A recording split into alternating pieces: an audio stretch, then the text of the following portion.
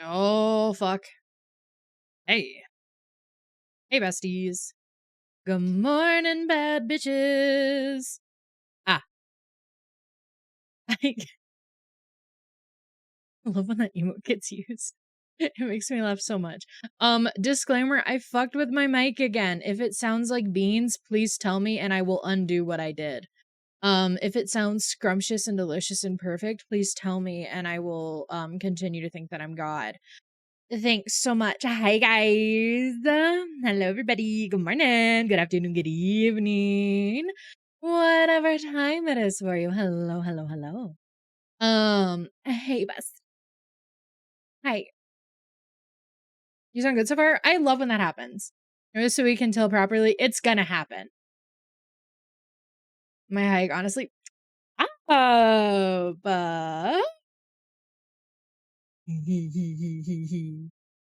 good morning. Good morning. I'm so proud of you for being awake. I hope you guys are having a wonderful, phenomenal, fabulous, fantastic, scrumptious, sexy, yes, day. Yes! That's insane. I'm gonna be so dead ass with you. I don't know where my shot collar is. Dead ass 3 out of 3. I don't know where it is. Even makes a good point. There it is. Period! It's on your left. Yeah, I do actually believe that. I do think it is on my left somewhere. I just don't know where on my left it is. Because, again, I'd like to remind everybody I have not touched that thing since my last shock event, which was.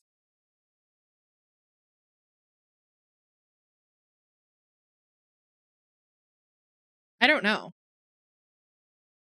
actually, when my shock event was. I'm going to be so dead ass. I actually have no idea when that was. It was last year, wasn't it? Was it? Or was it this year? No, it was beginning of this year. Oh. Yeah. Best way to tell how I sound is to just hit him with the yeah. You know? Wasn't it around February? Maybe. Fuck, dude. I haven't touched my shot collar since February. There are missed opportunities here. People are missing opportunities. I just want everybody to know that. Less grainy than yesterday? Fuck yeah, dude. Does it sound good though? Because I like to sound a little filtered, you know? I don't want it to just sound raw, you know? You feel me? You feel me? So what I did, let me tell you guys what I did. Let me tell you what I did. So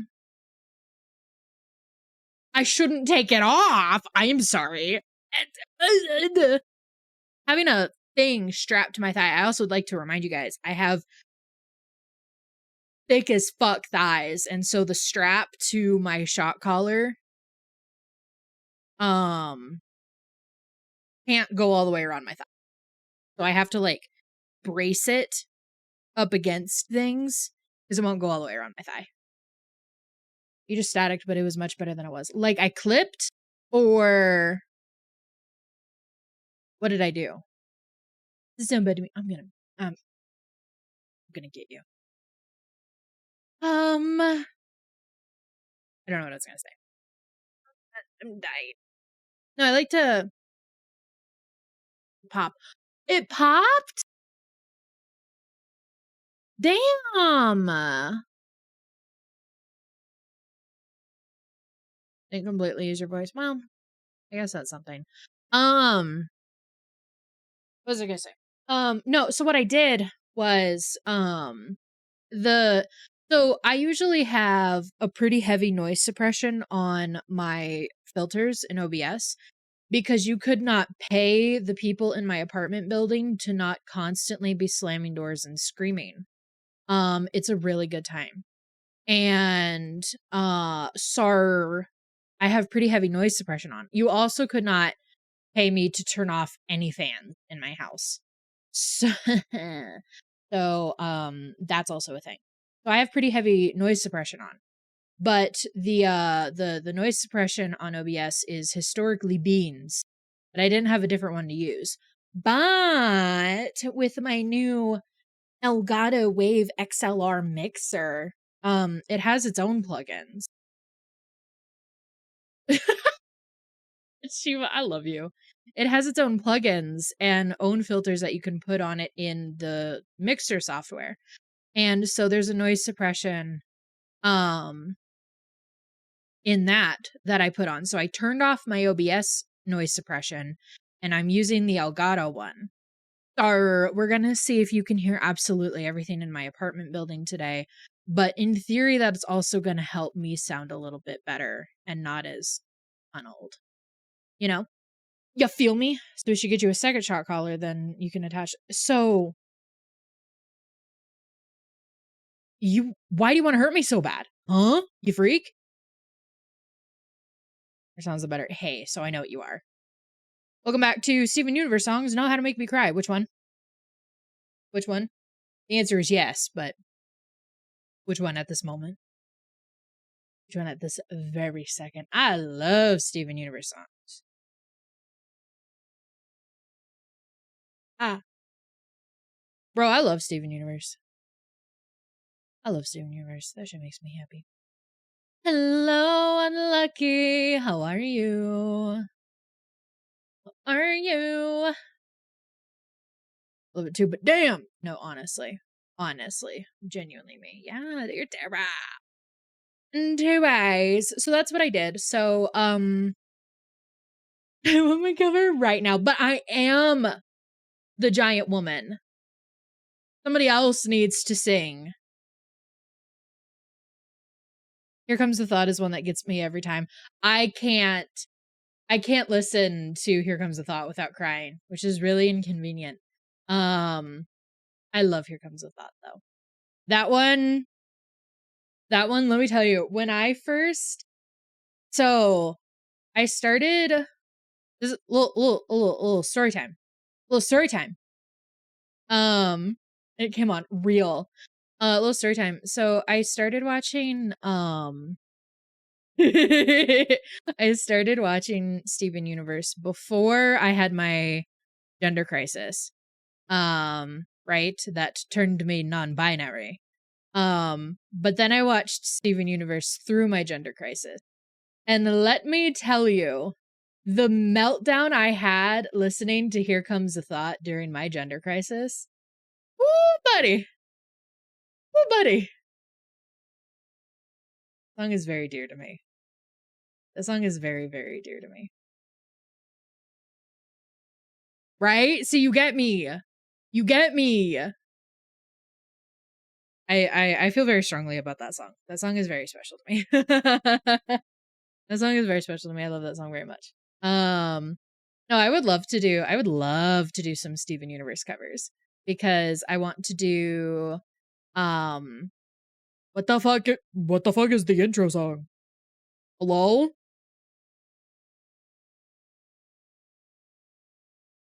What the fuck is the intro song? That song. I want to sing that song.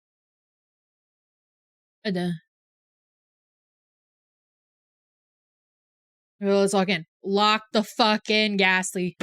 Ah! Hold on, I'm gonna do Please do. Not the intro song. Thank you. That fixed it for my brain. Not the intro song, the ending song. The ending song. That one. Everybody better shut the fuck up. I'm 2 seconds from putting on Love Like You, that one. Oh. Okay.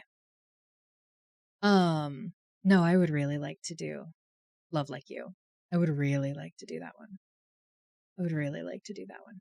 No, there are multiple Steven Universe songs that I'd like to cover. I love the timing of soft voice because that's essentially, especially when Shiva does it, that's just Shiva saying, "Shut the fuck up, Azari." Fair enough. You're gonna be on live now. Please. I gotta get to work. I gotta get to work. Some of those notes are hard to hit, Ghastly Drop. Let me fucking tell you. Some of those notes. Woo. Woo. I'm trying to log in at work and listen to you, but you're so distracting.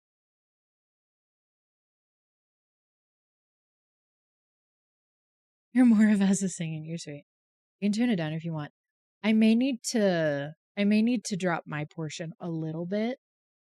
Because that's at the top of my head voice, which I can't support very well. Like I can hit it. I can do it. I like to I, I use that song to warm up a lot. I use it to warm up a lot because there's a lot of up and down, which is really good. Once you're at like the end of your warm up. Really good. And it pushes my range, which is really nice. But I may need to drop those upper notes a little bit. May need to drop them just a tiny bit. Yeah. Yeah. The range.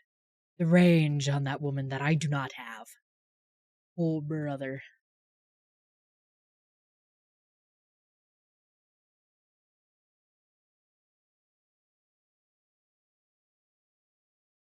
I can change the key of the audio when I have time. That would actually be really sexy of you, and I think I would have to suck your dick about it. I would be very curious to see how I feel singing that in a different key. Because, like I said, I can sing it in the original, but fuck, dude. Fuck. I want to not be asked. Purple, I just read what you sent me and now I'm gonna cry about it. Fuck, dude. Fuck. Shit for you. You're so cute. You regularly using siren shit to talk about my singing makes me giggle. Sparkle, now I'm gonna cry. I'm gonna start crying.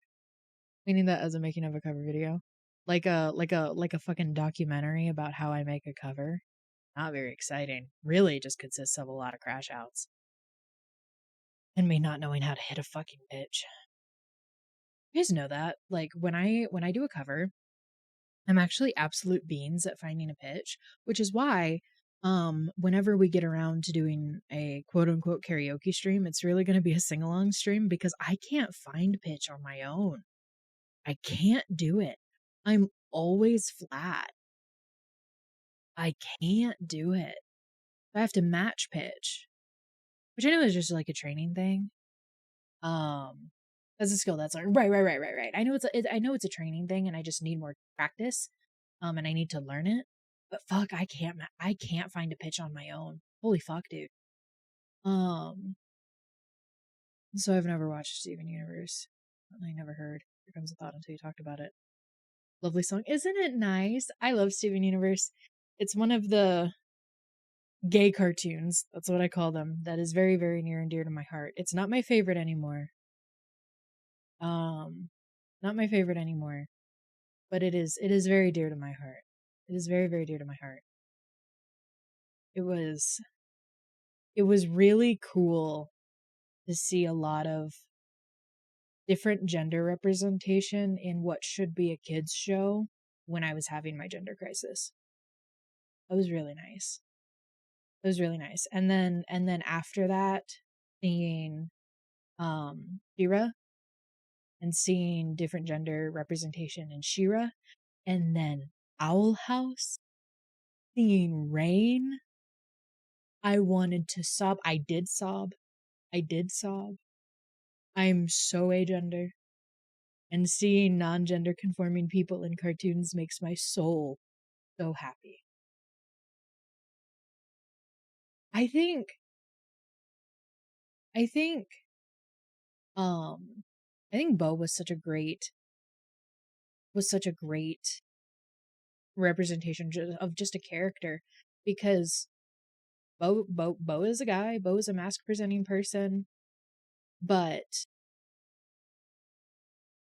the way that he presented himself and the way that he chose to dress was always so inclusive, and that made my soul happy. Like him wearing the shirt thing in the hot spring. Like that was good shit. Made his best. I know. Here Comes the Thought made me cry due to the themes of anxiety. Right? So exceptionally well done. Soft voice is over, so I'm gonna up it a little bit. I'll still stay a little quiet. Um, and I adore both so much. I regretfully, and this hurts my soul, I don't know if I've ever found a Kinney character like Adora. I don't like how much Adora really hit for me when I watched that. I don't think I've ever found a Kinney character like Adora. That was rough, man. That was fucking rough. Even though Disney was having none of that. I finding out that Disney was actively shutting down Owl House because of it. And they're saying, actually, let's go queers. Head. Product Prime is so you're a fucking psychopath. Oh my god. I love She-Ra. I wanna watch She-Ra again. Catra.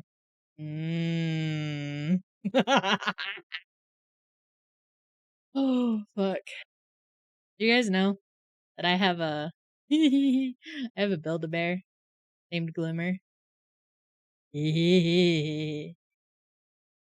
Art of Nightshade is Cachadora when I want I want the scene um I want the scene where both from the same episode. Um there's like, hey, I want the before you even say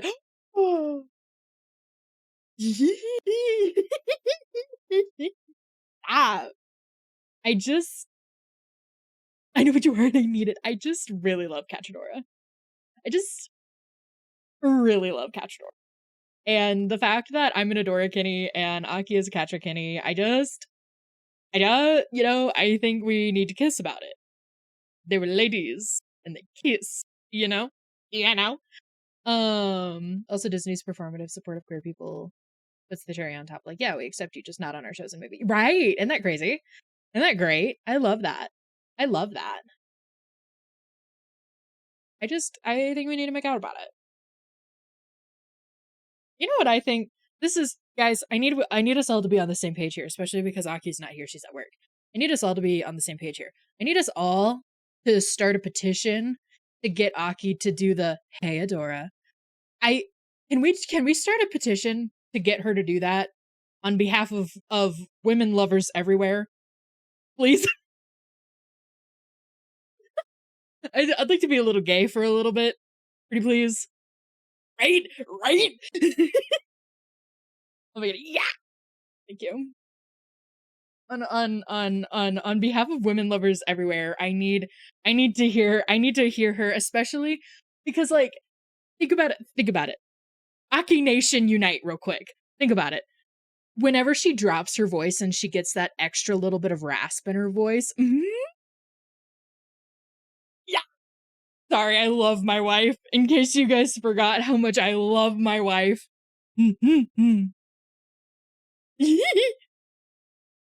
Anyways, I need her to. I'm so glad she doesn't watch my VODs. I'm so glad she doesn't watch my VODs. Get one version that changes Adora to yeah. I'm just a girl. I'm a simple lady. What can I say? I love when women to do catcher ASMR. Yeah, I'm okay. I'm so good. I love when women. Catcher really did a number on me because okay, hi, I'm back. Period. Welcome back. So I'm the first person to say that Cachadora as a relationship stayed toxic, is toxic throughout the whole thing. Even them getting into a relationship was bad. Their relationship is toxic, right? Both of them are toxic partners to each other. I'm the first person to acknowledge that, and I'll die on that hill. Fuck, dude, I love Catra though. I'm so gay. I'm so gay.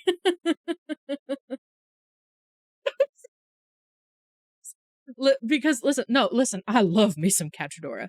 I love me some Cachadora. Maturing is realizing that even throughout the entirety of their relationship, they were toxic to each other. It wasn't just Catra, even though Catra was in the villain role. It wasn't just Catra, it was also Adora. They are toxic to each other, even in their relationship. Them getting together was not healthy. I'll die on that hill. But goddamn do I love them as a ship so very much. I love Cachadora a lot. And I don't know what that says about me as an Adora Kenny, but I'm gonna sit down. I'm gonna mind my business. You're all gonna do the same. Thank you. Thank you. Anyway, Catra, my love. But it's like the gif of the little heart like locket opening and it's a picture. Right, but it's that with Catra. I need everybody to picture that right now. Thank you. I love Catra. I'm really gay. I love Catra a lot. Yeah, let's go lesbian. No, and that's what I'm saying. We all have to acknowledge they're toxic as hell. I love them though. I'm just a girl. And 2As, I love Shira. Thank you for coming to my TED Talk. I love my canceled wife, Catra. I love Catra. Really gay. Anyway, thank you for coming to my TED Talk, everybody. I'm glad we could all have this moment of women enjoying together. Oh fuck. I love it here. Oh, I love my canceled wife is a spectacular statement. It's great. It's really good. Another song of piano. Did you really? I loved singing this song at the height of my my pick me era. I loved singing this when I was a whole ass pick me. It was great. It was great. It was a good time. Fuck, dude. Oh no. You're saying this yesterday? I'm going to actually. I knew you were gonna say something, Shiva. I knew it. I was waiting for the was. Y'all not ready for Pro Rose. I will die on the hill of saying Rose was a bad person through and through. Rose was a bad fucking person. Whether she was pink or she was Rose, Rose was a bad person. And that is coming from somebody who fucking loves Rose. I love Rose so much. Rose was a bad person. Rose created generational trauma. Quite literally.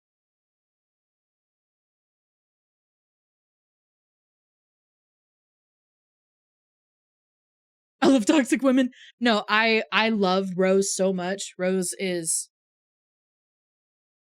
I love her character so very much. From a solid opinion on you. Rose created so much trauma and so much chaos for so many people and then just fucking dipped. That's diabolical. That is diabolical. Rose was a terrible person and nobody can change my mind on that. Nobody can change my mind. Rose was just trying her best. Pearl was doing her best after the love of her life quite literally abandoned her to raise her child.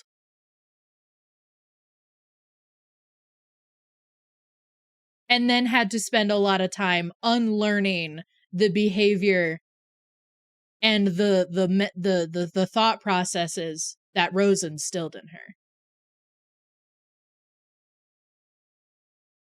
But it's also on you. I agree wholeheartedly. I think there's a large section of Pearl's story that is very clearly just her unlearning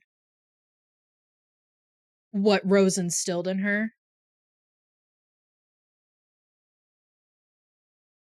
Then beyond that, Miss Girl. But then beyond that, Miss Girl. When do we take our life back? You know? Period. Where's Steven and his trauma? Literally. Literally.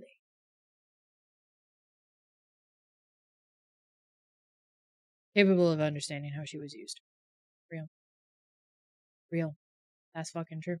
And that's why I say there's a long period of time where she was very, very clearly unlearning what Rose instilled in her for thousands of years. But then there comes a point where she had unlearned it, she acknowledged the issues, and yet she remained a Rose defender. Now hold on. Now hold on. And then proceeded to instill some of that behavior and trauma into Connie. Ah.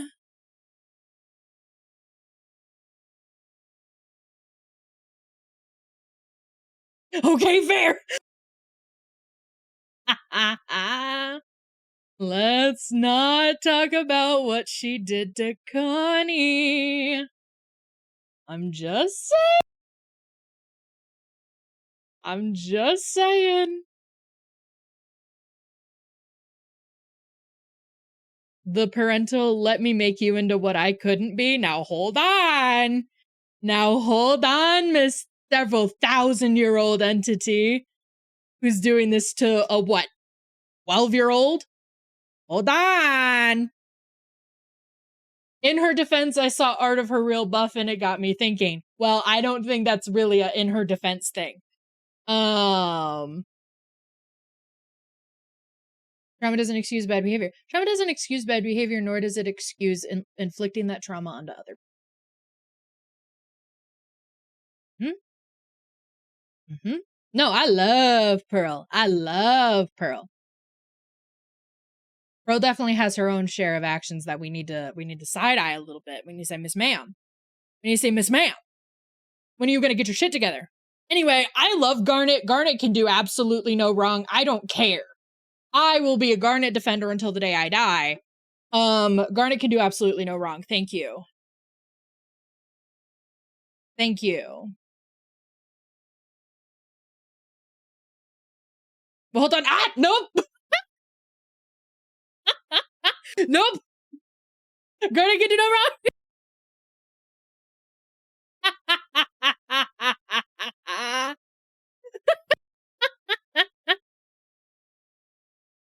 I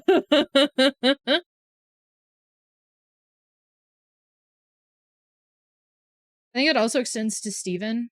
Boy wouldn't have had to grow up so fast if Pearl didn't always clamp down on his curiosity in the earlier periods. Yeah. He was prevented from learning the world that he was inevitably going to be a part of. And he was barred from exploring his gem side and forced to just be a human when that was never going to be the case. And then that poor little boy had to speed run growing up to take on the whole world that his mother left behind.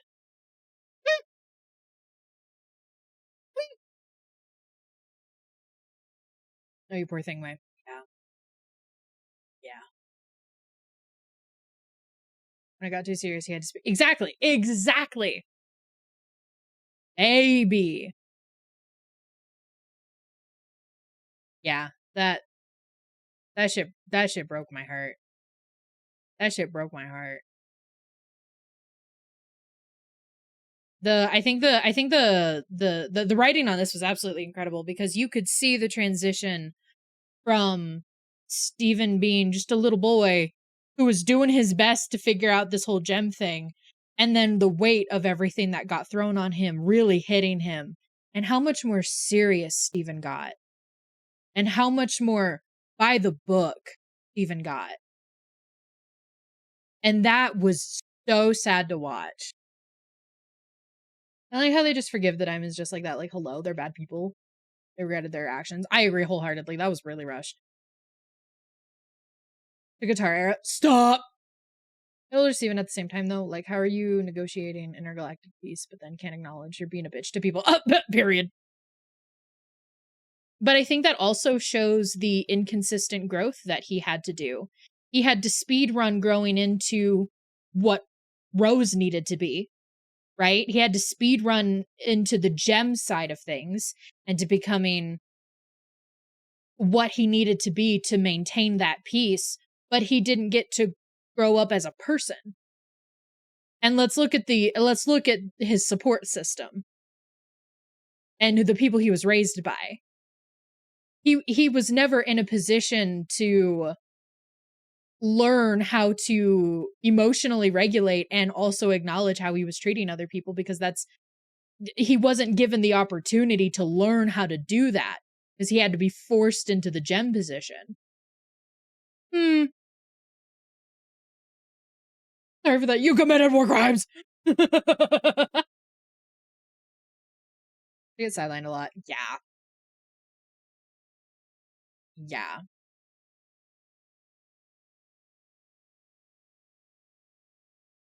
Don't care.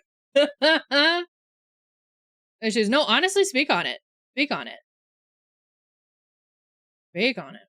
I definitely have more sympathy for Steven than I do for Pearl, as Pearl is thousands of years old and had a lot of time to get her shit together. Whereas Steven was, by the end of it, what, 17? Like, was there a little bit more emotional maturing that could have been done there on Steven's part? Sure. For sure, little dude. For sure, little dude, get your shit together a little bit, but like also, you feel me? Doesn't care who was in it. Speak on it. Period.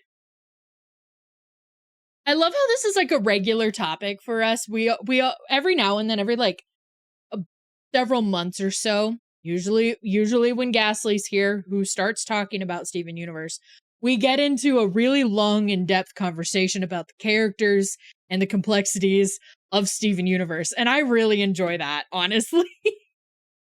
Until early 20s for sure.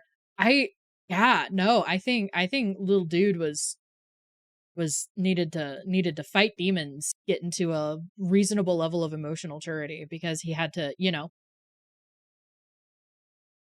fix the diamond issue. And their hierarchy. Yeah. I like talking about it with you. I love talking about it with you. It's so fun. It's so fun. I eat that shit up. No, I love talking about the details of my little gay cartoons. Hey, Mutie. Steven was a child who was thrown into the role of solving an intergalactic war. Like, how can we expect a child to solve something that has been going on for literally thousands of years? Right. The thing that Rose, who was a part of that, just up and left. Also, Greg was not a great dad either. No. Kind of going entirely hands off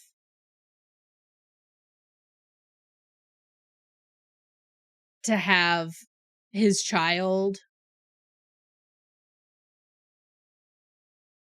raised by these gems who clearly had the same shit going on as his wife.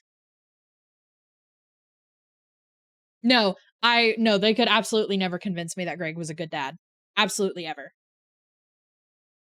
The fact that he only stepped into a father role when literally the gems were not even present. The fact that he only stepped into a father role when he absolutely had to. Mm-mm.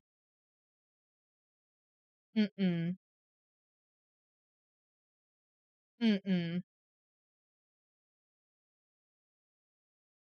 But you're willing to leave the parenting and the raising of your child up to these gems who you have acknowledged many times do not have the human understanding required to raise your son.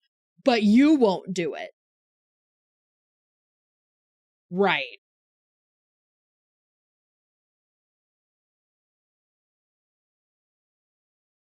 He didn't like what the gems were doing. Speak on it!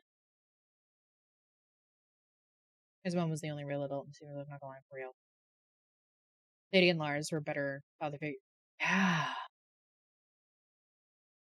Yeah. Yeah. How's that boy lose?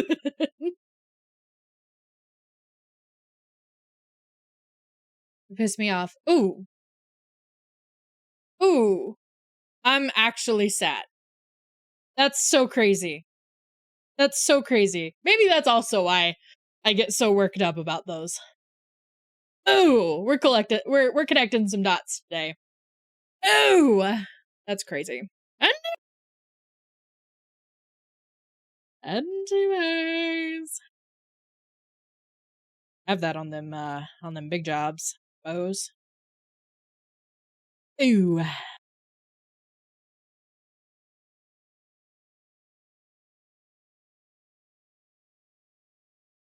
yeah. I think Garnet was the most parental figure that Steven was able to have, and Garnet had a lot of growing up to do themselves because they were still, I mean, all those years later, they were still learning how to be Garnet, you know?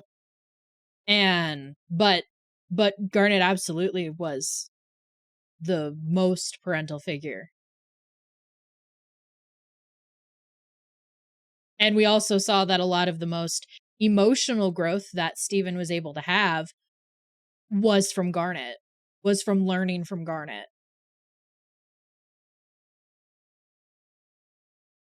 This person would emotionally distant. Didn't need the reinforcement on my media that. No, fucking real. Same. Thank you so much for the follow jobs applications. I hope those job applications are going well. Oh, fuck.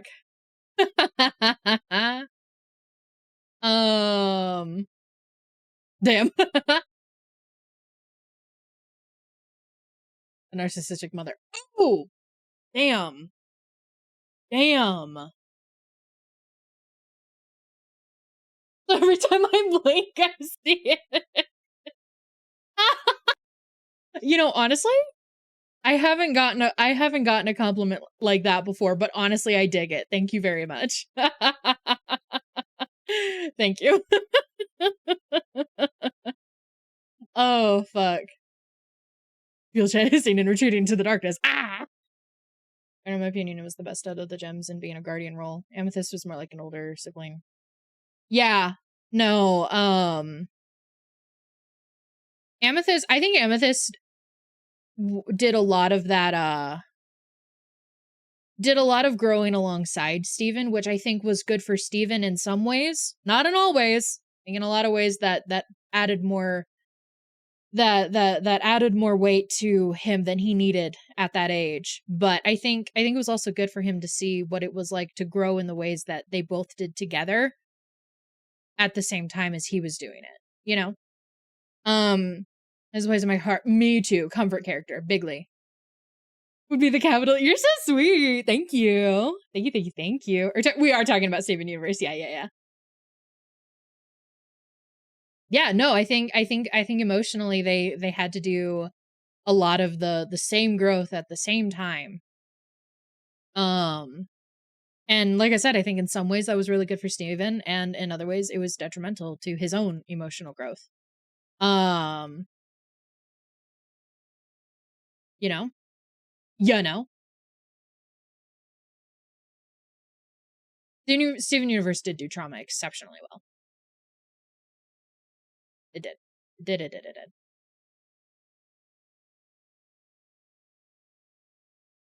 But we on Earth, baby. Yeah. And I think that plays into Amethyst was exceptionally immature and should have been further along in that emotional maturing than Steven was. Absolutely. Absolutely. And I think in a lot of ways, Amethyst chose to remain immature as kind of a coping mechanism, you know? Um,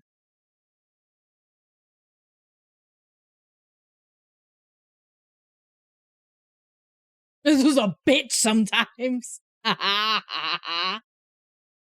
Oh, fuck.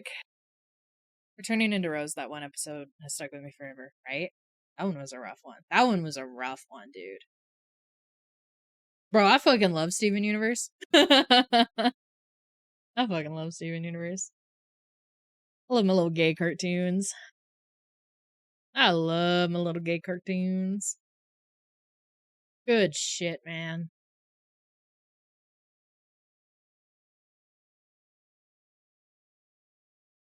I want to watch my little gay cartoons. I want to watch all of them. I want to watch Steven Universe again. I want to watch She-Ra again. I want to watch Owl House again. Riri. Thank you so much, my love. Oh my god. Oh my god, it's been a year. It's been a year, Riri. Thank you so much. I am going to eat you. I'm going to consume you whole. I love you, Riri. Let's see, look at the diamonds even. Blue Diamond was far from being emotionally put together. It was narcissistic as fuck. The gems may all be old, but they don't have examples to be emotionally regulated or put together, and are encouraged to not be most of the time. Real. Diamond was my fave. I did a Blue Diamond cosplay once. Didn't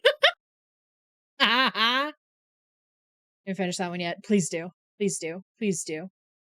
Last few weeks, baby, don't you apologize. You are all good. You are all good. You don't got to apologize. Just focus on taking care of you. We're not going anywhere. And when I say the gems on Earth are reflections of the diamonds, period. And it's glorious. I look forward to redoing Blue. I have plans for Blue. Because my dress eats. Because I used that really dark, rich blue velvet for the dress. Ugh, that shit. It was my favorite. God, that was a fucking nightmare. Holy shit. It was cool as hell, though. That's another one I look forward to being able to redo. I want different gems this time, though. I want different gems for the tears. I did, so, for my Blue Diamond makeup, I did rhinestone tears. That shit was cool. That shit was cool. For no reason. Real. Yeah. And I have better plans for how I want to do the wig this time. It was really funny because I'd like to remind everybody I am a large, tall individual, right? Cool. So I, a million feet fucking tall, right? In the Blue Diamond fit. I loved going around the convention because you don't see a lot of Blue cosplays. And so I remember hearing a lot of people go, Diamond?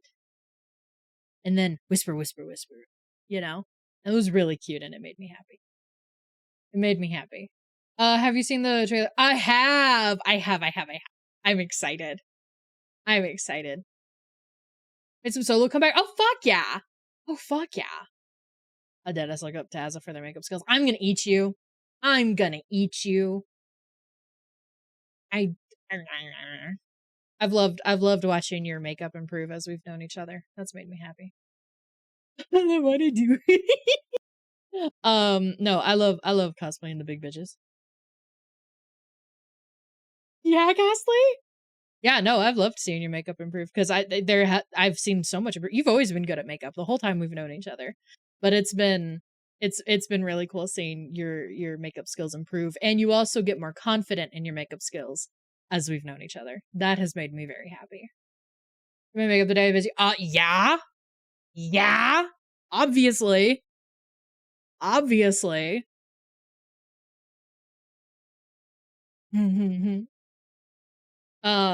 Yeah, no, I'm excited. Oh, I'm excited to redo Blue one day. Because Blue was honestly a really comfortable costume. It was just being in, body paint that was awful. And that fuck ass wig. That was terrible. Hated every second of that. And it's only gonna get worse when I redo the wig. But the dress and my corset, first of all, y'all. So I had because I made blue, right? So I had a custom corset that is made to my body. So I can cinch that shit real fucking tight. So I had blue diamond proportions, and that made me really happy. That was good shit. Yeah. And I'm there. We have so many. We have so many. You just got to pick which one you want to go to. Actually, I'll pick for you because some of them are not good. There's 2 different ones we can go to. Just kind of depends on the vibes you want.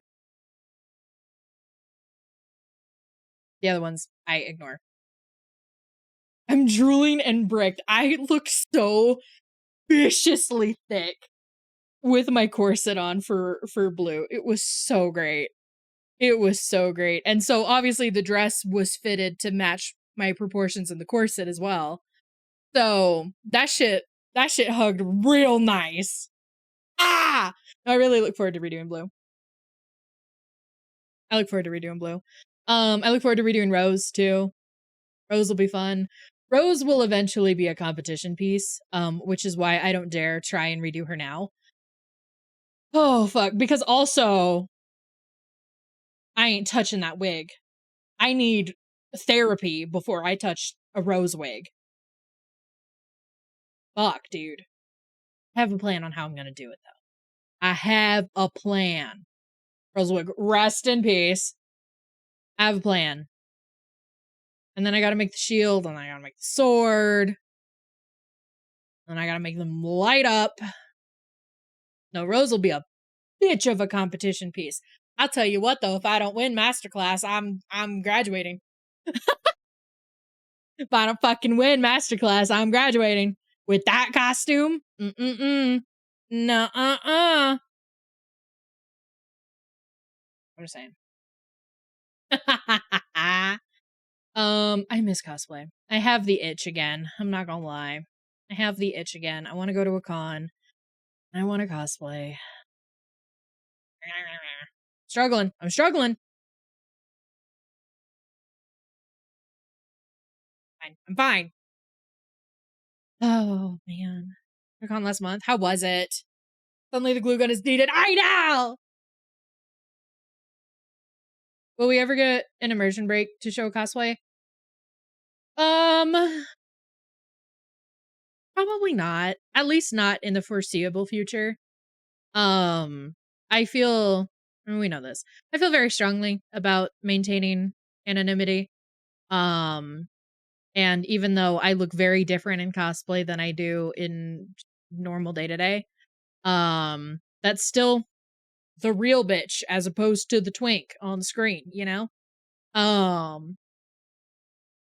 So I don't know about all that, which sucks because I would love to show you guys my costumes. I work very hard on my costumes and I've had some banger fucking costumes over the years. And I love talking about cosplay with you guys. But go on, please. They do full cosplay, but I had one of the Haikyuu jersey and fun. That's really cool. That's really cool. With everyone for that reason. Right? I think about that all the time. Whenever I come up with a banger makeup look, I'm like, man, I'm a fucking VTuber. Fuck. I'm a fucking VTuber who doesn't break immersion. Fuck.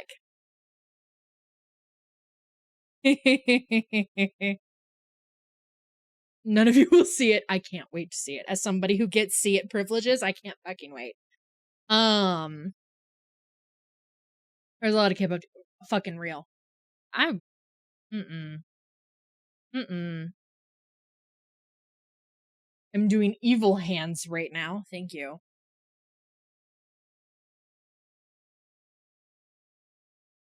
I love that we all know the gif. Oh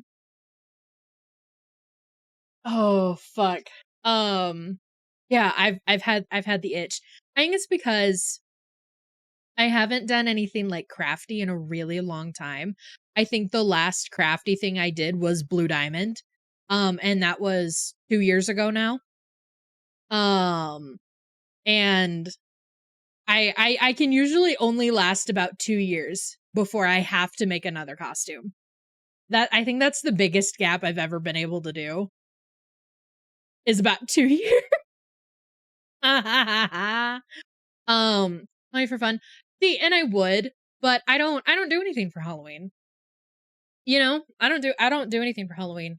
And I don't have the funds to get a costume that I'm just gonna wear around the house, you know? Because like, I don't even get trick-or-treaters at my apartment. So, it's not like I can be a pretty little princess for the little babies to come trick-or-treat, you know? You know? Devastating, by the way. Devastating. Um, but yeah, I don't have a reason to dress up and get up to diabolical activities. Yeah? Yeah? For as a I can tell I'm just an old woman because I really want to have trick-or-treaters. I wanna get a lot of fun candy. I wanna have, like, the good stuff, you know? And I wanna dress up, and I wanna see the little babies in their costumes and ask them what they are and have them tell me all about it. I love that. I think that's so great, and it makes my heart happy. I ain't getting no trick-or-treaters, though. Man. No, I'm old. I'm old. Oh, man. Oh, man. uh, ma'am, yeah. I've got all. Oh, honey, take some pain medicine. Do it quick before it gets too bad. Do it quick. We went to an arcade bar. Okay, that's so fun. That is so fun. Yeah, no, I don't do anything for Halloween because I am not a social creature. I am not a social creature. Um and uh when Miss Somnia gets here, Miss Somnia ain't a social creature either. Miss Somnia ain't a social creature either. So Miss Somnia and I are gonna watch movies, and that's about it. Are and he's visiting. Oh, Miss Ghastly Drop, you haven't heard. Miss Somnia is visiting permanently. Miss Somnia is visiting and then staying. Yes. Yes. Yep. Yep. Isn't it exciting? You don't shut up about it. I can't help it. Well, I mean, Ghastly's busy. Ghastly's not able to make it streams a whole lot. They've got school and work and shit, you know? No, I'm so excited. We've been working on it for a while. But yeah, Rumi is moving out because we got this whole man. We got this whole man that she wants to live with. Air. And Miss Omnia was like, "What if? What if?" And I said, "Bet. Pack your bags." So Miss Omnia actually gets here in a couple weeks. Miss Omnia gets here in a couple weeks. Yee! So excited. I'm so excited. But yeah. So for sure, what the fuck? Right? It's so crazy to think. It is so crazy to think that fuck these guys, that my one of my very first friends that I met from being an anime character on the internet is about to be my roommate. Like, that's so cool. That's so cool. I'm actually so fucking giddy about it. I'm so giddy about it. Eee! I'm so excited. living in Canada. Oh, my baby. Musicians, you know, you're being taken hostage. It's true.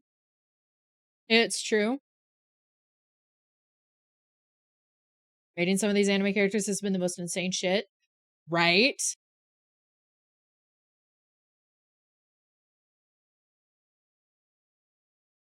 But yeah, I'm excited. Thinking about how much it was a whole baby. Okay, baby. Go rest. I hope you feel better. Yeah, I'm so excited. See, and then Ghastly, when you come visit, you get a 2-for-1 special. Buy one, get one free. You get both me and Eno.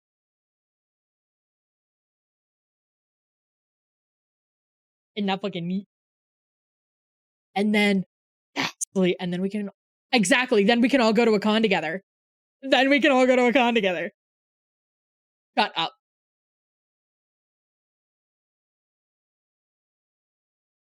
That'd be so fucking fun. That'd be so fucking fun. I wonder if we can make a con next year work.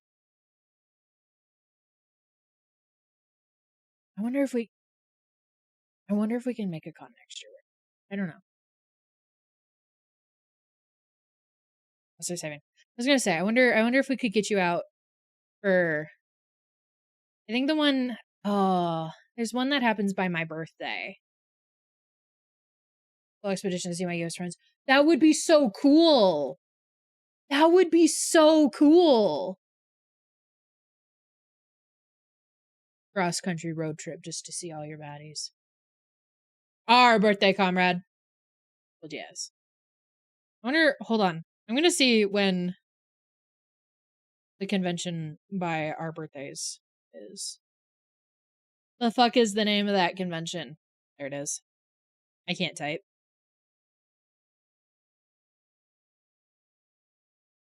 I need 2026!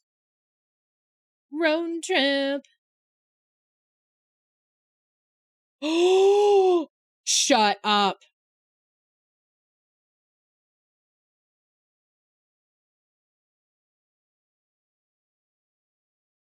We gotta do it. We gotta do it. We gotta do that one. It starts on my birthday.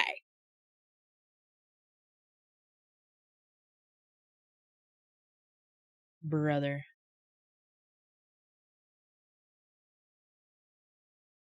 If I remember correctly. All the March baddie.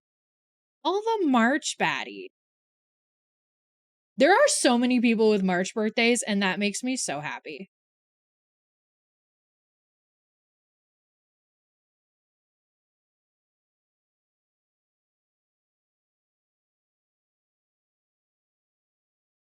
What was it supposed to? What were you supposed to be?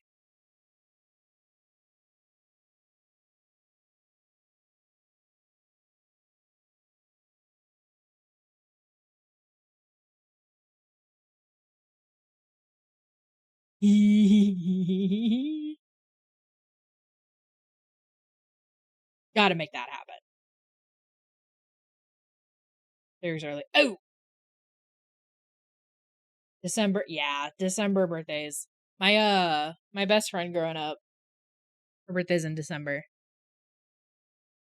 Oh, brother. Mid-April or something like that. Real shit. The May bitches. Are you also a May bitch? Are you a fucking Gemini?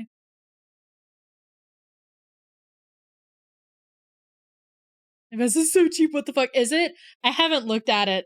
We haven't gone in a couple years. Cheers. Oh, that makes a lot of sense.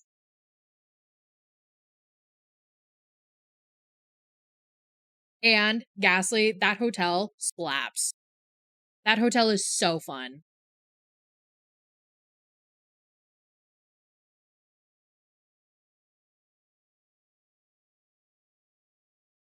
Oh, that's not bad pricing at all. Oh, period. Good.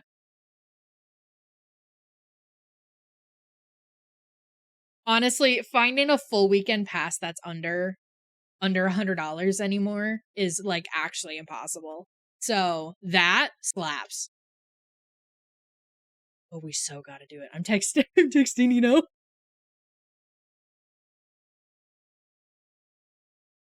Insomnia.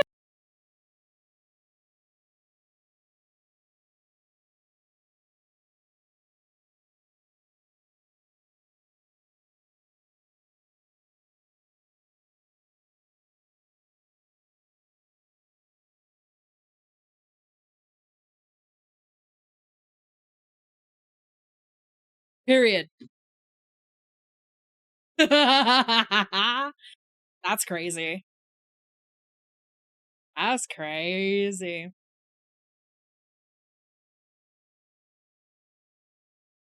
Even cheaper for US. Damn. What is? That's crazy. Damn. That'd be the first year that I don't stream on my birthday. It's starting. Cause I ain't streaming and going to a con. Fuck you guys. You convert to USD. Oh yeah. Ugh. Ugh. I'm over everything. I'm over everything. Over it.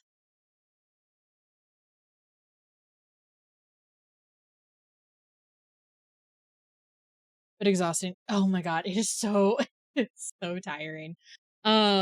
Especially fuck, dude. Especially if you plan on cosplaying. I really dig. I used to you couldn't pay me to do this when I was younger because I was an overachiever for no fucking reason. But from their real run. Well, yeah.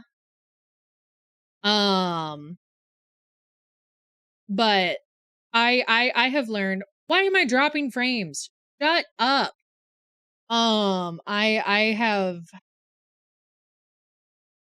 have learned that going to a con not in cosplay eats because I love people watching at cons.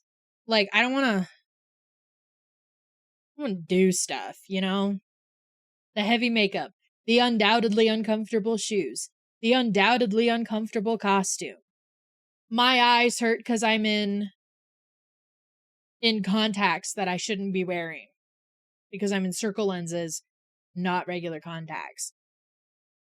And you expect me to pay attention to the con? No, no. That's why I really like Sundays of cons for no cosplay or like the lightest cosplay known to man. Hi, Laka.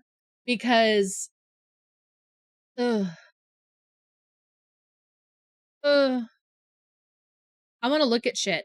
I want to go look at Artist Alley in the dealer's room and actually be able to see. I have done too many Sundays in CL Phantom Hive with one eye covered and the other not really being able to see because I have a circle lens in. How am I supposed to look at the cool shit in Artist Alley if I can't motherfucking see? Anyway, I digress. To be honest, oh, real shit.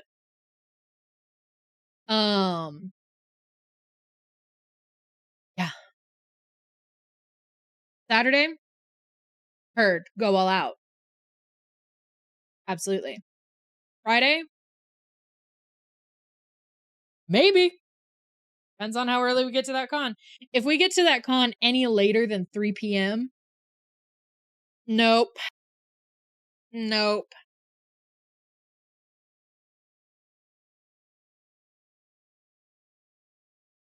Yeah. Yeah, yeah, yeah. I'll wear my big costume on Saturday. You know, depending on when we're able to get to the con on Friday. May or may not be in costume.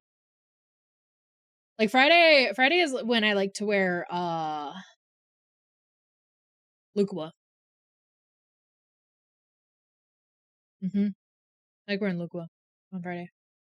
Um of any sort. They are certainly an experience. They are really fun if you do them right. But you have to do them right in order for them to be fun. They're a lot different from when I was younger, which I mean, like, is understandable. Yes. From Kobayashi, yes. For cons, as you should. In my lifetime. Real. I was really dedicated with going to cons because I had absolutely nothing better to do. From 2014 to 2018. I was really heavy in the con scene. People knew who I was. It was really weird. 'Cause I was a competitive cosplayer as well. So people knew who I was. Kind of wild.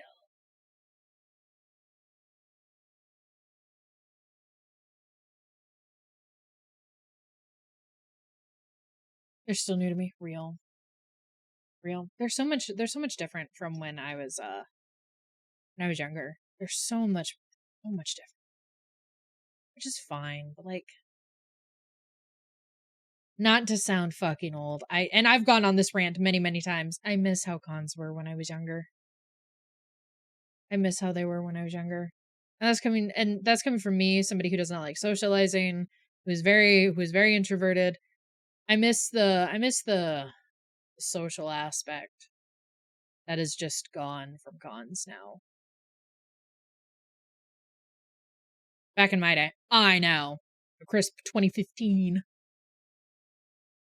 As someone who hasn't been, so when I went to cons as a teenager, say something like that. Listen,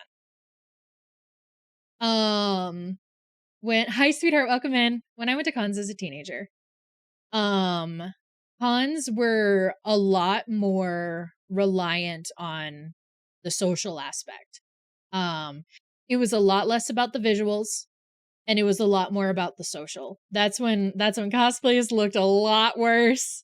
It was there was a lot of closet cosplay. There was a lot of just wearing the merch that you have and calling it good. There was a lot of people in casual clothes and a wig because they were going for the social aspect of it, because there was still not really a solidified space for people in these spaces to socialize with each other. So cons were still the way to do it. So it was very normal to you go to a con and within 3 seconds of showing up, you are socializing with a group of like 10 people. Just because they see what you're cosplaying from and they want to talk to you about it.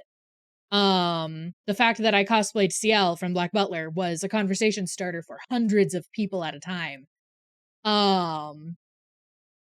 And it's not as much the case anymore.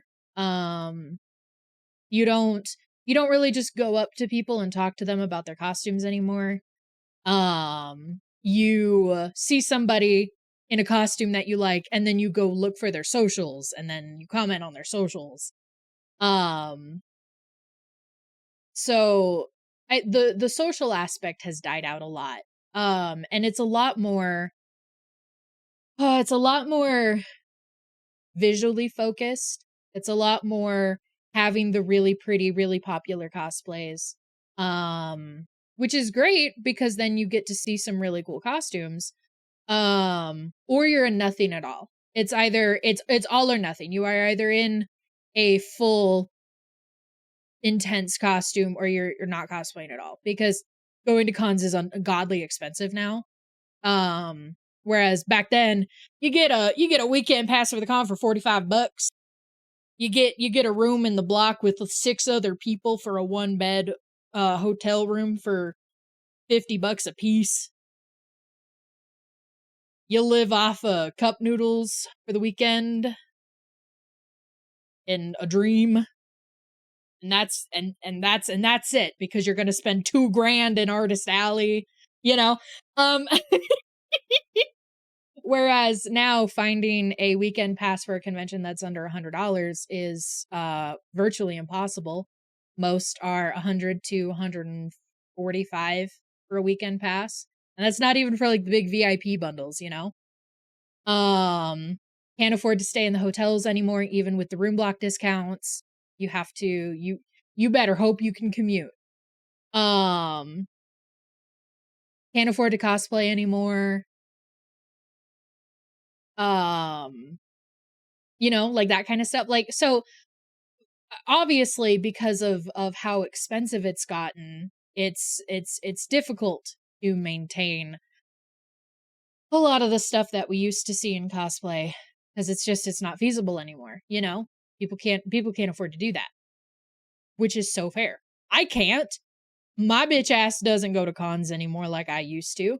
I've been to one con in the past 4 years. Um, after the con was over. Real. A lot of the ones in my area, they'll open their room block, um, like within the weekend of the con being over because of how quickly they build or they full. They're full. Fuck. Speaking? Hello? The $80 on Genshin merch. Oh bro, when I went to the con I went to most recently a couple years ago, um, I was at the height of my Genshin era. So I have like 3 Zhongli posters.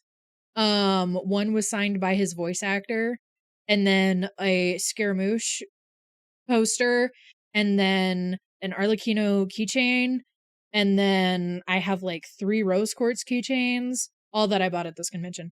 I don't want to talk about it. I don't want to talk about it. Do I play Genshin anymore? No. Are those posters sitting in a drawer? Yes. It's besides the point. Um um but the vibes of cons are a lot different. They're a lot less about the social aspect anymore, which is kind of a bummer. And this is coming from somebody who does not like socializing. But I would sit with groups of a bazillion people and just talk to people for hours.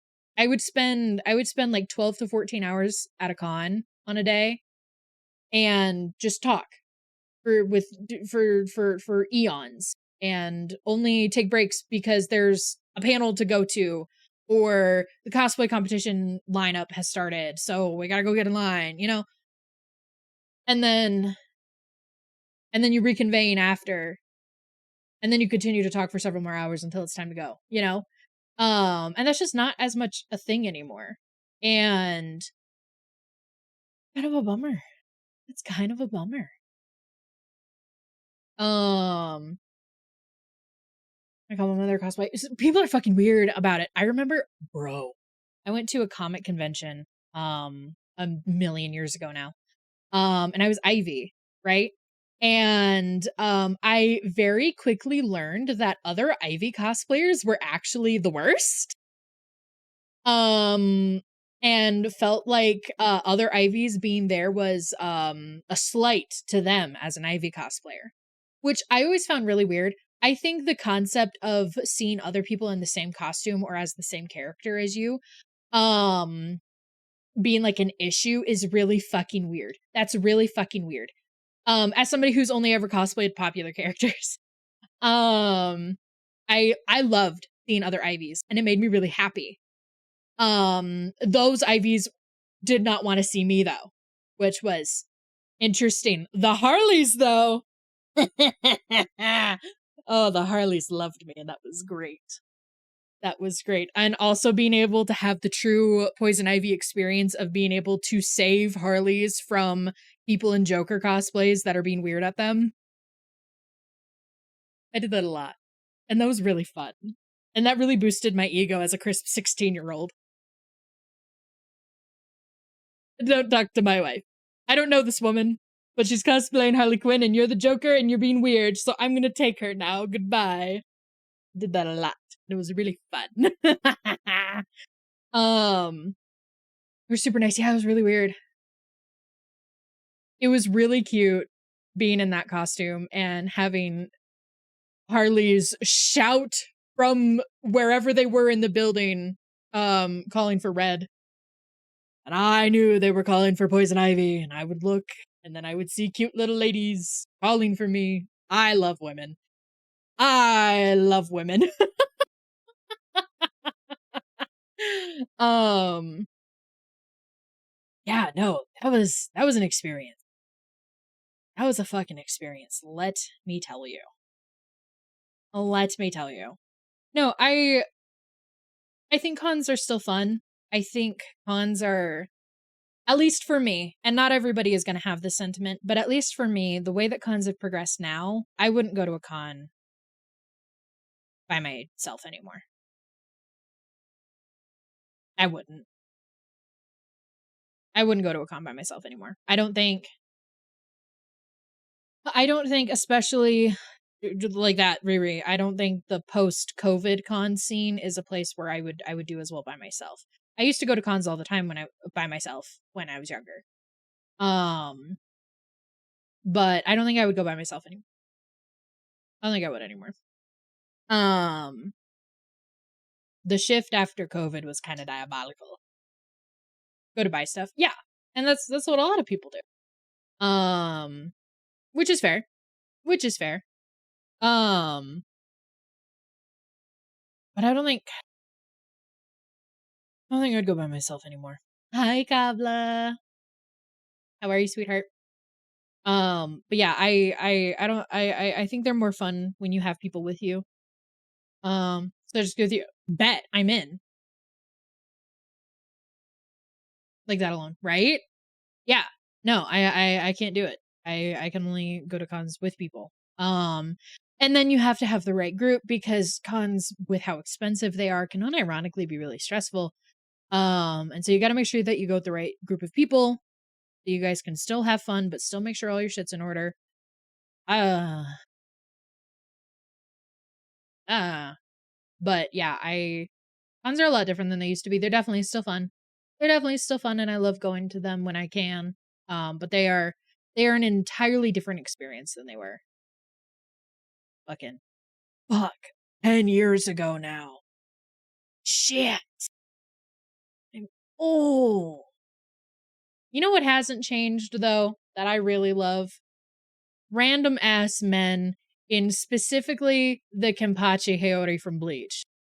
No other part of the costume, regular street clothes, but the Haori. And I love that.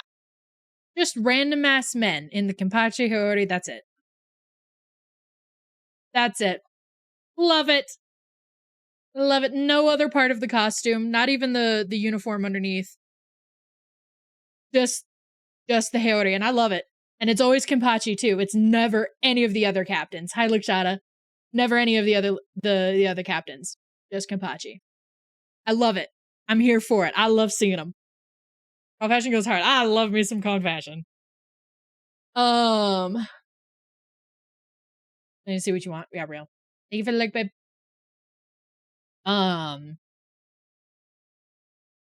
Today I will not be around. That is so fair and so valid. If you need anything, you let me know. I hope you feel better, sweetheart.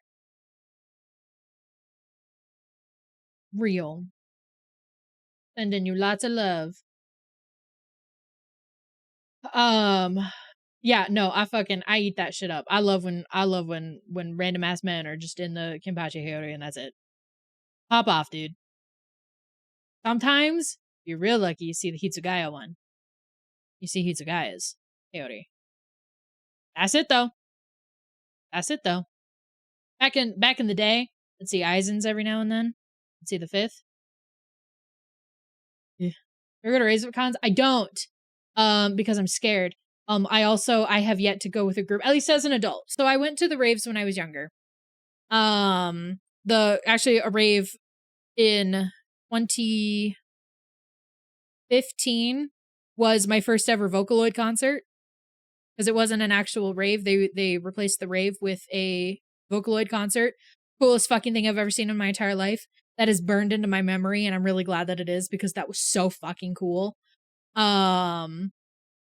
Getting to see Miss Hatsune Miku and those blonde ass twins was really fucking cool. I ate that shit up. And I was in like a rave Miku costume. It was really cute. But I went to a couple raves back in the day. I haven't gone to any as an adult because none of the people that I go with are really rave people. But I'd like to. I like experiencing shit. I went to one for the first time this summer and was not impressed with the DJ. Oh, real. I was sweaty. Yeah, yeah. Yeah? Yeah? On DJ on God. You know, you just vibe. As long as you can vibe with your people, everything's fine. Do a bunny suit for a rave. I want to do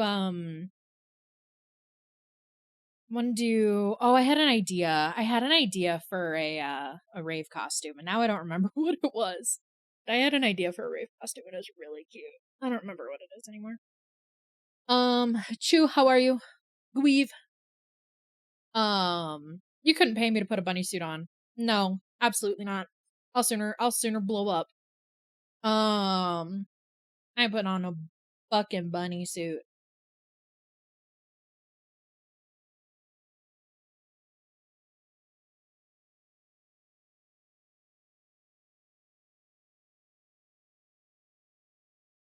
Am I? Oh, period. Okay, heard.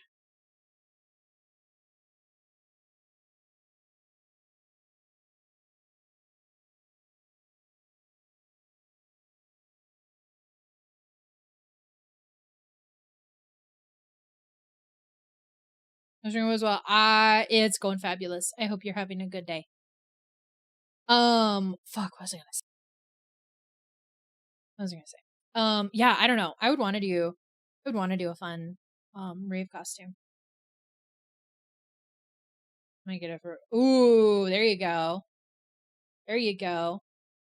Yeah, I'd like to go to raves. They're a lot more, they're a lot different than back in my day.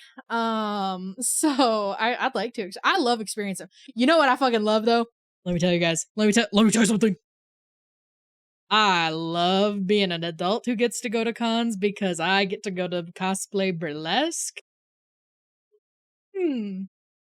My brain chemistry changed when I saw a white diamond with her tits out. My brain chemistry changed. Holy shit, dude. Getting to go to burlesque is like the best thing ever. I love, and I don't care. I don't care how seriously they take themselves. Like, have fun with it. I love the ones that do weird shit. There was one that was fucking Optimus Prime and had a cardboard Optimus Prime thing on them that they stripped off until they were naked. That was great. I love it. I'm so here for it. I I love cosplay burlesque. Here's some interesting things. Yeah. Hi, sweetheart. How are you? I haven't been to a cosplay drag show and I would love to go to one. No, I love cosplay burlesque. I think that shit is so great. It's the only um it is the only 18 plus con event that I have found that is not fucking weird. Because 18 plus panels give me an ick. Why are we weird? Why are we God damn, y'all ain't ever touched another human being before and it motherfucking shows. Um oh boy. Oh boy. Oh man. And I y'all ain't touched another human being before and it motherfucking shows. No, you could not pay me to stay at this convention that I've already been at for 14 hours to go to a panel that is just guess the hentai moan. Y'all, please, please. I want to go to a normal panel, but it's just held for adults. I, it's like my own streaming space. I don't have to be gooners. We can be, but we don't have to be. I just want there to be only adults. The same thing for panels. I don't want a 12-year-old sitting next to me. Ugh. I just want to go to a normal panel, but it's just for adults. But I have to first of all wait till 11 p.m. and it's gonna just be about hentai. That's it. Ugh. It hurts. It hurts. Y'all, please. No, I have. If the panel is 18 plus, they're supposed to. Not all of them do. Not all of them do, but they're supposed to. There's Alec Lucas. I'm gone. I think the latest I've stayed at a con as an adult is like 11 p.m. for burlesque. I used to stay hella late as a kid. When I would go as a teenager, I'd be on the con floor till like 1 o'clock in the morning. In my big age, if there is not burlesque, my ass is leaving at dinner time. It's time for dinner. It's time to go. Tasteful plot. Speak on it.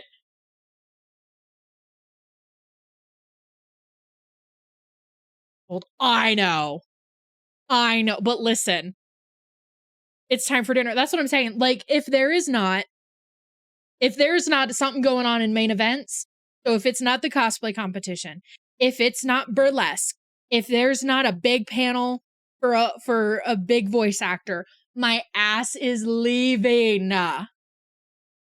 I'm going back to my room. It's time to order pizza. It's time to take a 1,000,000-degree shower. And it's time to go the fuck to bed. Because then when I'm up at 5 a.m. to put my body paint on, my ass got some sleep. On the ass. Laka, I'm going to touches you. When I can feel my lashes, it's time to go. I've never related to something more in my entire fucking life, dude. Oh my god. I have never related to something more in my entire fucking life. Holy shit, that's so real.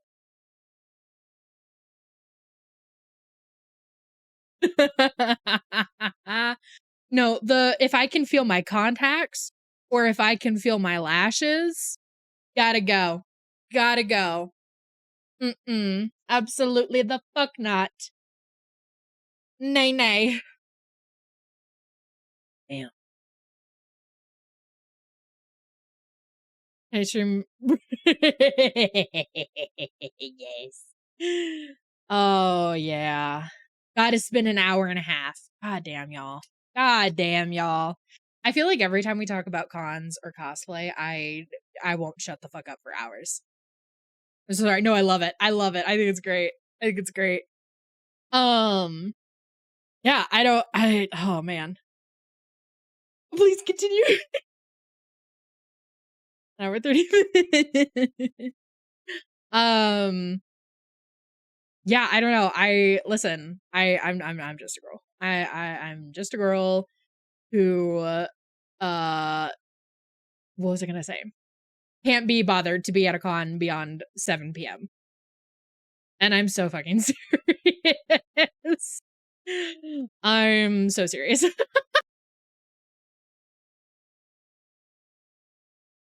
Mention that in the title or something. Shut up. Oh man. Yeah, no, there are some things in my adulthood of going to cons that I didn't do when I was younger, and I don't know how I survived or enjoyed cons. I'm going to be well fed throughout the convention. I'm going to be well fed and I'm going to be hydrated. Absolutely not. This whole starving thing that I was doing for no fucking reason. Shut up. Shut up. This whole not drinking water all day thing. Absolutely not. Absolutely not. This whole staying for an ungodly amount of time when I'm in pain, uncomfortable, and no longer having fun, but I feel like I need to stay longer. No. No. I'm going back to my room. I'm taking a shower and I'm ordering pizza. Makes me forget. Could not be me. Could not be me. No, I am a cosplay mom. I am a cosplay mom. When Ghastly, when we go to a con together, you will be fed, you will be hydrated.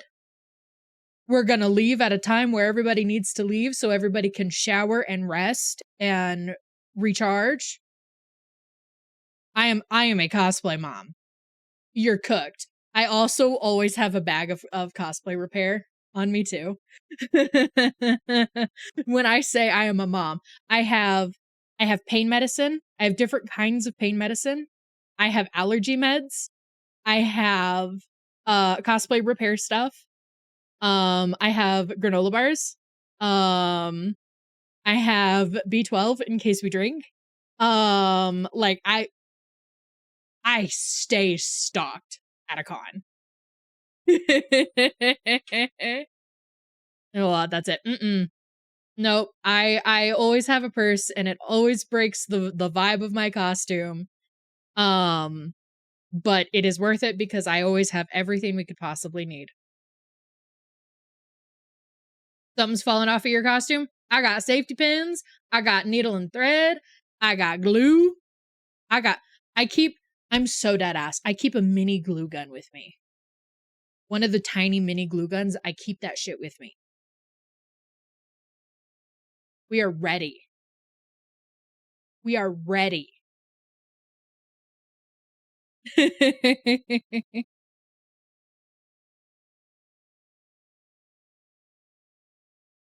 Everything anyone can need. I listen, I have had too many cons that the experience has been dampened or just ruined altogether because we were unprepared.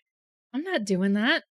I'm not, when I could just bring a purse that has everything we need in it, you know? Hmm. Hmm. Hmm. It says in my purse.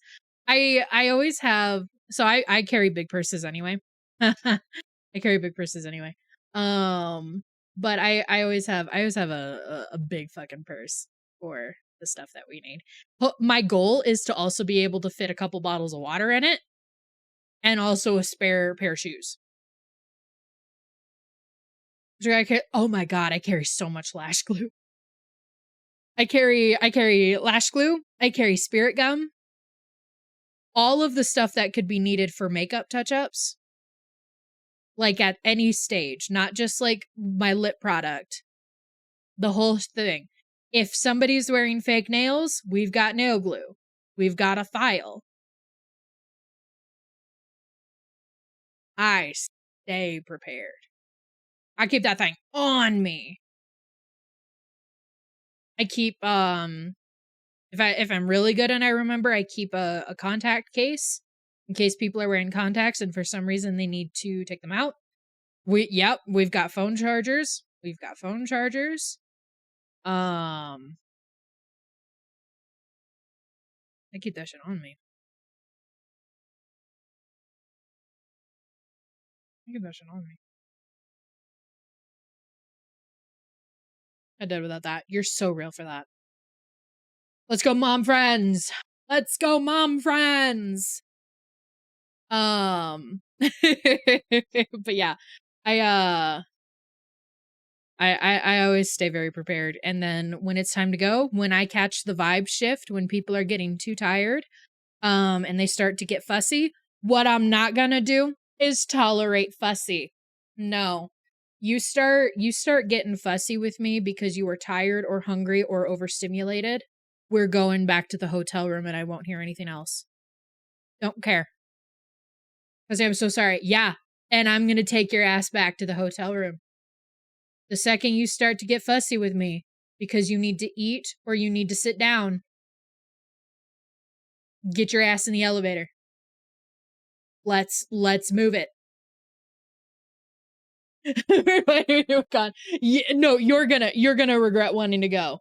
I am a mom friend. I'm gonna keep tabs on you. I'm gonna know where you are. I'm gonna know when the last time you ate was. I'm gonna know when the last time you drank water was. I'm gonna know if you need to take pain medicine. And I'm gonna keep an eye on you for when you start to get fussy. Because I ain't dealing with that shit. I'm overstimulated too. I've had a wig headache since the second I put this shit on. We're going. Wrap it up. Wrap it up. We'll start again tomorrow. Is reassuring. Oh, for sure. No, honestly. Because I am a firm believer in forcing yourself to stay just because you think you need to get the full experience is not worth how much you hate every second of that. When you're done, and that's okay. And that is okay. Because also, I'm not going to be that guy. When you go with the right people, go and hang out in the hotel room, getting in comfy clothes, ordering some food, and then just relaxing, hanging out with each other, having fun, going over the stuff you did that day, going over your plans for tomorrow. That's fun. That's good shit. It doesn't have to just be, it's con time and then nothing, you know? You can still enjoy yourself. You can still have fun. And then you can rest, recharge. And then you can go into the next day not feeling fucking drained. Because I think that's another thing. If you don't properly take care of yourself on the days prior, it's going to make the next day following harder and harder. And then by Sunday, you are a zombie. And we have all seen a Sunday con goer, or we've been a Sunday con goer. I ain't doing that. I ain't doing that. We are going to be just as well cared for on Sunday as we were on Friday before we got there. You feel me? So says me. So says me. Con mom. Con mom. Cover movie to fall asleep, right?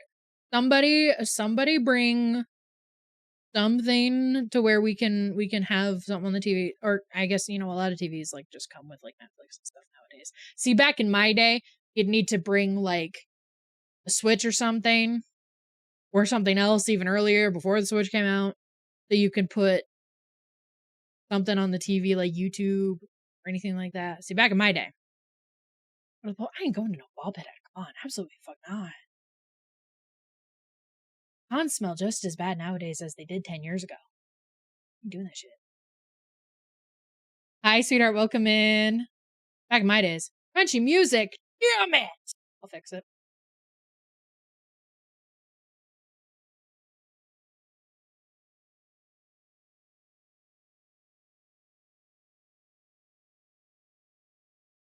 And an HDMI cable. Yeah, exactly.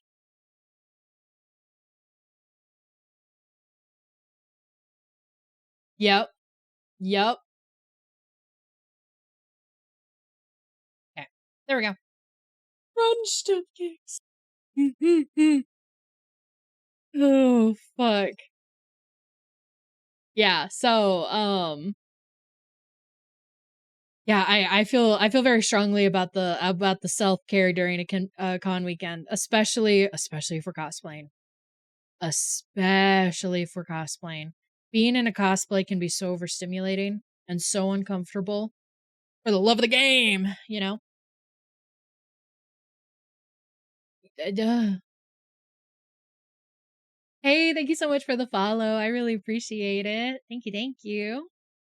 But yeah. No, I am a con mom through and through. I am a con mom through and through. Until we snack. No, I'm so fucking serious. Dead ass 3 out of 3. Dead ass 3 out of 3. Imagine the pain of a full day. Yeah. Or should we'll have this day. Mm-hmm. No, I hope you and Eno are ready to be yelled at. I do not want no skinny girl activity of not eating during the con. And no ma'am, breakfast, lunch, and dinner. You know how many calories you are burning by walking that con floor 8 million times? Wrap it up. We're gonna go get an overpriced sandwich. I don't care. I'll buy. Don't care. You start to feel your skin real. Real.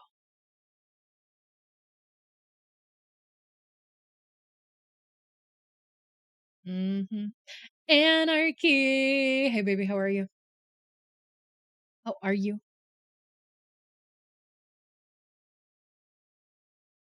Seriana. Hey, baby. In the same place as you. I'll cry. Actually, methinks. Got off work. Hell yeah. Hell yeah. We'll go get you some rest. Go get you some self-care. Get some food. I promise I'm crying. I'll cry too. That's why you have to get here before the con so then we can cry it out. And then by the time it's con time, locked in. Bad bitches. Because we're being, I will blow them up. I'm on it. Achoo. And they're tired. Damn, y'all are going through it today. Bad bitches are going through it today. Fuck, dude.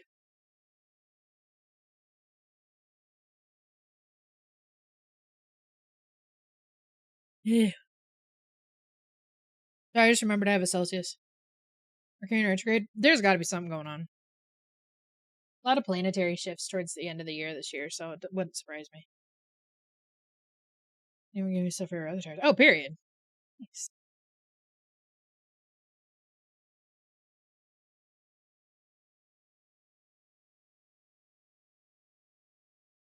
Well, bad bitches, it's been almost 2 fucking hours. I think we need to play the game.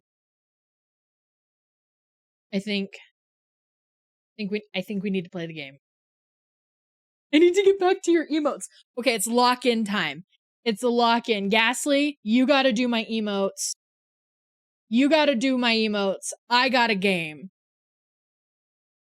And then we reconvene. It'll be great. As a reading time? Your point is almost done. Ah! How many more do you have to do?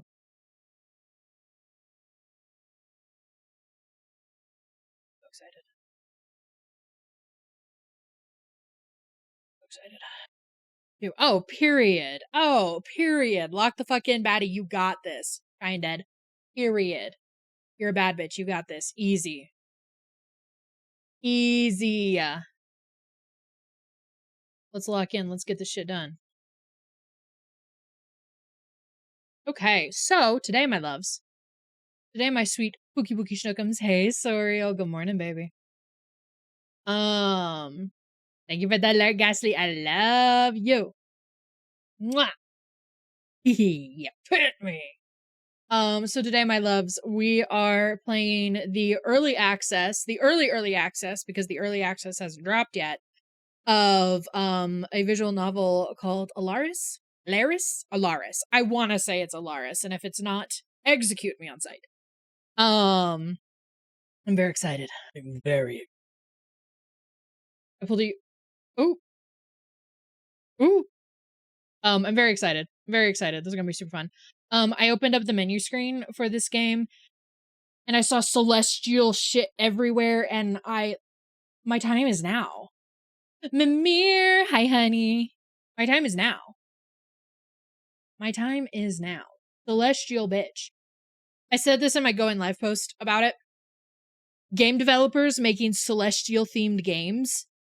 Me. And then the shaking hand emoji. Yeah, I'm so excited. Are you the god of this game? Must be. I mean, that only makes sense. So, let's get this shit pulled up. Let's get to gaming. I'm slowly waking up. I bet. Good morning, my love. Oh, God. Y'all are back at it.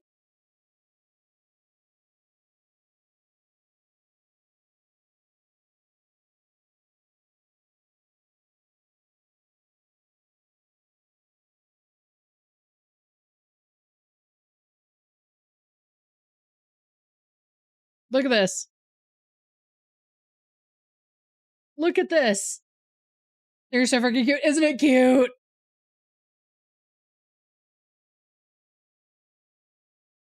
Let's make sure we have game audio. Which doesn't sound like we do.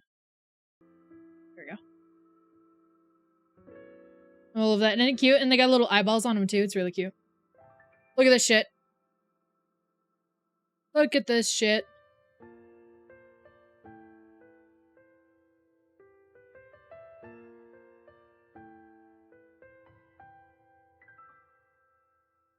want to see. I think it goes to the cutscene if it's idle on the loading screen too long. So I want to see if it does it because it did this like cool ass. Yeah, here we go.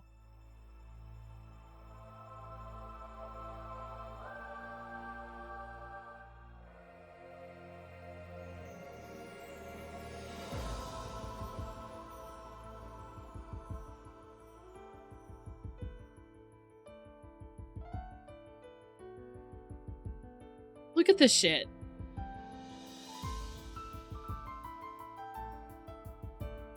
Who are you? You're pretty.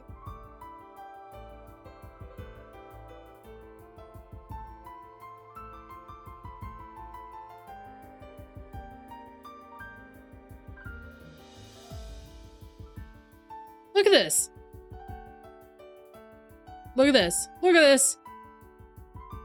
Look at this. Also, big flashing lights. No, white-haired person!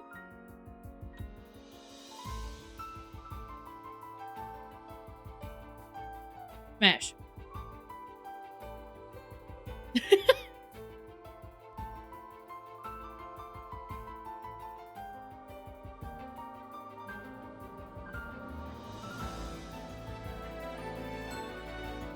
Dating sim? I think so.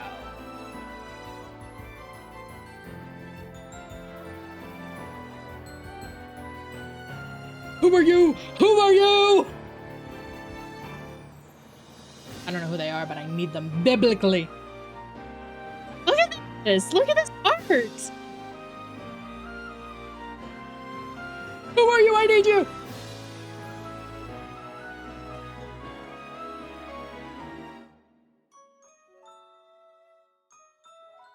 Hi, wife. Welcome in.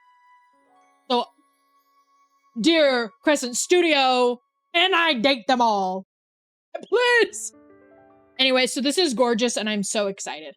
This is so pretty. This is so pretty. Look at all this shit. This is literally just me. This is literally just me. I'm so excited. I'm so excited. Being able to play the early access before the early access drops. Like, stop. I'm such a content creator. Stop. I'm so excited. I am intrigued because it appears as though there may be voicing in the game. Because in the settings, when I went to go fuck with things, also, developers who make their games start in windowed mode and with the volume down have my whole coochie.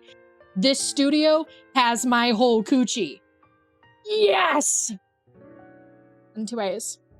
It appears that there may be voicing because there were settings for voice volume. So I fear there may be some voicing. I'm excited for it. I'm excited. You guys ready? Are you guys ready? Also, please let me know how, does it need help? Please let me know how the volume sounds on everything, if it's too loud or if it's too quiet. Let me know. Into it. I'm so excited.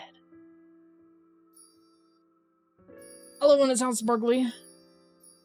I love when it sounds sparkly. That's great.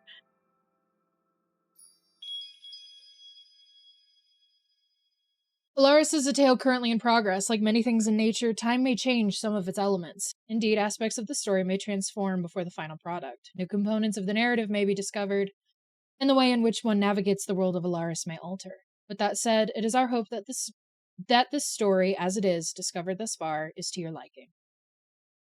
Thank you! Oh, there's content warnings. Totally forgot to read them. The world you've come to is different now. I believe you. Turn that the fuck down a little bit. Yeah.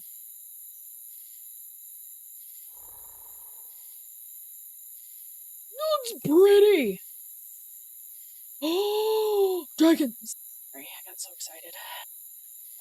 So excited. In an era long past, dragons roamed these lands, masters of the aether, harbingers of justice, keepers of peace. In an era long past, humans roamed these lands, But these beings were different from the ones of today. These beings were selfish, ignorant, destructive. Thrust into a land beyond their control, humans created a magic of their own, one built from their own cunning. They called it technology. Okay, but banger lines. Oh my god, thank you so much. I'm gonna kiss you on the mouth.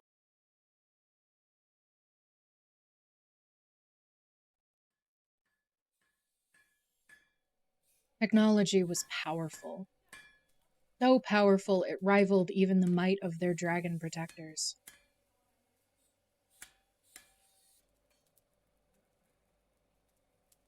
Oh, you're going through it, my bad. Their magic had a price. Unable to harness the power of the Aether, human magic stole from that of nature. Go get T-Rex! I'm sure...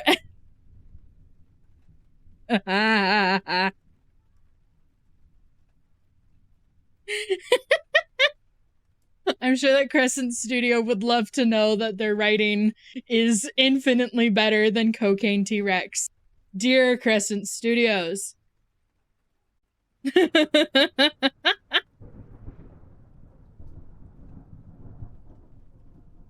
Oh, they're so cute. I love the studio.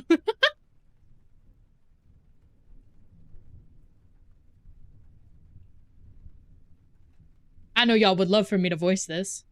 I know y'all would love for me to voice this, you fucking freaks! Unto is. Here's what now? It was a story that I had to read on stream. It was an adventure.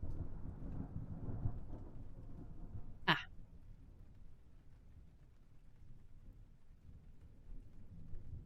It was wild.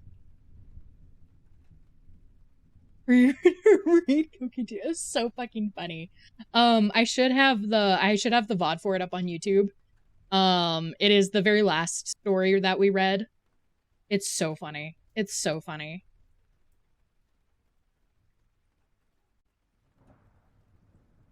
Chaos descended. Darkness spread through the land, poisoning the hearts of many. Until hope became a luxury few could afford. Dwagon. On a still, moonlit night, a ritual was conducted. One with the power to reverse destruction that ravaged these lands. Hi, sweetheart. Welcome in. Came at a terrible cost. I personally think, and this is my humble opinion, that's not at all biased whatsoever. I think these visual novel developers should hire me as their narrator. Even if you don't have me voicing as a character in the game, let me narrate it. Let me say the words. I'm just saying. I'm just saying.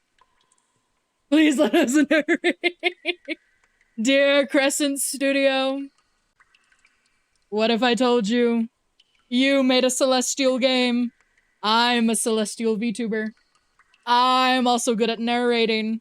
Let me narrate your story. Let me do it.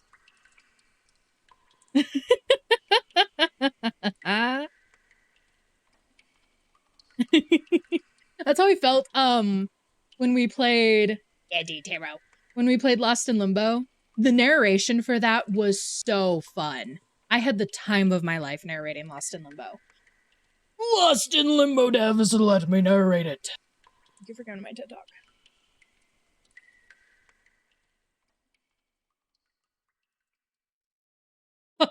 Sparkle. Oh god. And so marked the end of an era, and with it, and of a powerful species. That's right.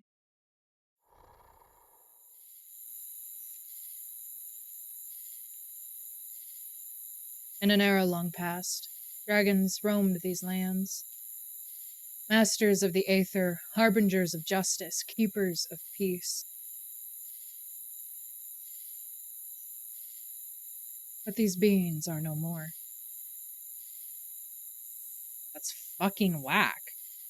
And it's also my commentary in the narration is also necessary.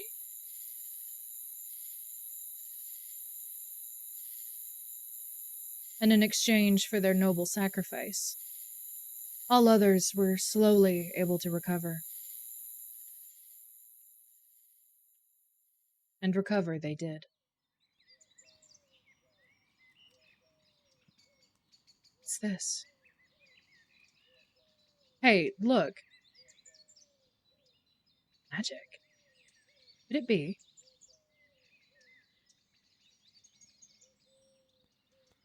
In an era long past, humans roamed these lands.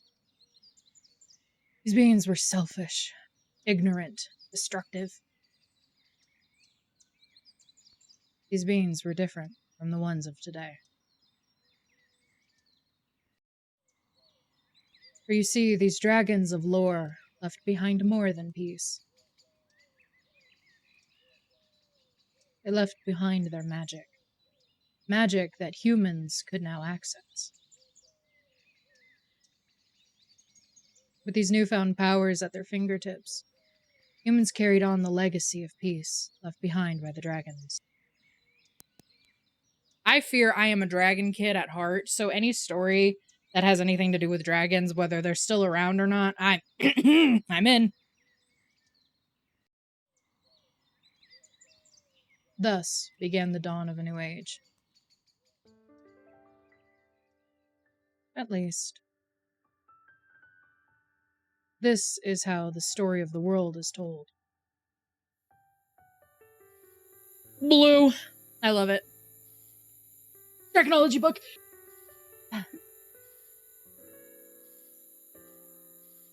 Yes. Guys, if the dev team shows up at all today, we should ask them if they also had the Dragonology book as children.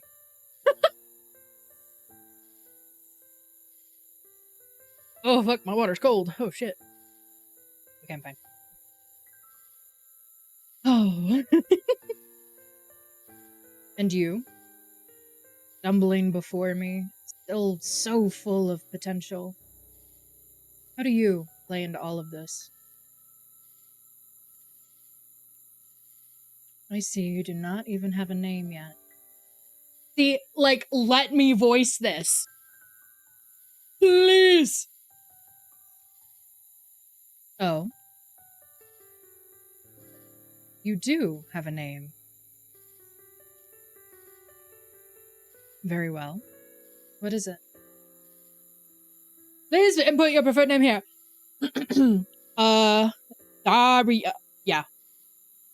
Got it. Can you job as a narrator if they show up? Zaria. How strange. Then, I shall know you as Azaria.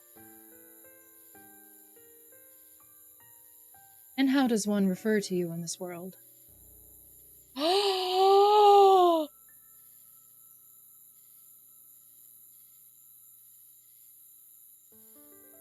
My heart.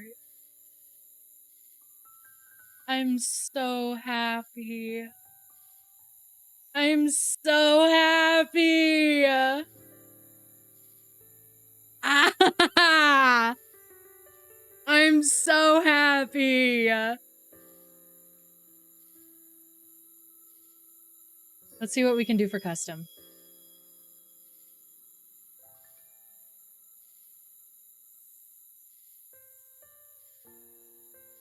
Yeah, they. Good. Stars. And then we do her.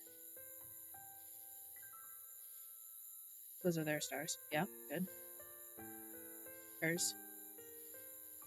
Them.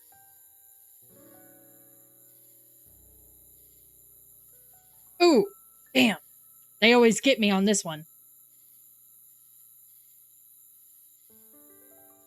Ooh, they are kind.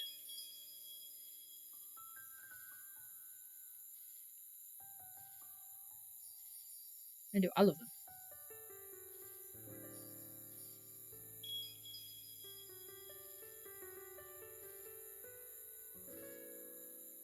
That's so great. I love when you can do custom pronouns. That makes me so happy. That makes me so happy. Excellent. I am all the more wiser now. And how would you like others to view you? Oh my god! Stop!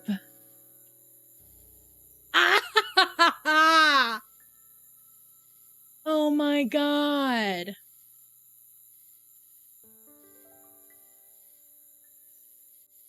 Oh, this makes me so happy. Stop! Oh my god. This makes me so happy. Now, okay, guys. Are we gonna have another... Guys, are we gonna have another, A Date with Death? Where if I choose gender neutral, terminology, am I gonna get called a good person instead of, like, a good girl or something? Crescent Studio, please!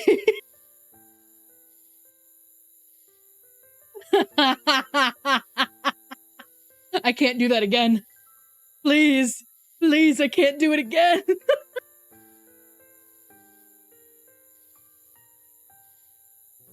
I get called a good person again. Oh, I can't do it. Oh, please. Well, shit. I was devastated.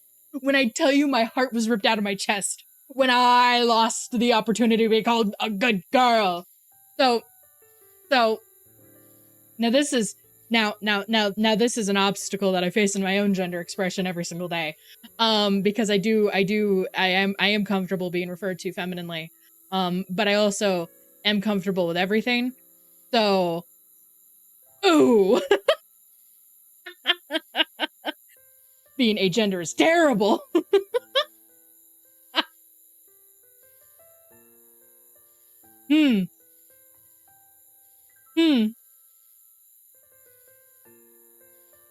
We're at a crossroads here, everybody. On today's edition of What Gender is Azaria Today? Preemptively just in case. Fuck, dude. Ah. To see what it does. We might go neutral. I tend to, for first playthroughs, I tend to be relatively more neutral. Just because I like for it to be more of a self-insert for everybody, not just myself. So... Me honestly picking my gender all the time. The gender died because your gender died. Real.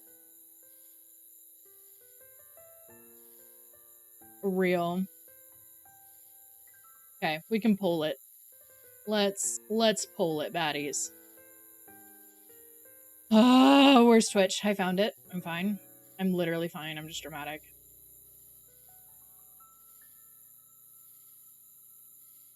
So we can 50-50 it, and then I'll cry. Alright, yes, we are going to pull what my gender is.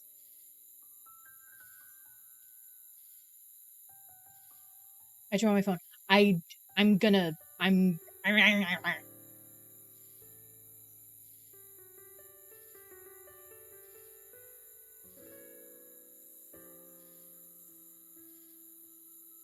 Stream manager. Manage poll. What is my gender? Feminine. Neutral. I'm not feeling very masked today, so. I do love when people call me boyfriend, though. Let me tell you. Anyways.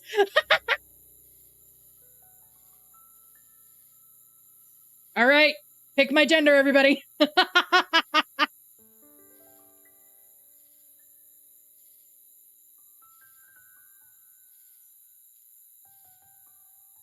The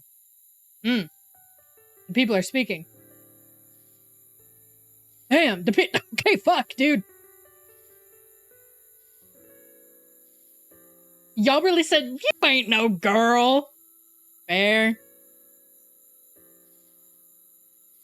Instead of hello, anarchy. Babe. I get it.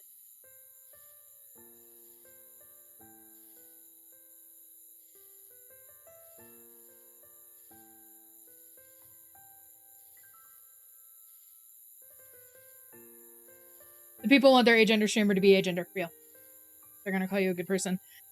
I want you guys to know, if we get to that point, if I get called a good person, if the studio comes in, dear Crescent Studio, as an agender person, please. You gotta earn being called a good girl. Excuse me! I earn that shit every day. I am that bitch. Fuck, dude. Oh my god. That's just for the demo. That's so fine. That's so fine.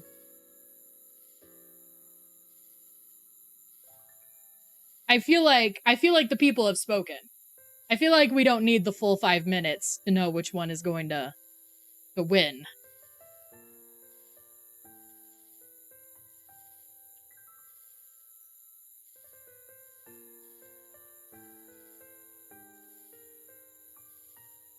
Ugh, me when you guys validate my gender expression. Stop. I know the poll's looking pretty close. It's kind of tight right now. You know what else is tight? I'm so sorry. Wouldn't that be like the worst time for the studio to come in? I feel like whenever we have games that we play that the dev teams come into, they always come in when I'm saying like the most heinous shit. Which is just great. So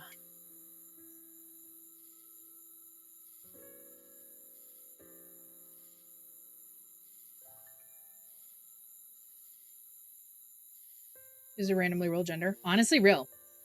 Amazing first. I was gonna say, mind you, this is an entire dev team's first impression of me. God, I remember, y'all, when we were playing Lost in Limbo and I was saying diabolical shit about the voice actors, and then the voice actors came in. Because like it's one thing with the dev team because they wrote hot characters. The point was for these characters to be hot and thirsted after, right? And the voice actors come in. Oh, y'all don't do this to me. Please. They really set you up for that. I know! I was doomed from the start. My boyfriend, they're such a good girl. See, that gender. That shit eats.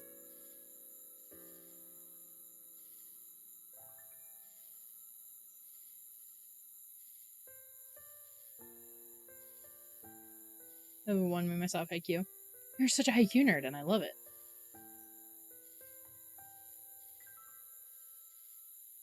It would be nice for, I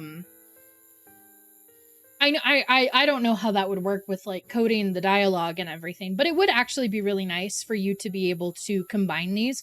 The way you can do custom pronouns, it would be nice for you to also be able to do custom ways to refer to that person.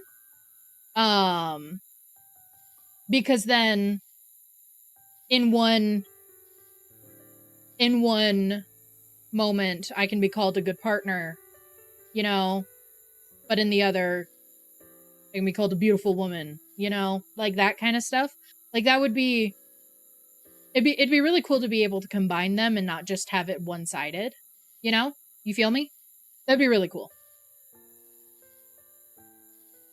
Good night, sweetheart. Sleep well. I hope you get some good rest. Is everything more than 7 times? No, definitely not. No, definitely not. Right, bad bitches, it looks like we are neutral.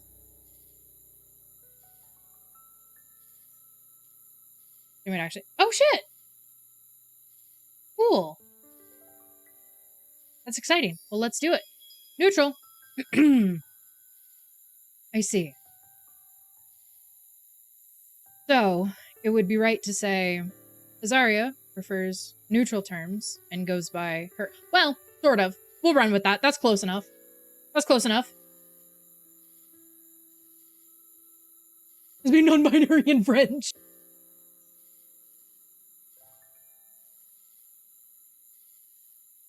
Is this right? This can't be changed later. Yeah, it's fine. That's fine. I think neutral terms of referring to me with feminine pronouns is fine. I'm free. Hell yeah. Go do some self-care, my love. Get yourself a little treat. You deserve it.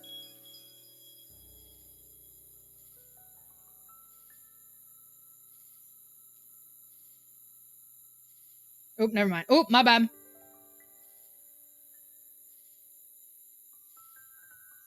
There's nothing neutral in French. Boo. Living good. Yep.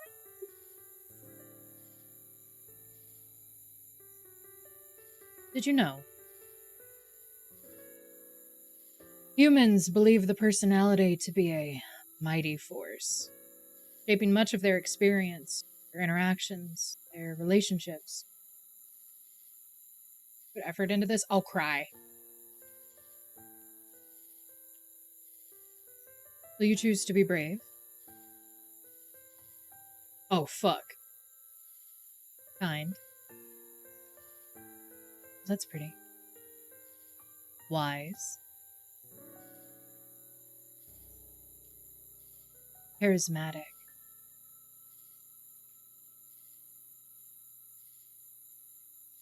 Or perhaps a blend. At times when it is unclear, there may be resources to aid you.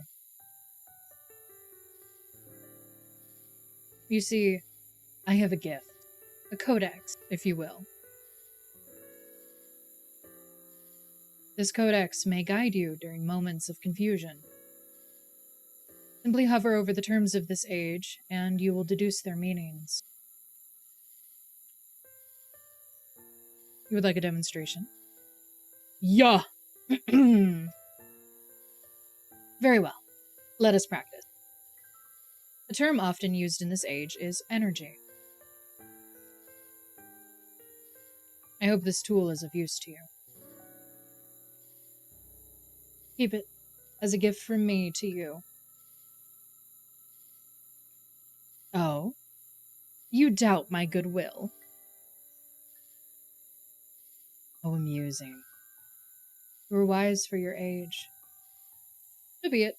You have seen through me. In exchange for this present, entertain me a while longer. Dawn approaches, and I find myself having many questions about you.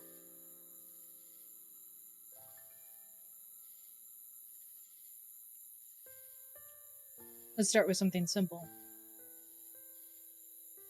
Who do you aspire to be? Oh, fuck. Oh. Protector. My word, how valiant. Those who choose to protect are often underappreciated, aren't they? Interesting. I feel I know you better already. Another question then. What terrifies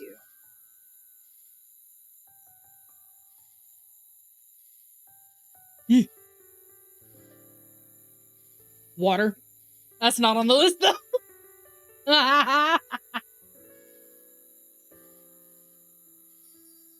Loss.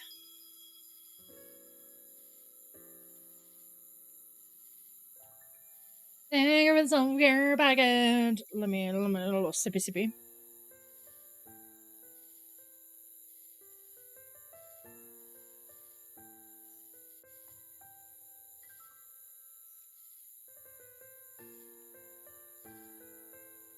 You guys are so cute. What is more devastating than having a deep connection with someone and losing it? But perhaps we should talk of more hopeful things. Also, take your meds, everybody. Tell me, what do you long for?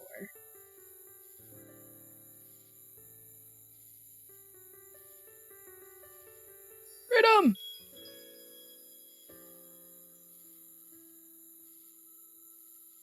So often, people feel trapped by the norms and natural laws around them.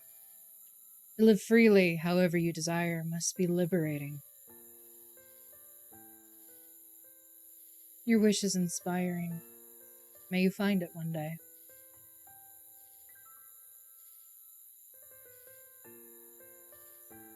Strength will be needed for this journey of yours. Fortunately, I see great strength within you. But none of us are without weakness. What may be a personal obstacle on your way to your aspirations? Oof! Oof! Hey now! Yeesh!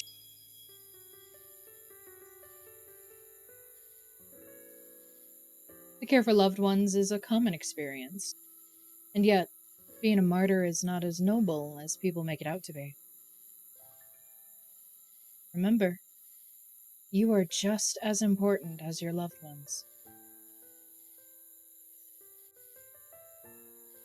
This has been enjoyable. What a pleasure to learn more about you. Personality is fascinating. It can embody such varying traits.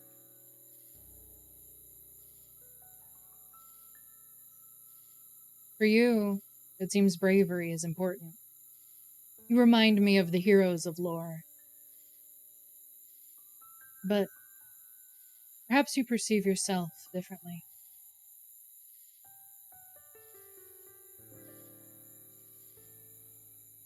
Tell me, how would you describe yourself?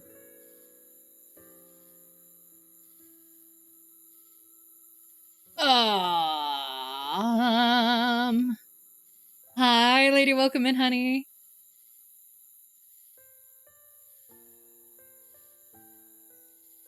Compassionate.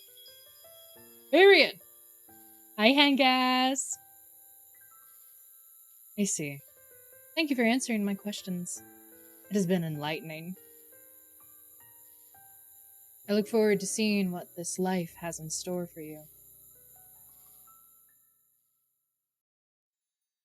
Can y'all stop fucking in my chat? God damn. Oh, reeks. Look at this. This is gorgeous, first of all. Shut the fuck up. Stunning. I am not. Well, you not. Without me?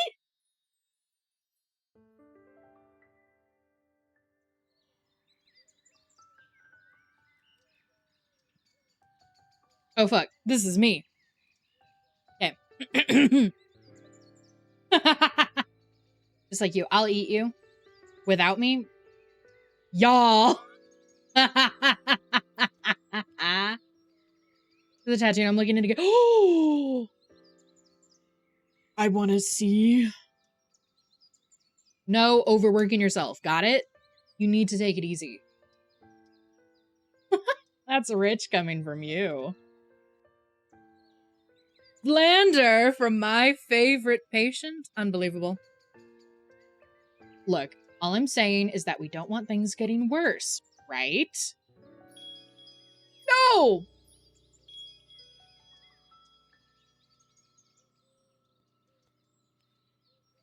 Take it slow for a couple of days. After that, you'll be good as new. Are we a doctor? Yes, Azaria. There we go. Then, I'll be going. Of course. Hopefully our next session is the last one. The patient left, right as I got a message on my communicator. Mom! Coming home soon? Yes.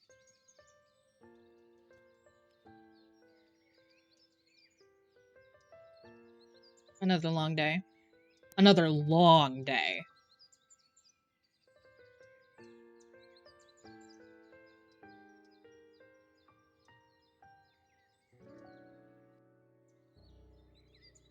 I heard the energy crisis has been getting worse. Must be.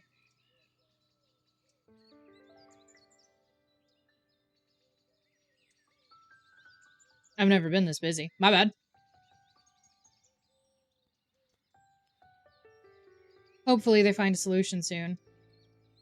Fucking seriously.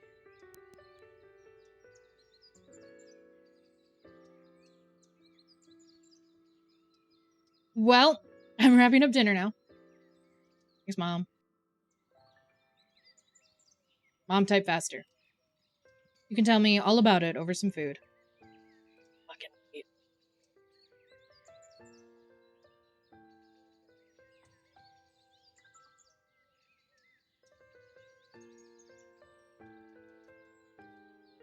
You're going to be passing the grocery on your way back. Why?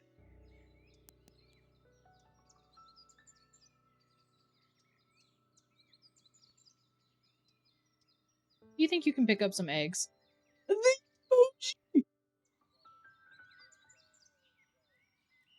I'm so tired. Can I wait until tomorrow? No problem, babe. Period, Mom.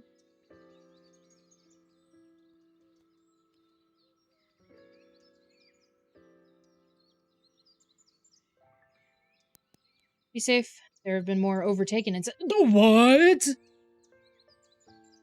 Hope I don't run into another one. Oh. Don't jinx it. Speak on it. Love you, Mom. Period. Cool.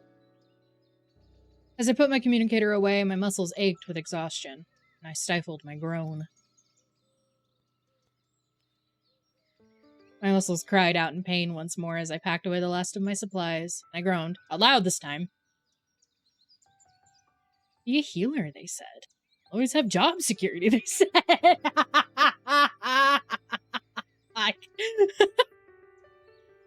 Need a vacation. Hot shower, warm meal, sweet, sweet bed. All just a couple blocks away. So close, yet so...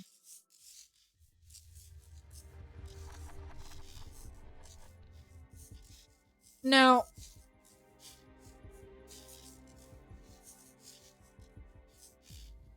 The fuck?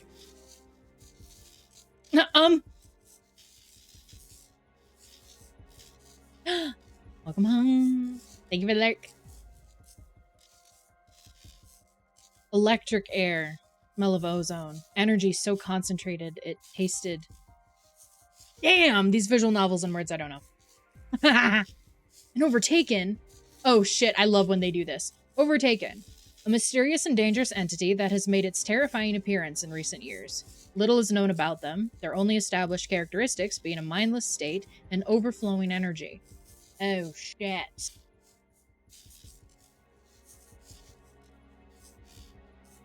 My heart rate quickened as I stared into the inhuman void of their eyes, at the blurred outline of their silhouette.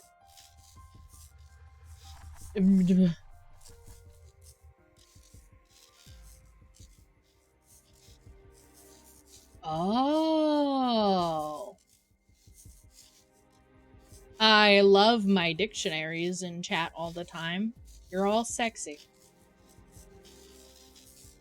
I move carefully, maybe I can still... Ooh! Hands reached for me. The energy in the air crackled, closer than before.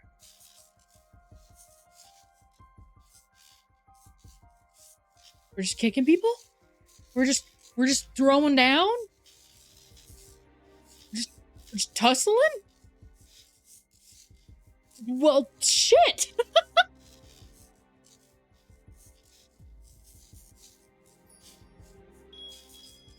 We're getting crazy with it. Oh, I fucking tackled them. Pinning their arms back, I pressed against the overtaken and scanned their body.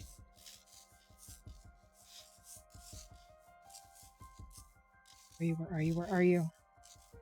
Dull waves of energy rolled off them, hiding the root of the irregularities, reason for their overtaken state. Come on. Sharp electric energy zipped past me, narrowly missing my left cheek.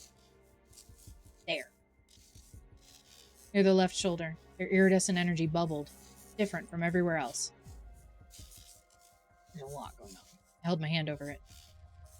Ugh. Don't worry, this will be over fast. Work with me here. Or don't. I channeled my energy towards their shoulder. Familiar warm feeling of my magic radiated from my hand. Slowly, mine intertwined with theirs, till the bubbling settled. The overtaken relaxed, sharp bolts of electricity ceasing soon after. Whew! Cautiously, I released them as I shifted my focus to their vitals. Everything seems stable. Our overtaken incidents really are rising. It's so pretty so far. I'm so excited. This is the 5th one I've run into just this month. Where are they coming from? Please, step away from that person. My bad. I jumped at the commanding voice and turned to see 2 people rushing toward me. Why is everybody so beefy and in compression shirts? What? Everybody is beefy and in compression shirts. Good for them. Good for them. More baddies in compression shirts. More baddies in compression shirts, please. I'm not complaining. Rank. Drakes, the protective branch of Central.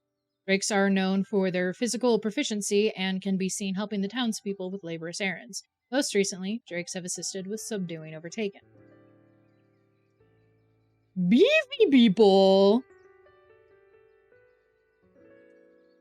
Usually I'm out of here by the time they arrive. On second glance, I could tell these 2 were different. They were beefy and in compression shirts. Dragon horns. Can't remember the last time I saw someone with a physical manifestation of energy.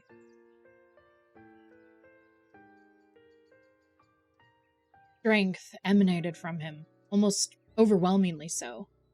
From the self-assured way he carried himself to his towering frame, to his deep emerald energy. And his partner was no less intriguing. A redhead. We'd love to see them. Kaleidoscope of energy, from rubied reds to sapphired blues, followed their every movement. I've never seen such a complex aura. Are you hurt?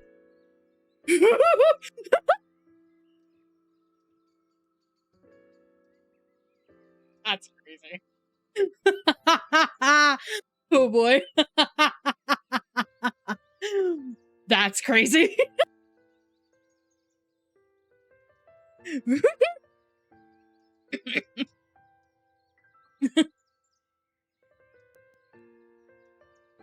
Wow.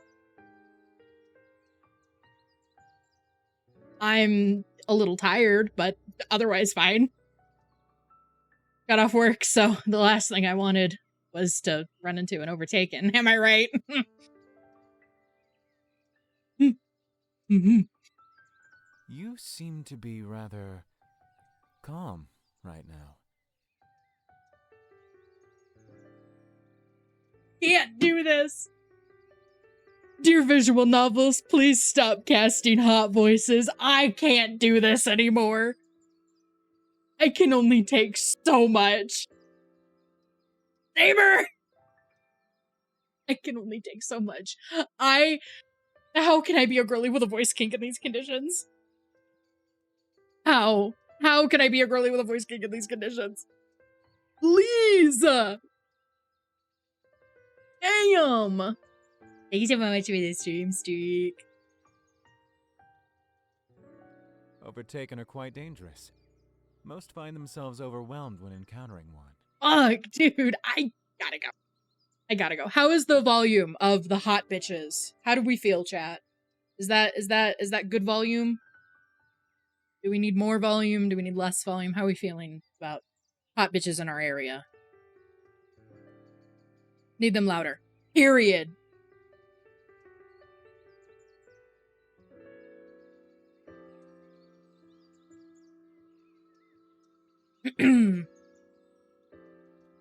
Caution slowed his speech, sharpened his gaze. Are they suspicious of me? And I felt myself stepping back under their scrutiny. The first time I encountered one, I was, but after the 5th overtaken, you learn your way around them. 5? What's your secret? Oh, man, we need someone like you at Central. I need someone like you in my bed. I mean...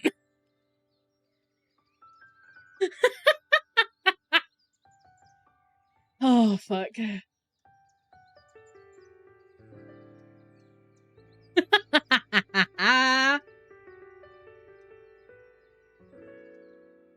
Central, the governing structure in town.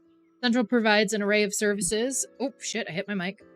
To the townspeople and acts as a centralized party where we can seek healing, education, and protection.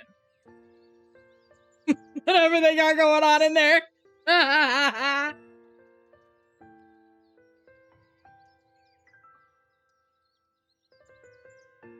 Your voice, bring it back. It's true. Many of our own drakes struggle holding their own against the overtaken.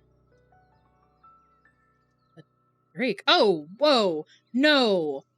I think you guys have the wrong idea. What do you mean? Hey guys. How y'all doing? How y'all doing?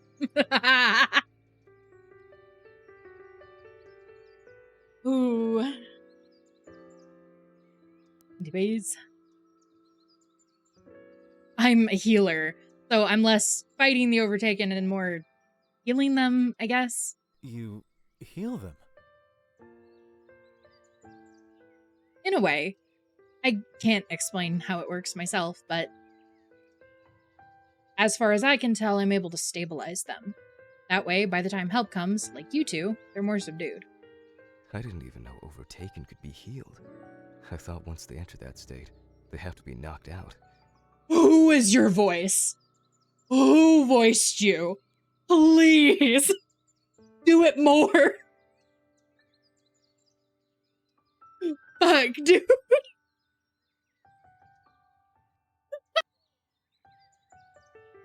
Holy shit! God damn!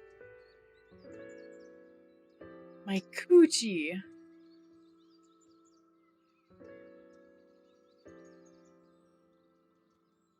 No.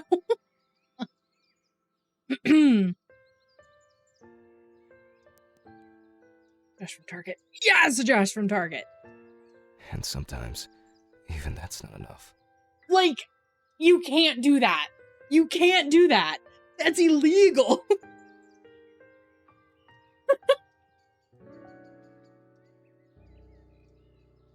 God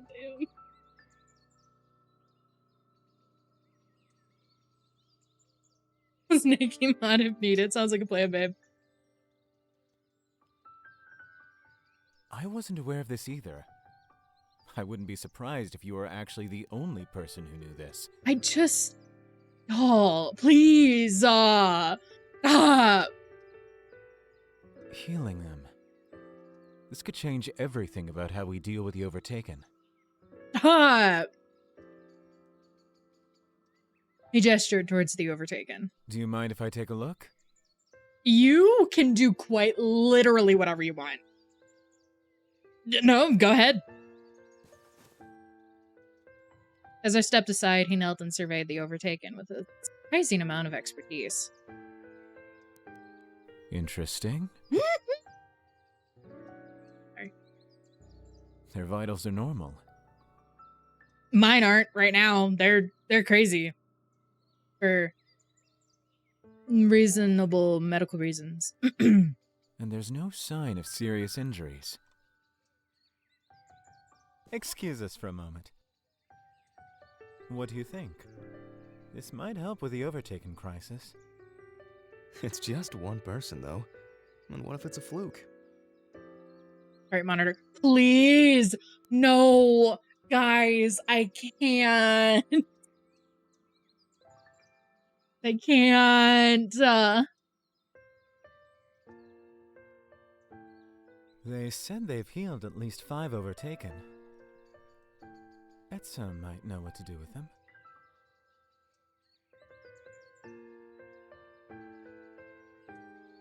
You guys, don't make me do this. Do not make me heart rate monitor. I'm gonna blow up.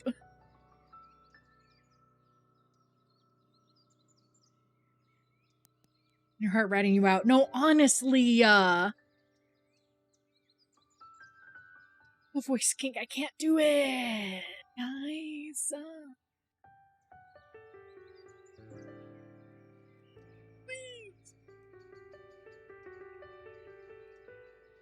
That heart rate monitor redeem, that would be diabolical.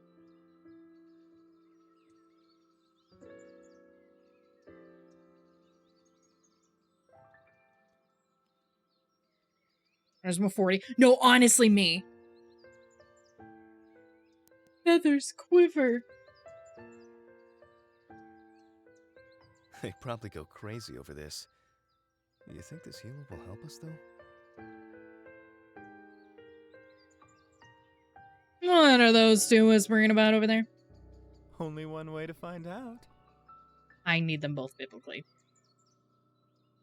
True. All right. Let's ask. I have an idea on how to convince them. Huh? Wait, no, Kane! Mm-hmm.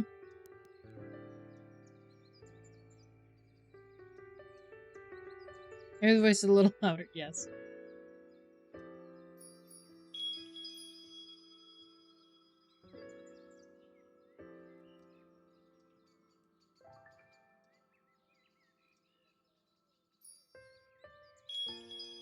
Okay, that should help. The red-haired Drake fixed their gaze on me, eyes glimmering.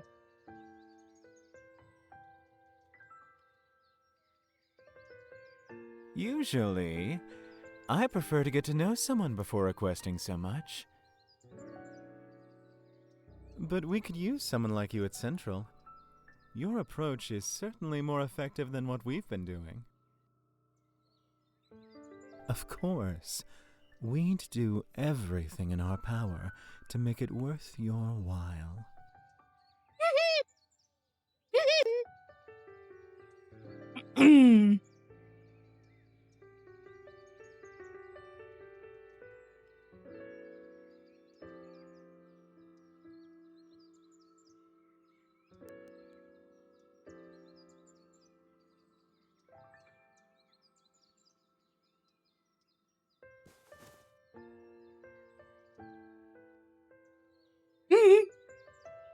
Ruby strands grazed my shoulder.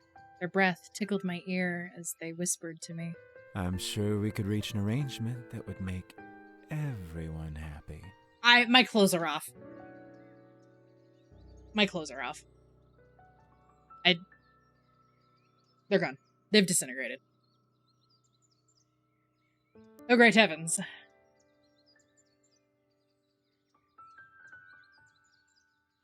I could hear the smile in their voice. They were enjoying this. So am I!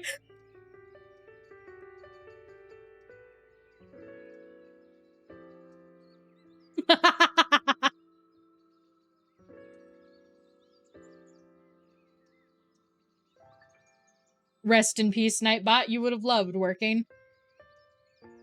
Blood rushed to my cheeks, and my face, neck, and ears felt impossibly hot. My breath hitched, head dizzied, heart rate quickened. But I couldn't look away. Golden eye entranced me. Hi, Psycho! Welcome in! I hope you're having a good day. They chuckled, and the sound of it sent shivers through me. Yeah, it did. How cute. Stop.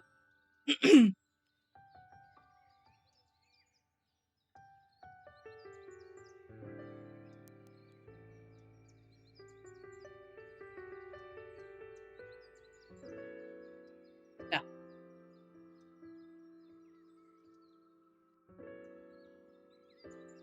Well. What a time to be alive. Am I right, guys? Am I right? The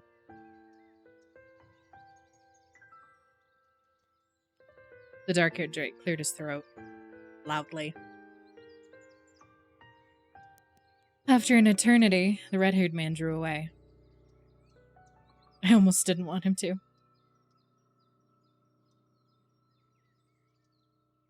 In Steven Universe, oh, honey! Real.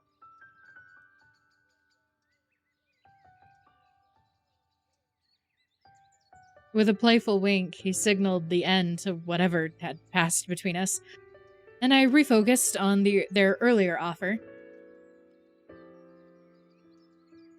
Back to the matter at hand. I'd love to help, but I'd be lying if I said my hands aren't already full with my own patients. To add healing all of the Overtaken on top of that... We're not asking you to heal all the Overtaken. Right. We would never demand such a thing. Just one meeting. That's all we ask. No way, did you really? Oh my god. That's so scary. The soft voice said, really, you get me? You get me?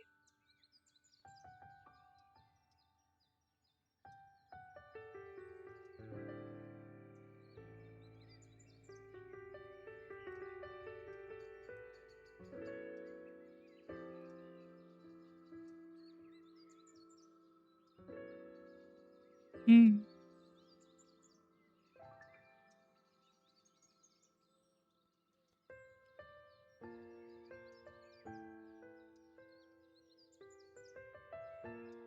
Oh, well, that's good. That's so scary.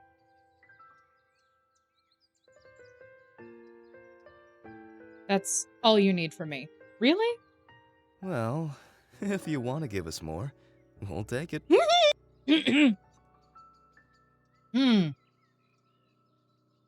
But if not, our experts could learn something from you. Oh. Well, just a meeting. How we doing? Shiva! Shiva! Shiva, please! Shiva, their voice actors! Oh, man.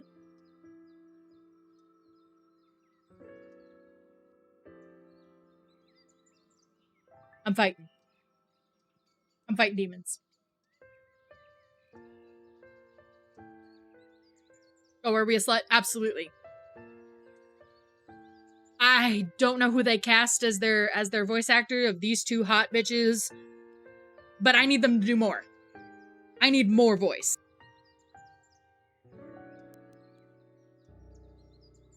I think I can swing that. Of course. That's more than we could ever hope for.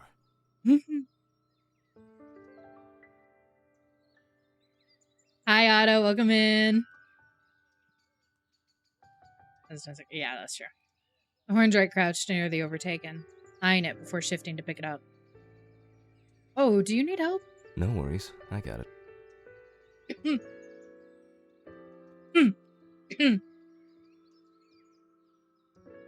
Hey, guys. everybody.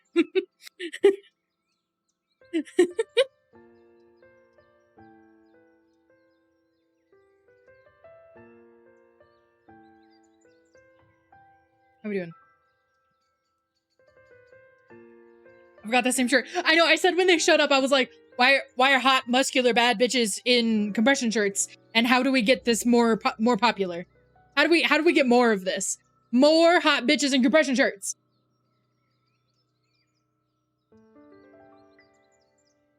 Anyway.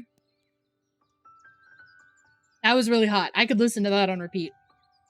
Anyways, he placed his arms underneath the body. With one motion, effortlessly lifted the overtaken off the ground. How to be? Oh, to me! Under the black athletic shirt? No. What? For my 2.0, put the compression shirt on, baby! Wow, he makes it look so easy. Do you normally carry these on your own after you've knocked them out? Fuck, dude. Oh my god. Oh my god.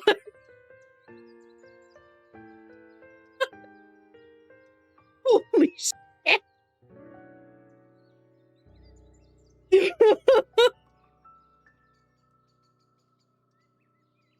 Jesus. Yes, I said what I said. Bye-bye, lady. Oh my god. Have a good one, sweetheart. Thank you for being here. Oh, man.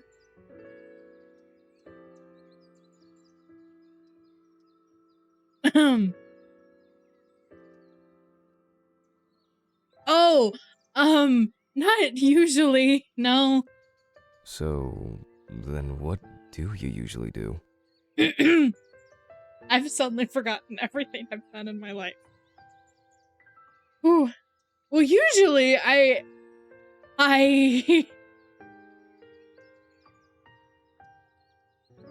didn't want to finish that sentence, especially not after watching him pick up the overtaken like it was a stuffed animal.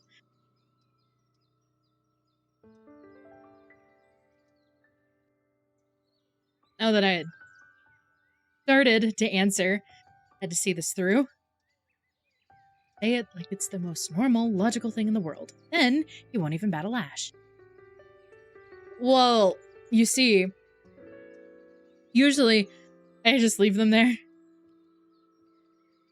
It almost worked. For a second, he nodded, as if it was normal to leave unconscious overtaken in alleys. But then realization settled in as he processed my words. Oh, he's cute. Oh, he's cute. Oh, I need him. To do the video. Period. Hold on.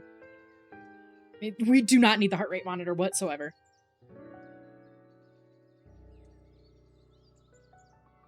Let me watch this. Oh! Oh, wow. That's crazy. Yeah, but that is crazy.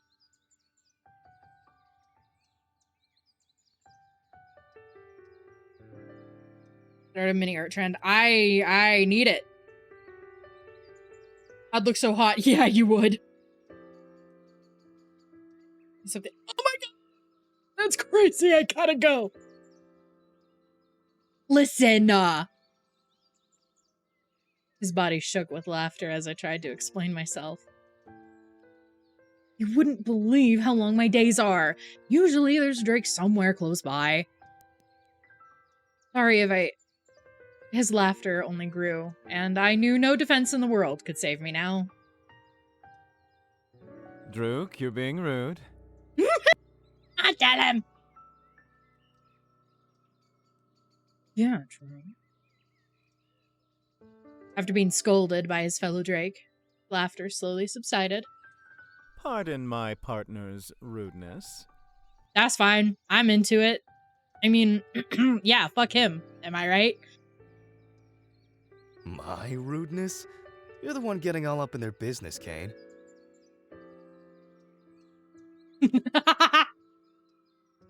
I didn't see any complaints on their end. I know the dialogue hates to see the pronouns placed. We can take this overtaken with us and handle things from here. But if you are free right now, we could also try and meet with Kimura. You'd want me to meet with Central now? But at that, they didn't mention anything about meeting Central's leader. Ah, don't worry. We won't let him bite. Just follow us, and you'll be golden. I got nothing. I got nothing. Hopefully your bad luck with the overtaken won't rub off on us. Fuck, dude. No promises. Do we get the pleasure of knowing our local hero's name?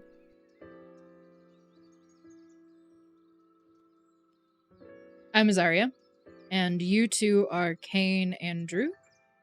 Bingo.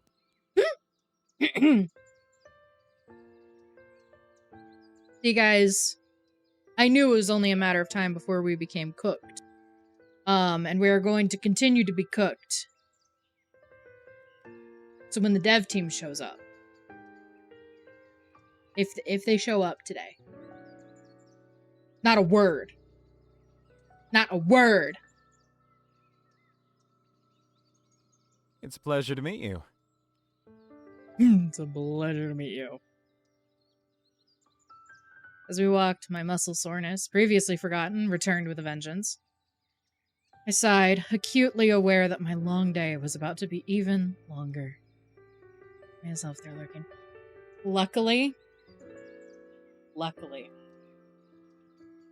they had told me, because I tagged them in my going live post, and they had said that they're out, and that they'll pop in when they are no longer out. So, we're crossing our fingers that we get really normal by the time they're no longer out.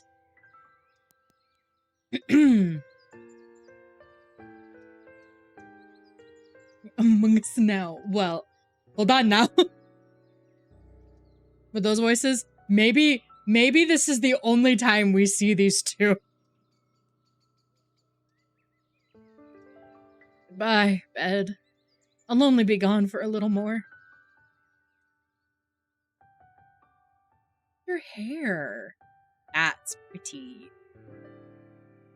I can't believe I'm meeting with Kimura right now, and on such short notice. Really ranked are these two Drakes? Drake! I saw it myself. Sorry, heals the overtaken.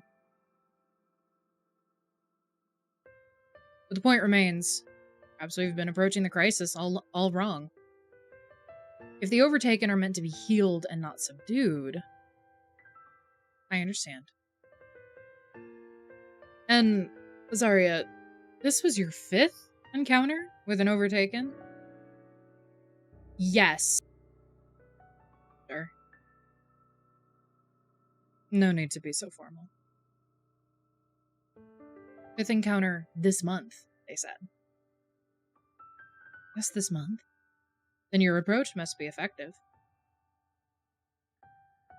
Also, leave the overtaken in alleys. You did not have to mention that part. Talking. You know how expensive it is to fully voice a game? Most visual novels are partly voiced. Is it their vengeance? Yes. Now that I think about it, I do remember reports of unconscious overtaken being found in alleys. Guilty.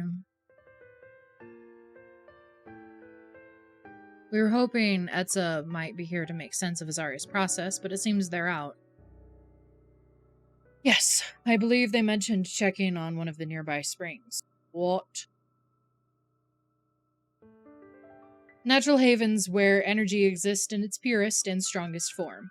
These areas are considered sacred. Of late, various springs have demonstrated instability for the first time in centuries.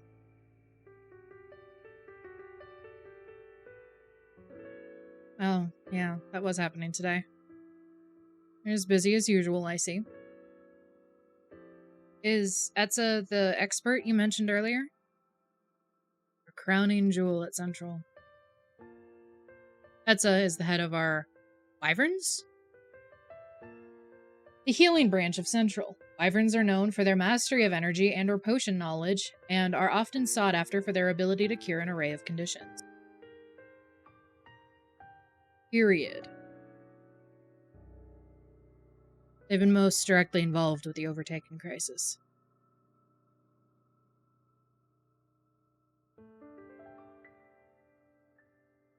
Sorry, I gotta hydrate.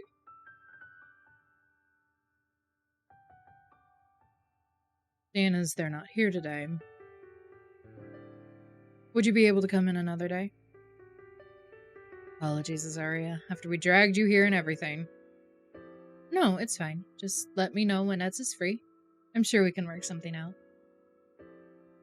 Here, our contact information. Yes! Anyway.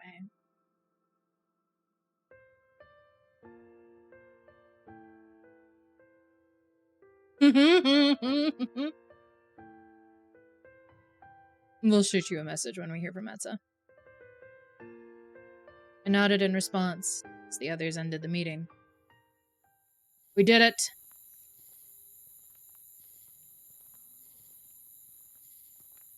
As I finally made my way home, I reflected on my spontaneous meeting with Central. So, I'll be helping the head of Wyverns. I'm a self-taught healer. What could I be doing so differently from our town's official healers? Crazy update. Oh god. What? Whatever the difference in our process, Kane and Drook seemed to think it would hold critical information. I guess one meeting won't hurt. Worst case scenario, it doesn't make a difference. Best case scenario, it helps the Overtaken crisis. Alright, story. You guys have such weird things to tell me. Pop off, I guess. Hope you have fun. Strange creatures you all are. If I can change things for the better, why wouldn't I? You took the words right out of my mouth.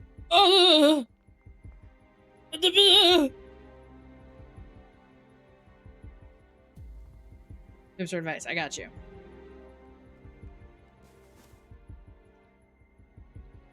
Bad bitches in my area!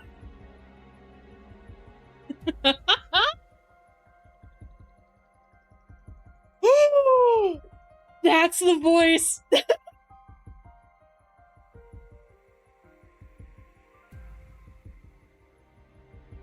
Damn.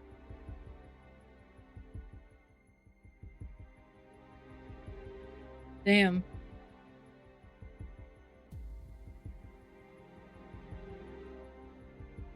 I wanted to know who this fine piece of yumminess is. And here we are. He's a mask Azaria? Whew. Okay. Behind me stood a shrouded figure, clothed in the shadows of the night. Moonlight danced off porcelain skin. Sharp amethyst eyes leered at me. Chill crawled down my back.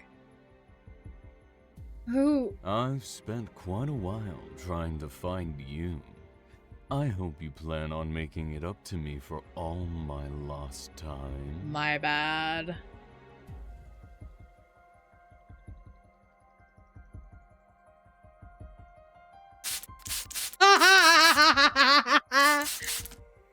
Fair.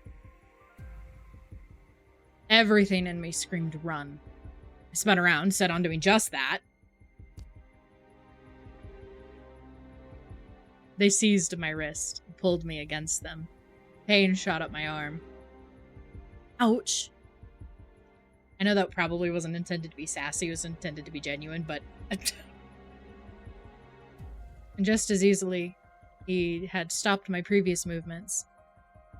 The stranger's hand clamped over my mouth, forcing silence.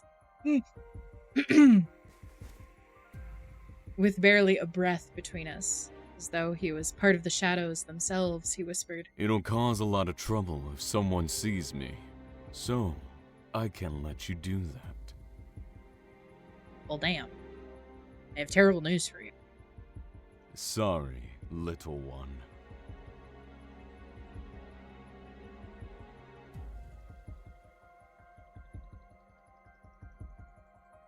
That is truly insane.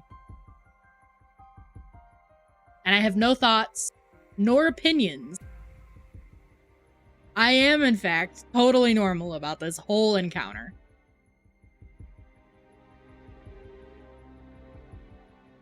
I shut my eyes. There had to be something I could do. Fear drowned out all reason. Well, I don't know if that's what it is.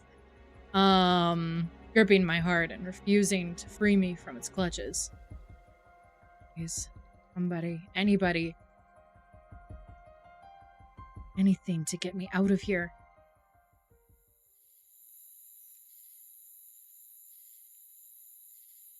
And then the universe answered my prayers. Get down! Oh, a twink!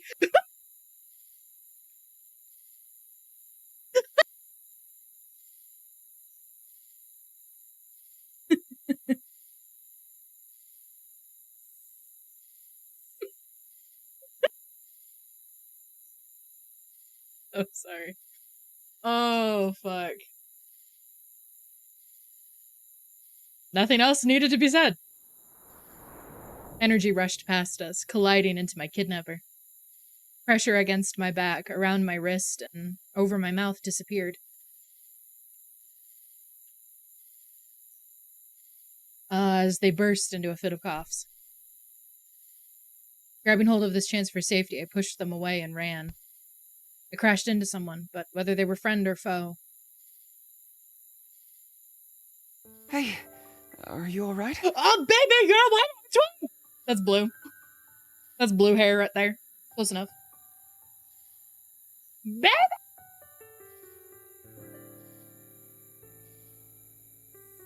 As I came to my senses, turquoise hair and a matching set of crystal eyes faded in and out of vision. Tip your local twink.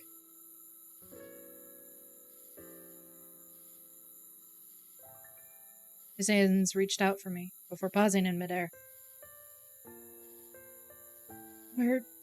Who? Wait, coughing stopped.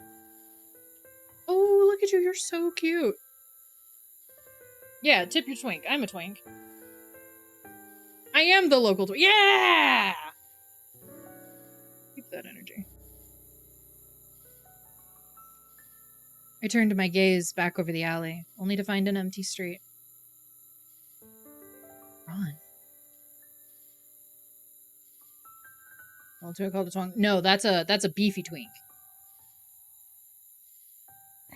Looks like they ran away. Oh my god, you're so cute. I could barely hear him over the sound of my heart thrumming against my eardrums. My head dizzied and ached as the events that had just unfurled sank in. Do you know that person?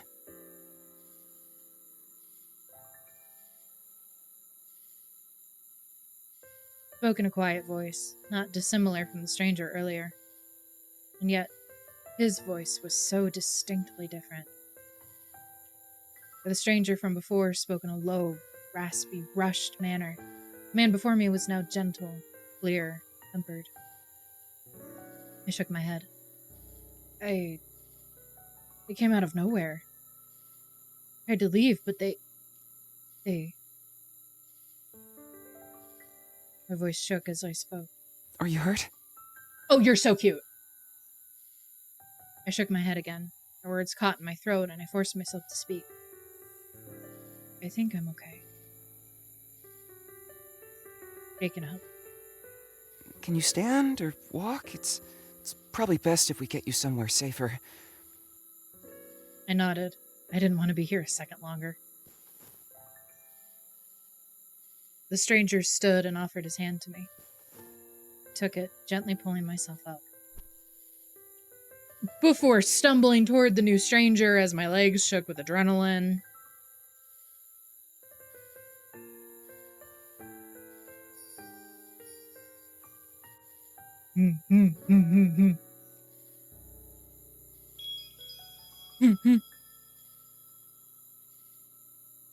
As embarrassing as it may be, I'm clearly in no shape to be moving right now.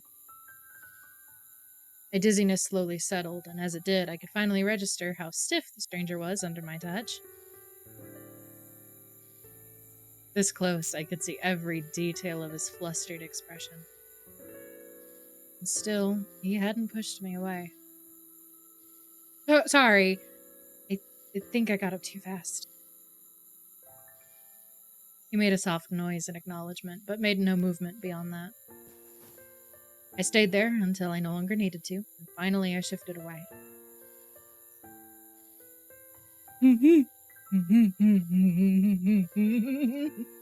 A soft pressure left my lower back. It was only then that I realized he had been holding me up this entire time. Red hues continued to dapple his cheeks. Do you need help getting anywhere? I can walk with you, if you want. I need to break him. That is all. I think I'm okay. Thank you, though. If you're close by, I guess that's all right then. Yes! I don't want to make you uncomfortable, so...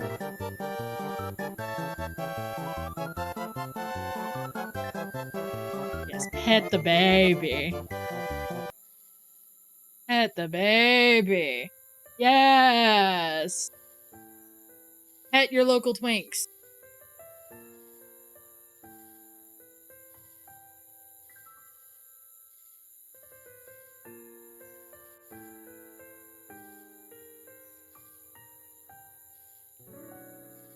He shifted his weight, as if unsure. Yeah, I'm sure I'll be fine. Guy seemed pretty shaken up. I don't think I'll be seeing him anytime soon. If you think you'll be okay, I'll go. Here, my communicator information, in case you need it. We're just getting all kinds of baddie numbers today. Yes!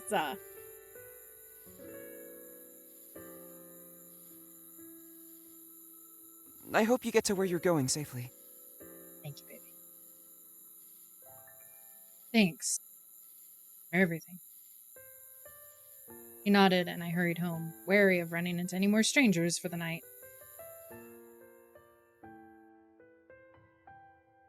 I stared at the array of foliage around me. Today, I was scheduled to meet with Etza, after yesterday's chaos. Morning had been rough. And to add to my misery, I was now completely lost. Where am I? How does one get around this place? Walkways look the same. What did Kane say about finding Etza's office? I reread his instructions, but at this point, I was too lost in Central's labyrinth for it to help. Ugh. Mura said Etza was the head of Wyvern too. I didn't want to disappoint someone so important, especially as my first impression. But at this rate... No, okay. I still have some time before I'm late. No need to freak out. Oh, fuck. Decisions.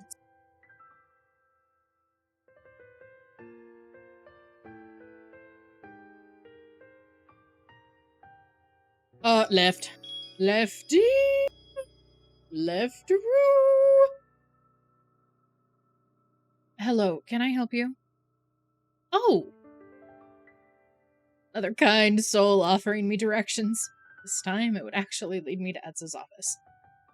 I turned. Actually, Oh my god. Oh my god. Oh my god, they're stunning. Why is everybody so fucking pretty? Only to stand face to face with an ethereal beauty.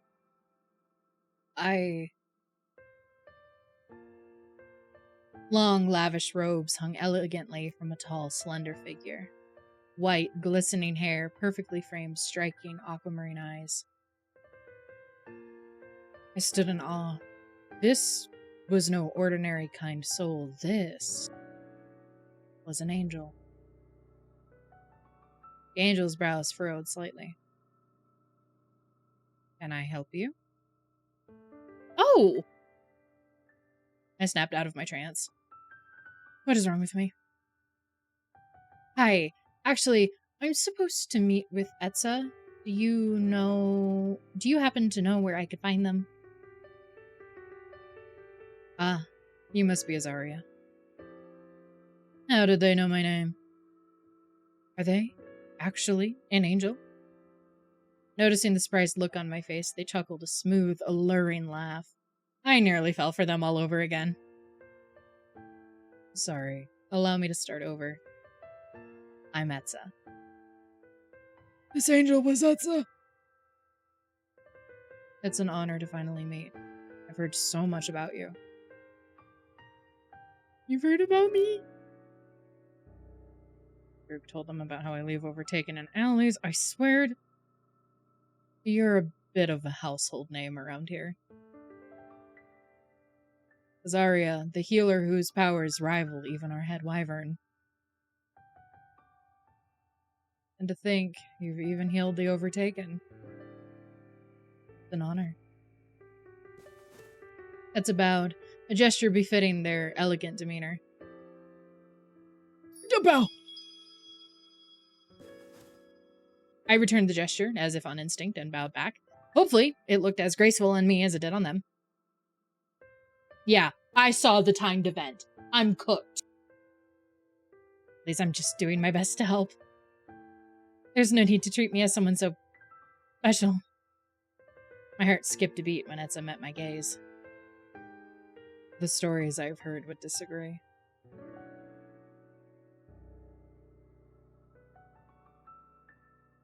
But if that's what would make you more comfortable, I'm happy to oblige.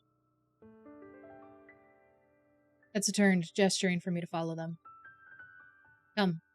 I'll show you where we're to meet. I have to sneeze.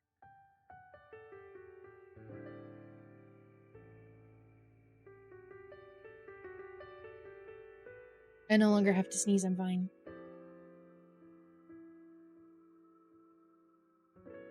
Thank you. I appreciate you.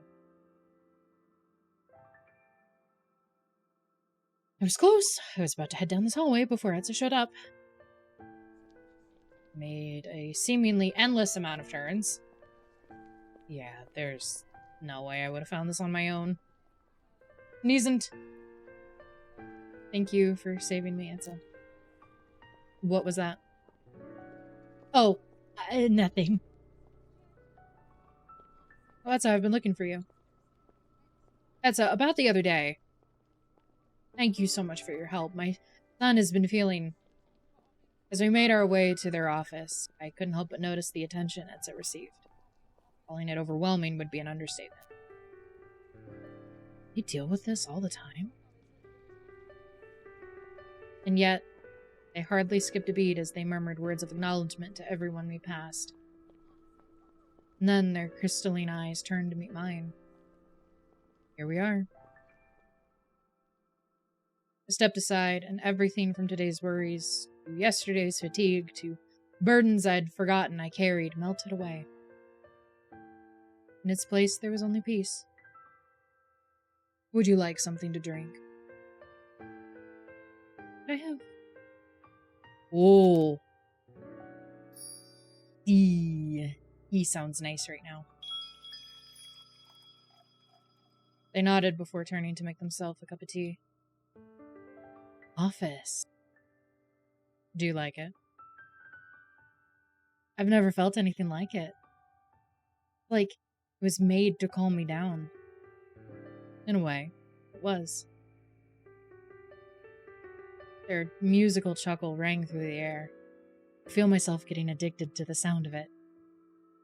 I've spent a long time getting my office to feel, well, less like an office and more like me. Whatever they had done, it worked. The way the energy in here moved, softly and delicately, echoed Etza's own demeanor. Here. They handed my drink to me, and I thanked them as we both sat at their desk. So, tell me about your experiences with the Overtaken. Well, in just the past month, I've encountered 5 Overtaken. I've picked up some self-defense over the years. As a healer, I'm sure you can relate to the occupational hazard. Patients that lash out subconsciously, whether from pain or utter confusion. I could only imagine how many times Etza had experienced that as a wyvern. Right. And this aids you in your process. Well, usually when an overtaken attacks, I can subdue them, at least. That's when I try to identify where their energy is off. And by off, you mean... most of the time, the energy looks erratic, unstable. It's not flowing naturally, or it's heavily concentrated in one area. Sometimes it's moving weird, or it seems to be disconnected from the person. You can see it? And cue the weird look everyone gives me. Right. I know it sounds strange, but I can see energy. I braced myself for that look of disbelief, unease, and judgment. The one people always gave me when they found out I could see energy. But Etza's gaze held none of the animosity I had come to expect. Instead, their eyes glimmered with something akin to excitement, wonder. Actually, I understand. I'm the exact same. Wait, really? Well, I can't see energy, but I can sense it. Shifts in energy, the flow of it. I can feel it all. How I was able to attune my office. I've never met anyone who's able to do the same. I haven't either. Anytime I tell people, they look at me like I'm crazy. Exactly. Silence extended between us. My heart raced at finding someone just like me. I wasn't sure if Etza felt the same, but as they held me in their gaze, I couldn't help but hope. Eventually, they looked away and cleared their throat. So, your vision helps you with healing the overtaken. It helps me see the areas of instability, yes. Instability. Azaria, have you ever been to a spring, by any chance? No, I've never had the chance to visit one. Why? It's nothing, then. I've already inconvenienced you with this meeting. I don't want to burden you anymore. What is it? You can tell me. I want to help you.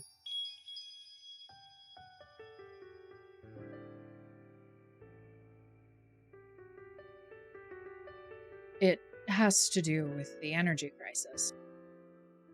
As you may know, the springs have grown more unstable over time. It's affected everything, from our magic to our way of life. Yeah, I've been seeing an increase in patients because of it. As have we. It's just a theory. I've yet to establish enough evidence for it. But I think the overtaken and the energy crisis may be connected. Wait, seriously? But if that's the case... My head dizzied at the revelation. These were our two greatest crises, but of which we knew next to nothing about. Hi, MC. Welcome in, honey. Are you saying the energy crisis is responsible for the overtaken? I can't speak on the exact nature of their relationship, but I do think there's some kind of connection there. I'm home. Welcome home. I see. Is that why you went to the spring yesterday? How did you know I was at the spring? Kumura mentioned it. Wow, if the two crises are related to each other.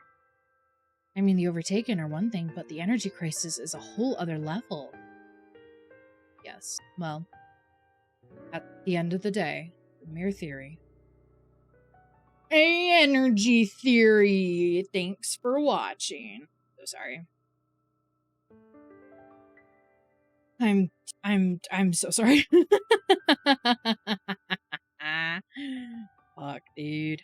Fuck, dude. As someone who can see energy, I was wondering if you've ever noticed similarities between the Overtaken and Springs. In two different countries. Oh shit. Don't apologize, beautiful rabbits. Thank you. I do my best. But seeing as you haven't been to a spring, perhaps we should stay focused on the Overtaken for now. Does your sensitivity to energy not help you see anything? I'm afraid I'm not familiar enough with the Overtaken's instability. My Overtaken cases usually focus more on the healing the person rather than reversing their Overtaken state. Healing the Overtaken state isn't an option we'd even considered. Oh. I guess that explains the number of drakes I see handling them. Yes, but our current approach is draining and dangerous. In your dressing room from— oh, fuck yeah. Healing the Overtaken's instabilities instead. It's nothing short of a breakthrough. Breakthrough? Now you're exaggerating.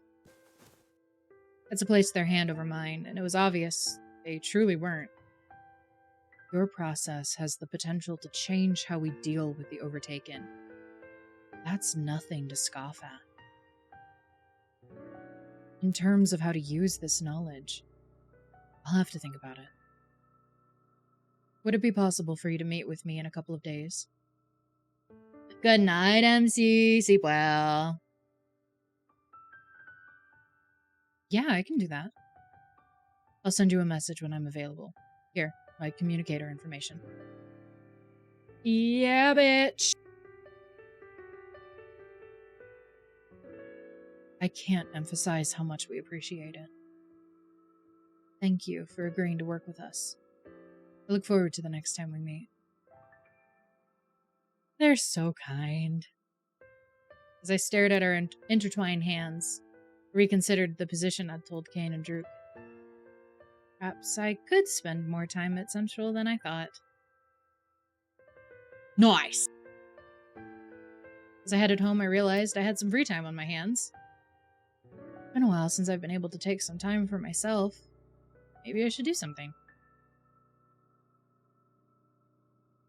This life of yours moves quickly, relentlessly, without pause. In a life such as this, it is important to take control. Decide how you will spend the pockets of free time you find. Perhaps you will explore this world, visiting different places every day. Or maybe you will find comfort in only one place, creating a safe haven for yourself to return to whenever you please. Choose how to pass your time and who to spend it with.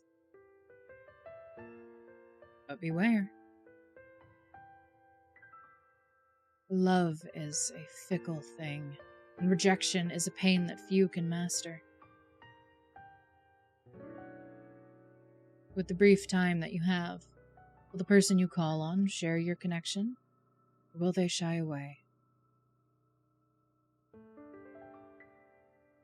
How will you choose to spend your time?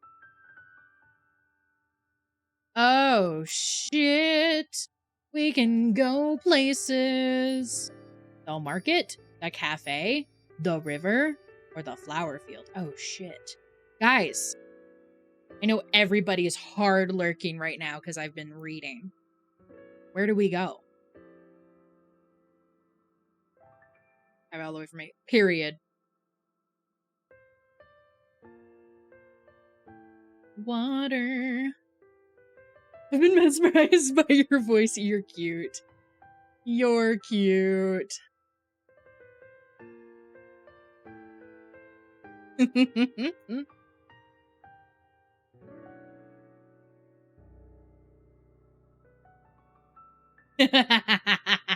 You guys are so cute. Oh. Great hiking ASMR. Oh, you guys are cute. You guys are so cute. Cafe or river. Okay. Yeah, hold on. Woo!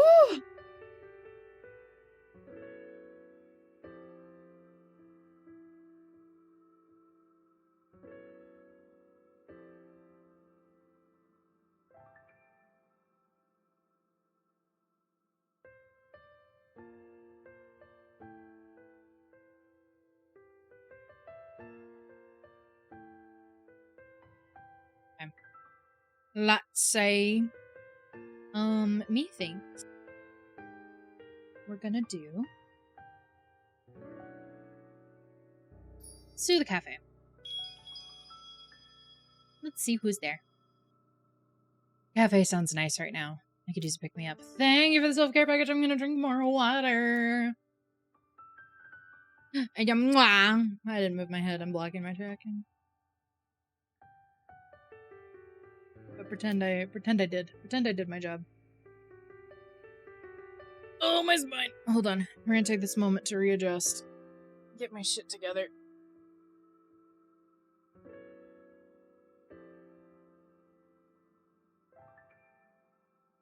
Oh, should I invite someone? Oh, fuck. Oh, no. Bad bitches in our area, guys. Help. Help. Help. There's bad bitches in our area.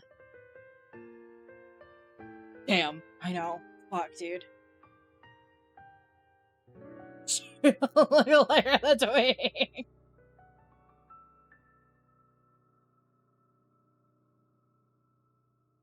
I vote for redhead, right.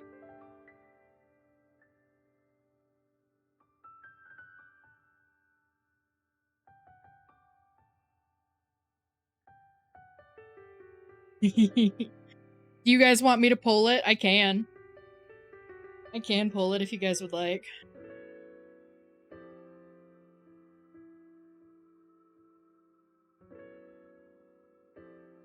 We have 2 technically for... Okay, hold on.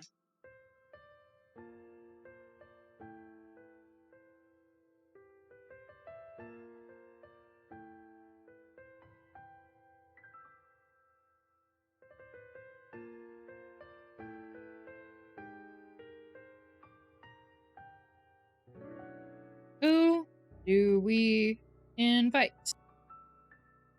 Let's see. Kane. Redhead. Root.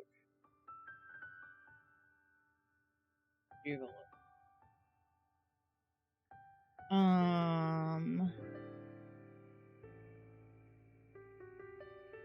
Here. Wait. It's white-haired baddie.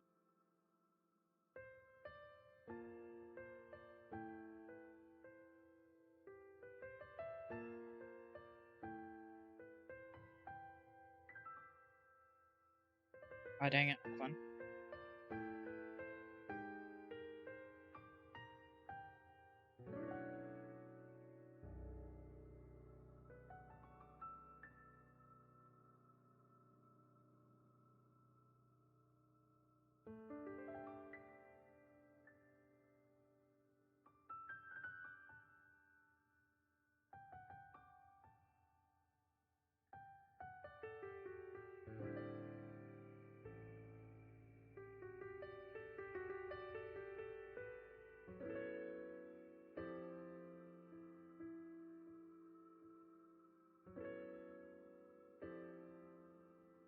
Okay. They didn't want me to say twink.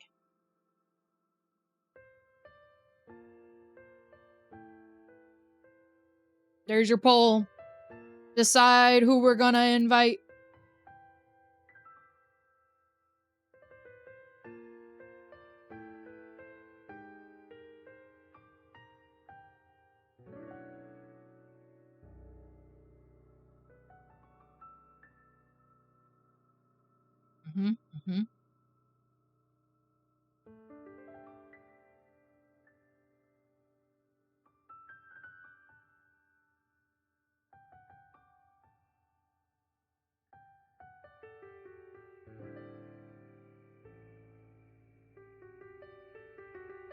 You do something really funny. Don't do this to me.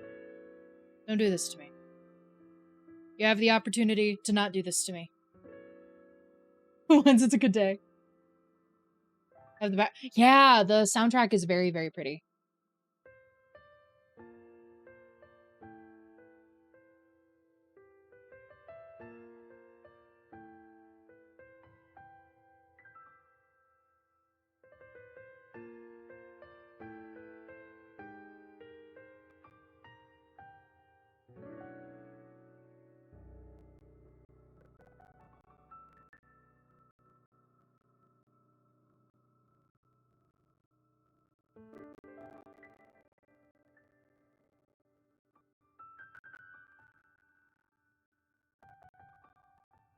Oh, my spine.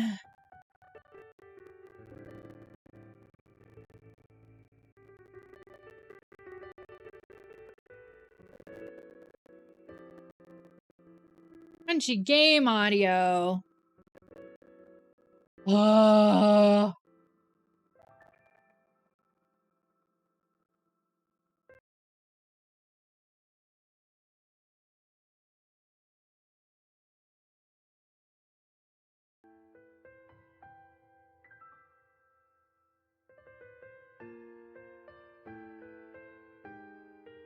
Thank you guys. I fixed it.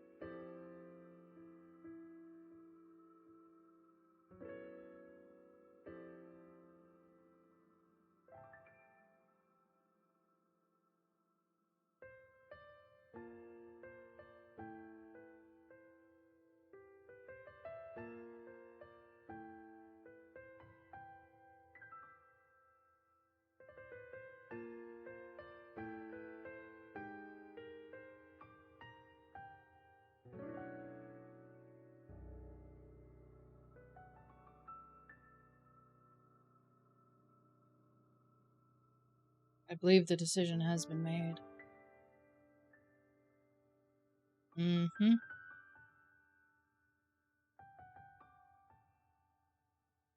We must all share one.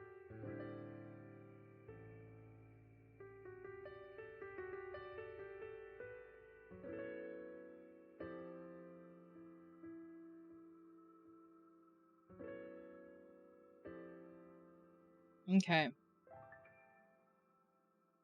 Shall we continue, my loves?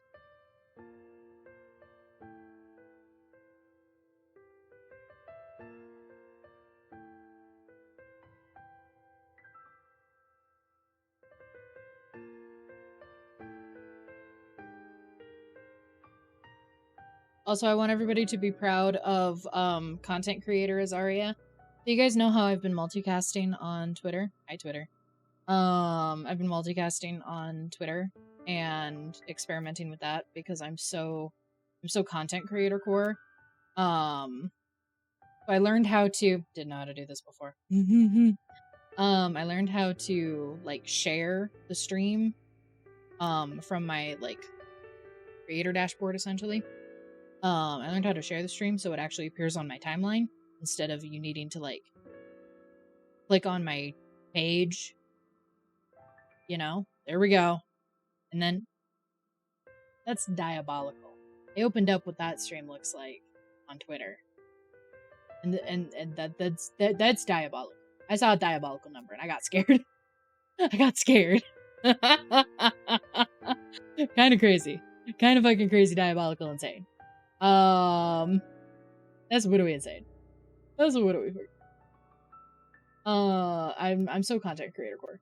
I'm so content creator core. Right. Looks like we're going on a date with this fine piece of yumminess. This fine piece of yumminess.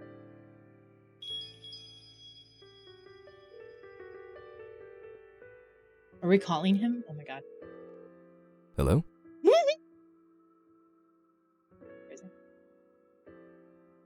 Contact brain bodies. I'm doing my best. I'm doing my best. Hi, Duke. Azaria. Hello? What's up? I had some free time and wanted to see if you wanted to hang out. Oh. Oh. Oh? If you're busy or don't want to, or you don't have to. What? Oh, no, that's not it. Oh my god. I'm far from town right now. I was trying to see how long it would take me to get there. You can take your time. I'll be heading there anyways. But we can just meet up whenever you get there. Okay, sounds good. Ah.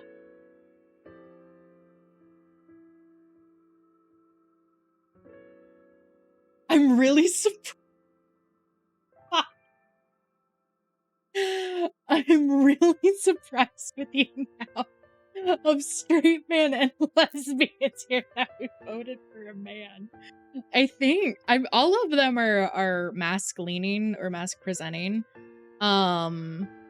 We've used gender neutral pronouns for everybody, honestly, except for Drew. Drew is a whole man, I guess. So we really did vote for a man. We used exclusively gender neutral pronouns for Etsa, which makes my gender brain very happy. And then we alternated with Kane. And then I think we also alternated with Veneer. I voted for the right. I know you did. I'll let you know when I'm there. Okay. That's a great voice. That's a great voice. I was running late to the cafe. Turns out it was farther from me than I thought it would be. A notification from my communicator told me Drew probably got there before me.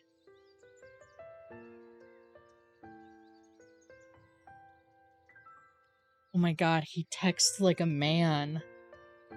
He texts like a man.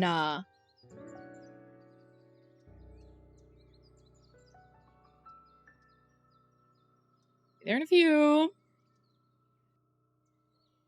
Oh, he texts like a man! Bah. Just his name, right? And then just got here. Be there in a few. Sorry for the wait. It's cool. Go ahead and order. Mwah, hi, honey. No need to wait up. You know what you want? I can order for you, too. Oh, he's the man! I think I want... I can type it in? Guys, what do we want? Guys, what do we want? What are we gonna make this man order for us?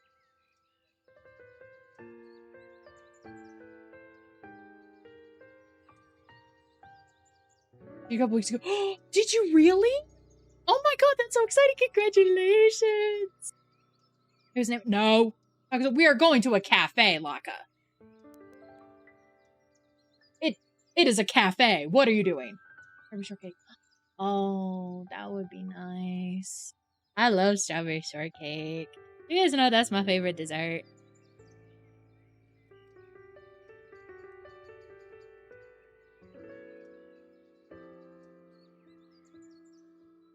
Write his name in. You're all grounded. Bones and a pumpkin spice latte. Oh shit. Oh, period.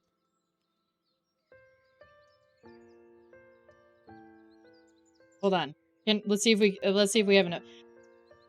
Orange, chocolate, bones, and pumpkin. Oh, you know what? I do love. You know what? You're so right. I don't even need food. I just need an iced chai with pumpkin cold foam. You're right. Iced chai with pumpkin. Oh, period.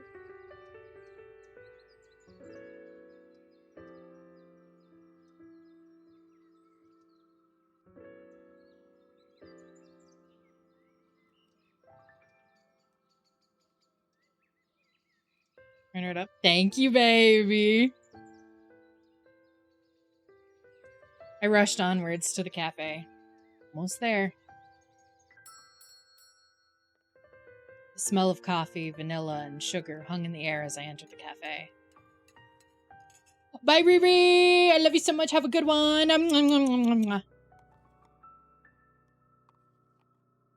Hey there, Slowpoke. Did you wait long? Yeah, hours. He's sassy. Yeah, I need him.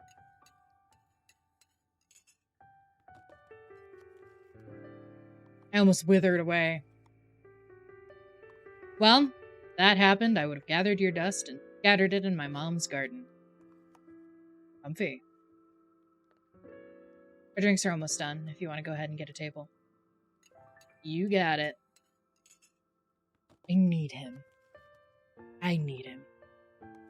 I navigated through the crowd, finally finding a free table off to the side.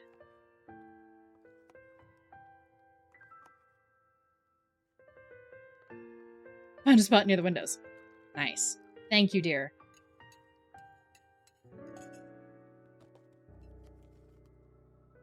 Come here often? Peered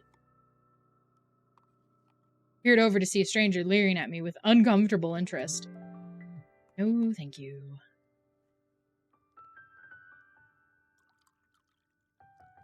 Think our drinks are next.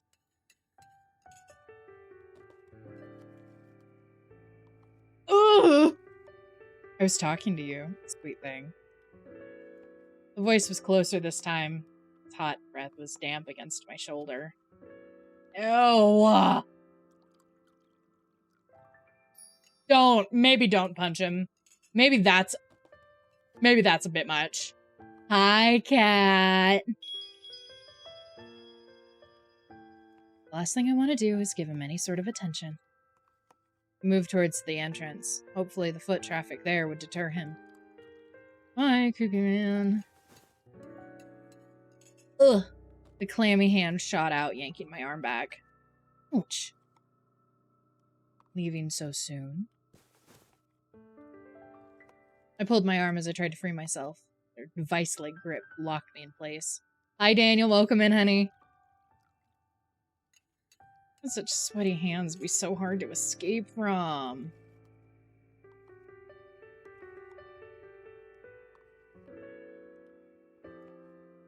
I know what I'm fine means.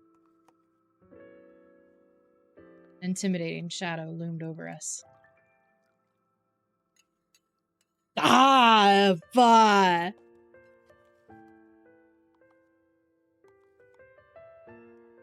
I've only had caffeine so far. Now cat. Stranger's grip faltered. Can we help you? Oh boy. Drew was mad. Gone was the laid-back casualness that he usually spoke with. I wish that was voiced. For very mindful and demure reasons, I wish that was voiced. Anyways.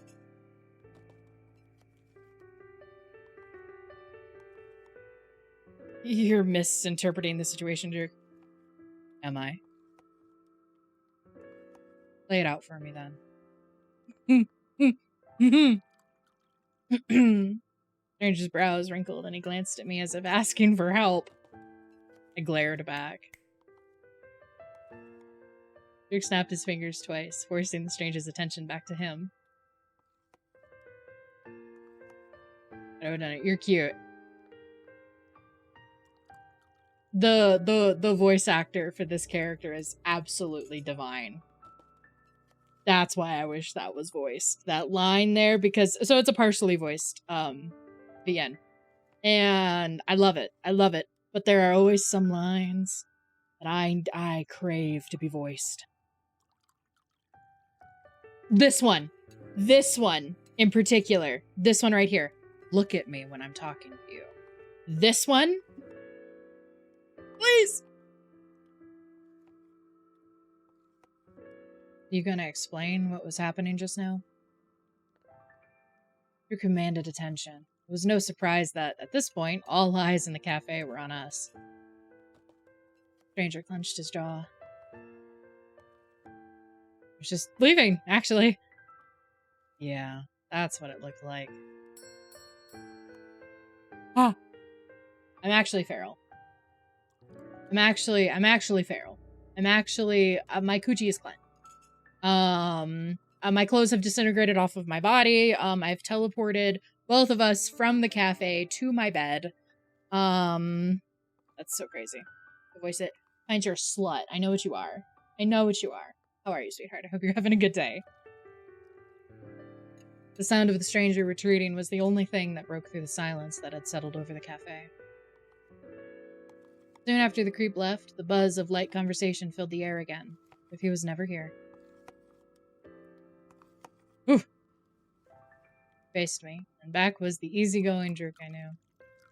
All that much. That's what I'm here for. We lowered ourselves into our chairs, and Dirk handed my drink to me, because I can read. Sorry, Azaria. You okay? I'm fine. A creep is a creep, but I'm fine.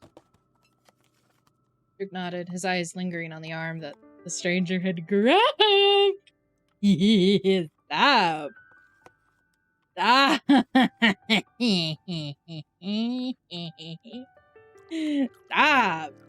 Okay. That's all you have to say, then that's all I need to know. Be stern with me. Stop! Don't call me out! Listen, nah. Just a girl. Thanks. Of course. Anything for my friends. Stop! You think we're friends? We just met yesterday. Or 2 days ago. Anything. Now.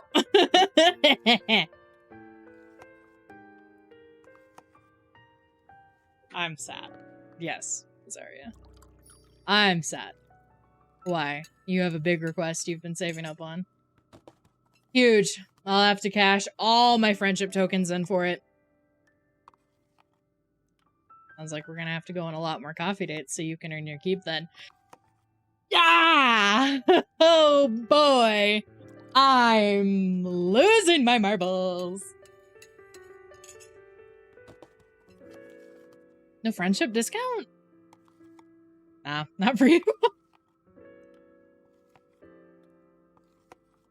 Damn. So we're a pussy.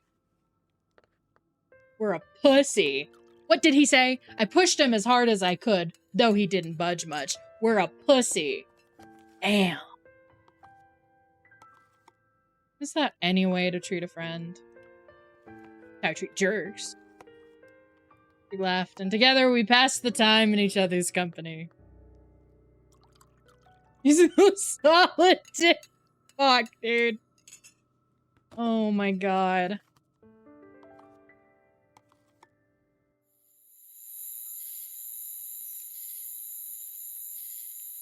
I walked home from my last patient as night approached.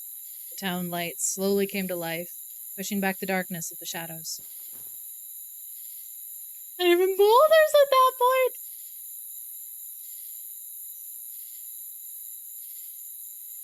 As I walked, I clutched my bag close. The scene reminded me of my attacker from last night. My steps echoed through the empty street. Should I take a different way home? No, there's no guarantee it'll be any safer. The area I was attacked came into view. The grip on my communicator had tightened. As I got closer, faint glimmers of starlight danced in the air. What is that?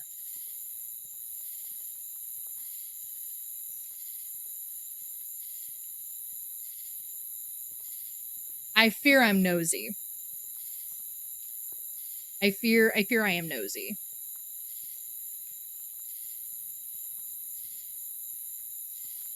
Bro said bet. Oh my goodness.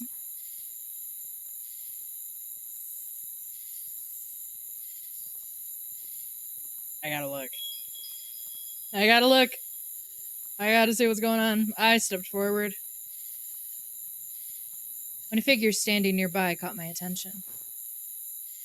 Adrenaline rushed to my temples, heart racing. Turned. Wasn't about to relive that encounter again. Hey! Flash of gold struck past me. Nothing like the cool tones of silver and white from the night before. Glowed, eyeing the silhouette, so wary it was my assailant from the previous night. No. This is someone different. Hair, golden like the sunlight that filters through the treetops, shimmered under the dim lighting. Their clothes were a myriad of greens like the lush canopies of the forest. We're watching the starlight too. I inched closer, daring myself to investigate. Do you see it too? The golden-haired stranger turned, their movements unnaturally smooth, and their cold expression made it clear they hadn't wanted to be disturbed. Sorry, I didn't mean to interrupt. I noticed that light too and didn't know what it was. You were also staring at it. As if every word I said made them reject my presence even more. Aki Ayamu! Hey, baby. Hello, my love. The crease between their brows deepening. Oh my god. Their arms swept upwards, and with it a gust of wind so strong it threatened to uproot me from where I stood, brushed past me. I get it. No need to be so dramatic. Wait. How we doing? Thriving. There are hot bitches voiced by hot voices. And I love when that happens.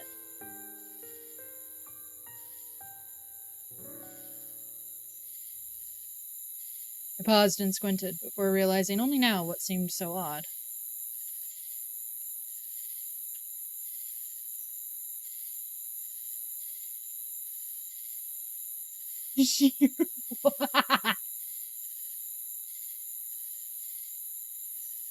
It wasn't the eeriness of their gold gaze or the unusual starlight, or the seemingly endless darkness around us. It was the nothingness that came from them.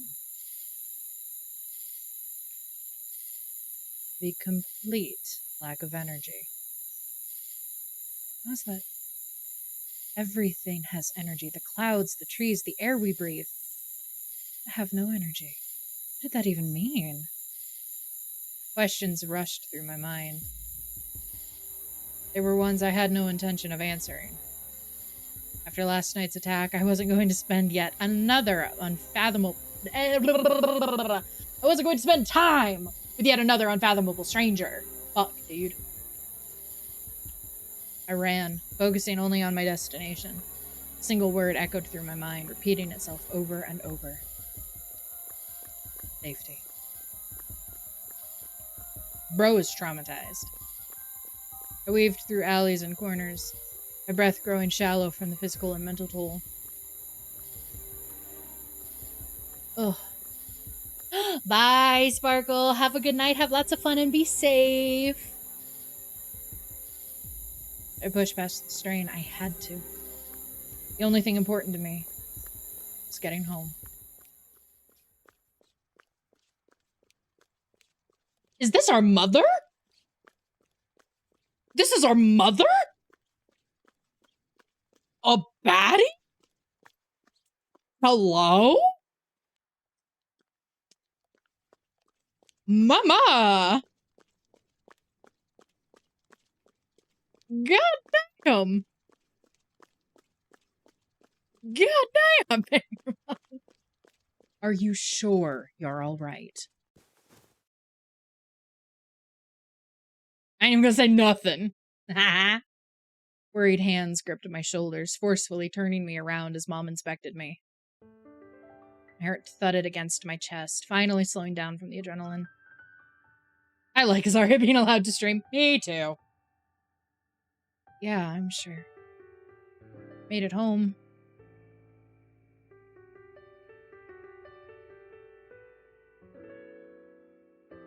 I may have been in the safety of my living room, but my mind was elsewhere.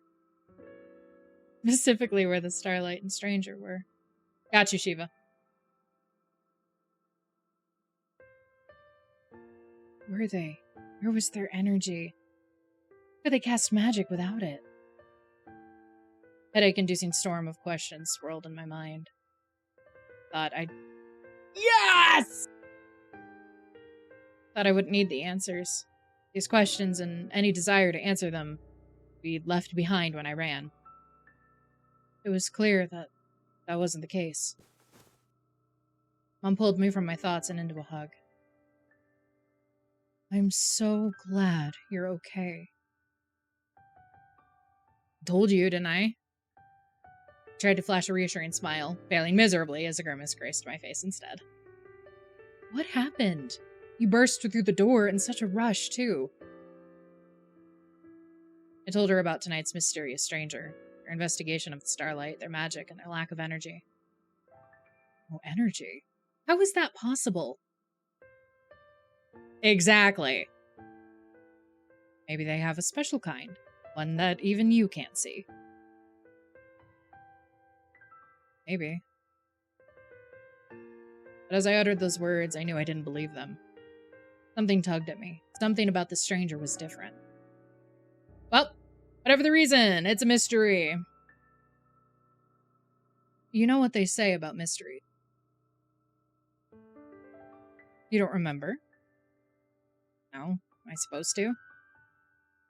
Grandma used to recite this to you all the time when you were younger. Clearly, she needed to recite it more because I have no idea what you're talking about. Well, just another thing related to her superstitions. What was it? It went something like this. Not all mysteries can be explained by the logic of man. Some mysteries, beyond man, have no logic, have no fate. Period! In the face of such, keep your wits close. Do not trust them.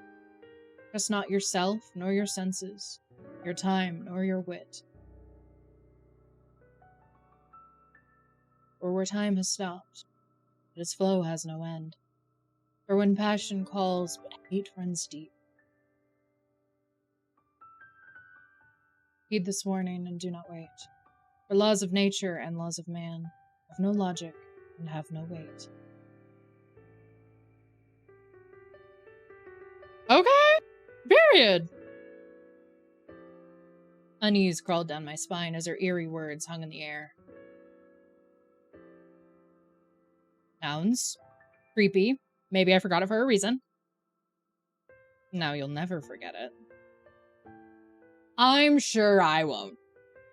If only Grandma were here now. What would she have to say about my no-energy mystery? Oh, she'd probably go on about those creatures she was always talking about. What were they called again? Ah, that's right. They.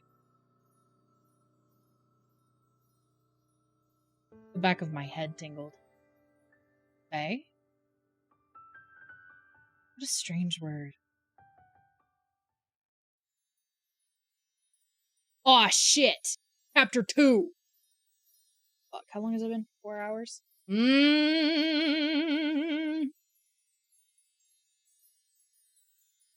Is this a good place to stop?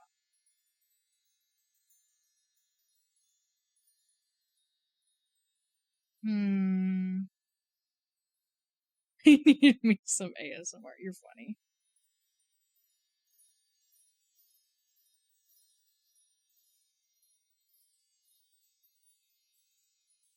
But what if you continued and saw more hot people? I see. I see.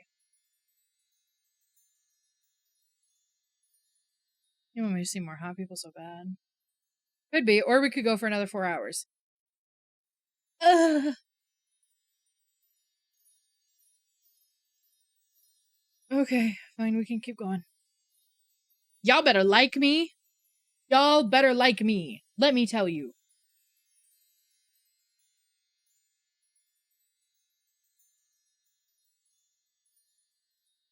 No. Not going for 8 hours. No promises. Ah! Not up for negotiation. Y'all better like me.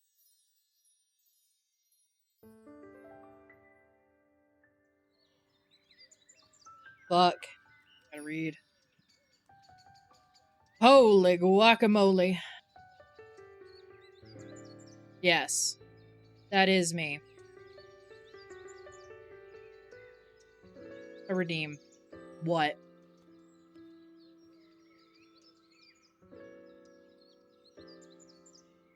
Hey Adorable?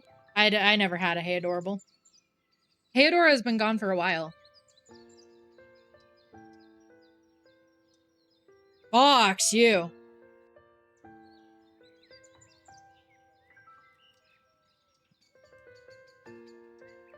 Yeah. Been gone for a while. Sorry to do you like this. Sorry to do you like this, brother.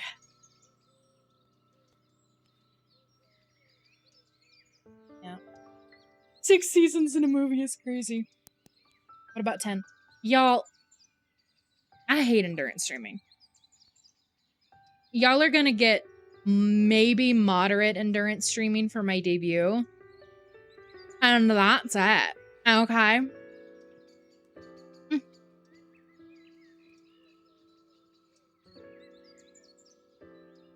24-hour stream. Yeah, no. Absolutely the freakity not. Absolutely the freakity not. Is barely moderate. Well, so I wasn't planning on doing 24 hours. So. Is my lip bleeding? Damn. I hate the dry. Allow me to put on lip balm.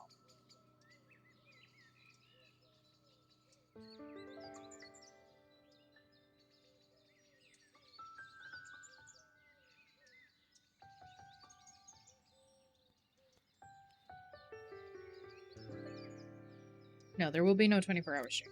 Fuck you guys. Let us continue. Cool air brushed past my face, chilling the top of my cheeks. As I closed my eyes, I focused on the stillness of the early morning. What do I do about those strange people I ran into? People? Plural? Probably report it, but to who? Maybe Kimura? Or someone else at Central? And yet, I was filled with uncertainty. I didn't know the first thing about these strangers. Who they were, or even what they were. Who? Those people. I thought we only saw one person. What did I miss? Is that really what those people were? Great, now I'm turning into Grandma. If I told Central that, they'd think I'm crazy. I don't know what to do. Unwittingly, my pace quickened. If I could run away from this endless stream of questions. Just one other person, it seems. I guess. Damn.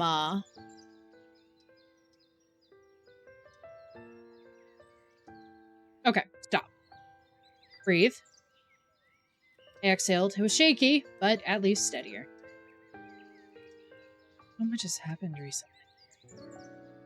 Endless clients, the overtaken incidents, being brought into Central, running into dangerous strangers. Oh, you know what? We might be talking about the white-haired guy as well. We might be adding him into creepy stranger. Not just the blonde man.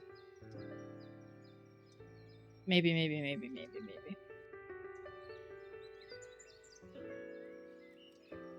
I just want someone who will listen to me. Oh! Hi, it's, Azaria. A clear voice pulled me from my tangled thoughts. Etza. Memories of our meeting, the safe and open space they held for me, rose to the surface, and I wondered, Whether their presence was a blessing in disguise.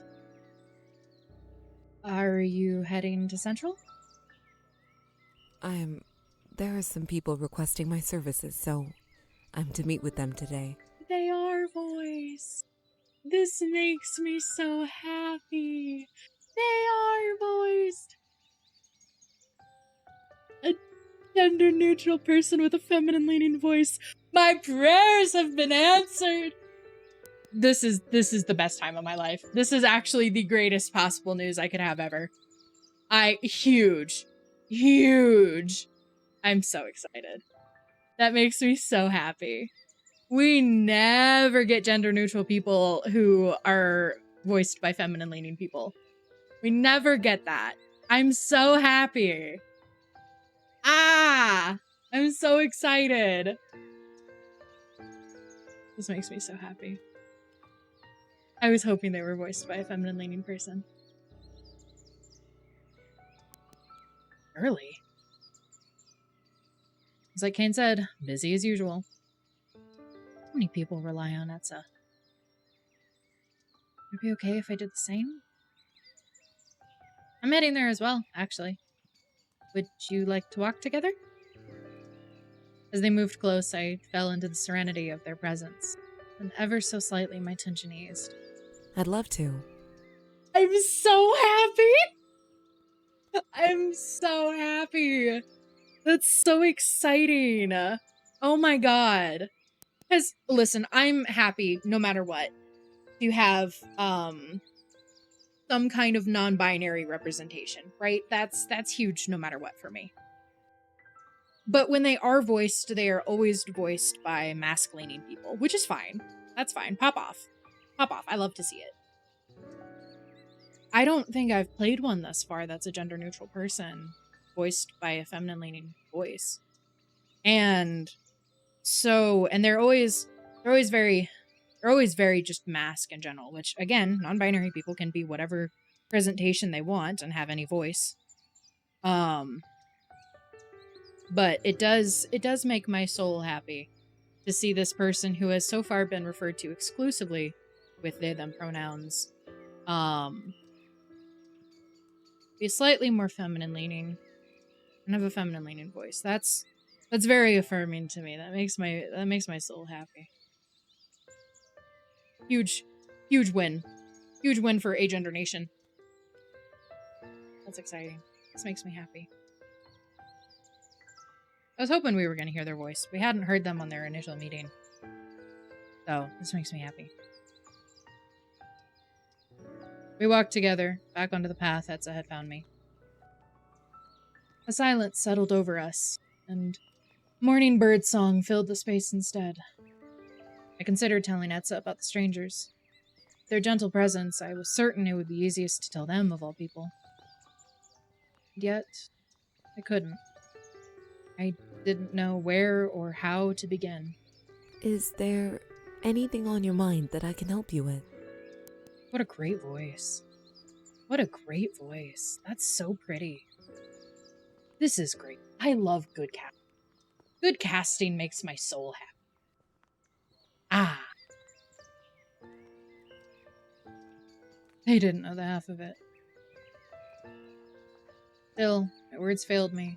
My silence continued. You don't have to respond if you don't feel comfortable. Listen to that. That's so great. What a lovely voice for this character. That just makes me happy. I'm so happy. This makes me so happy. The air around us felt warmer at their smile. But I couldn't bring myself to return the sentiment. Even if I could talk to Etza about this, I couldn't take advantage of their kindness. Voice feels like warm caramel and ice cream. Right? Like, for this character that is supposed to be like the embodiment of comfort and serenity and peace. What a phenomenal voice to choose for that. Very, very nice. That makes me happy. I'm happy. They're already so busy, I can't burden them with my own issues too. I wanted to. I wanted their comfort, to share everything with them and take refuge in their presence. What if I told them and they thought badly of me, that I was weak? That it was my fault somehow? Oh, damn! I don't want to talk about it. My hesitation filled the air. It was heavy and suffocating. I trust Etza to give me the safety I need for something so personal. Damn! The serenity of their office tugged at the corners of my mind. I knew my answer. A couple of nights ago, my voice caught in my throat, traitorously revealing the distress I'd hidden until now. I desperately gathered my thoughts as I tried to form a coherent sentence. I mean... Do you have some time before your meeting? A bit. There's a nice riverbend nearby. I often go there when I have a lot on my mind. Would you mind accompanying me? I find it's helpful before I start my day.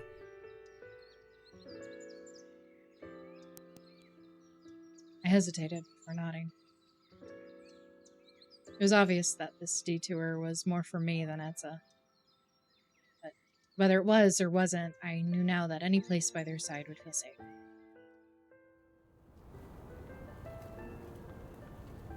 Clear, cool currents washed over the smooth gray stones below us. I mustered the courage to tell Etza. Was it? It's beautiful, isn't it? What pretty art. Look at this. Look at this art. This is so pretty. It is so satisfying to have a gender character that is feminine leaning. This is so great for my brain. This is so nice. I'm so yippee right now.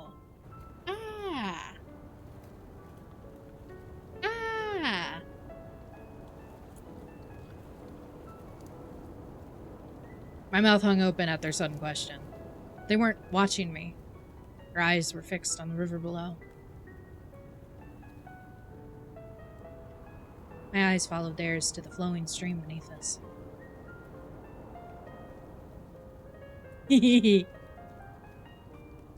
Leaves meandered lazily down the river.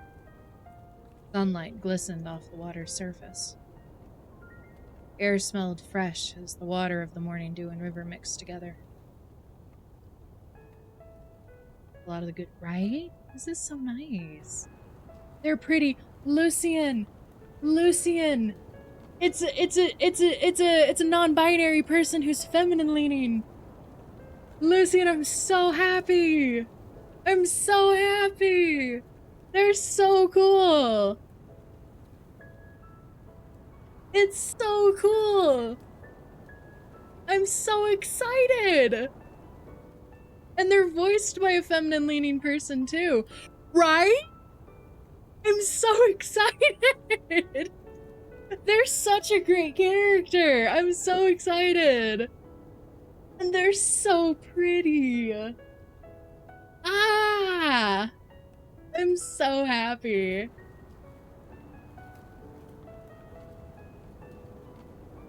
On the bottom right now, you fucking get me! You get me! I'm so excited. My breath and mind slowed as I drank everything in. AzariahVT. Hello, that's me. Hi. When this becomes your comfort character, I know! I'm doomed. This character is so wonderful. They're supposed to be this like embodiment of peace and tranquility and safety. And they are so gender, but they're feminine leaning, and I'm so excited. I'm so excited. This is so great. Ah. You mentioned before how my office made you feel calmer. I nodded along, entranced by the lightness of their voice as it mixed with the gentle murmur of the river. No, honestly. If anything happens to them, I will blow up. While I'm sobbing. I find it often has the same effect on me. I am so partial to it. But sometimes, Listen. because of my job, my office isn't enough to calm me. Listen to them! Listen to them! So happy!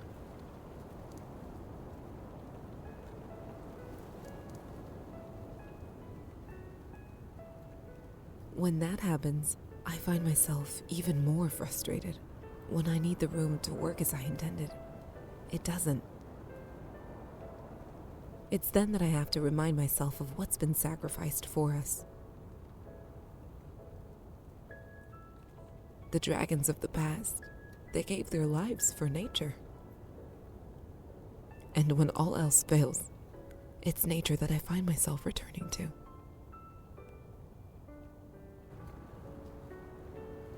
I love them so much. Oh my god. I'm so happy. What the fuck, dude? I'm so happy. Oh, man. Ah. That's a grew quiet, as if to give me the space to share what I needed to. And now that they had shared a small piece of them, I wanted to do the same. There's no easy way to say this. Or any way that wouldn't make this conversation at least a little heavy. But a couple nights ago, it was actually the night before we met, I was attacked by someone. The words caught in my throat. I hurried on, chasing after the words that I now desperately wanted to say. I still don't know who they were or what they wanted from me. Someone saved me that night. But if they hadn't, I think... I turned my body away, slightly out of frustration, slightly out of embarrassment, as I tried to hide my vulnerability. Heads kept their eyes on the river, silently giving me space to process everything, away from someone's watch.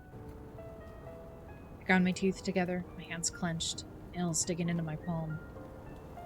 A million emotions shot through me, blurring together and crashing over one another in waves. Anger, helplessness, fear, shame, all intertwined and threatening to overflow. I sighed shakily, letting that be my only release before Etsa spoke. Their voice was like the sun after a summer shower, soft and clear. As a wyvern, I hear a lot, see a lot, about the drakes that others don't. While our world is more peaceful than the past, pain still exists. Many drakes are familiar with the pain of loss, grief, regret. With each story, the first thing they tell me without fail is how they wish they had done more. Trained harder, fought harder, been more aware. Oriel, I'm so happy. This is a non-binary character that's voiced by a feminine presenting person. I'm so happy. I haven't heard this before. I'm so happy. Ah. I've been losing my marbles this whole time. I'm so excited. Ah. Ah.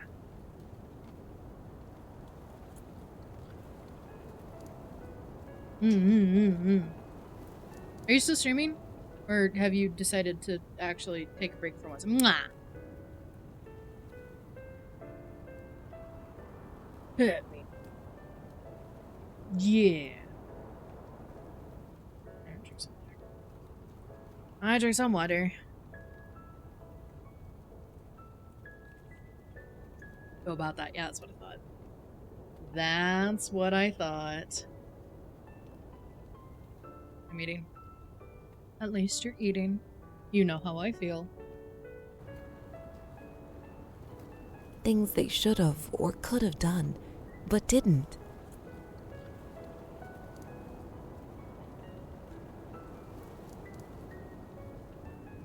My body wanted to curl in on itself, to turn away and hide from their piercing gaze. But I didn't.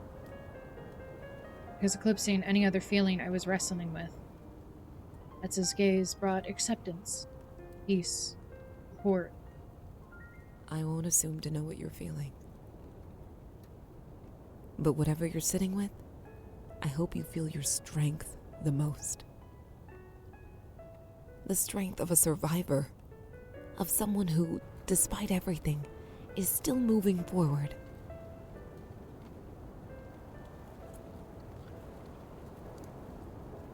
I was only vaguely aware of the tears threatening to spill from my eyes. It's not fair that you have to carry what happened to you in the first place. I'm sorry that happened to you. But what if I cry? What? So what if I cry? The fuck?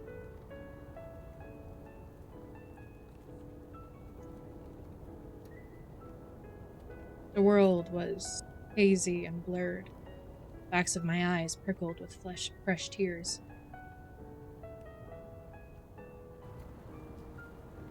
What if we lean on a baddie? What if we lean on a baddie? Bah.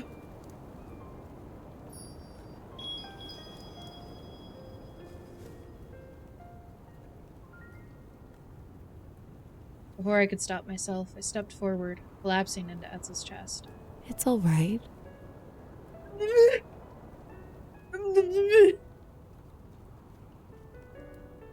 Etza cooed softly, and her slender fingers rubbed my back comfortingly. You're safe now. It's all right. Guys, what the fuck?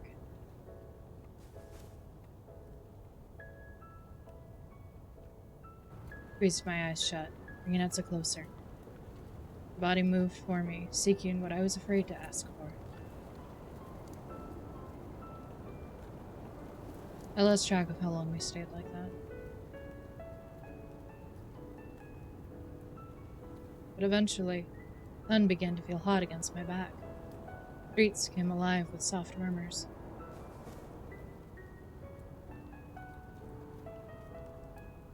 I unclenched my fists, smoothing the crinkles that had formed in Etz's robes, shy but mostly comforted by the moment we had shared. We should get going.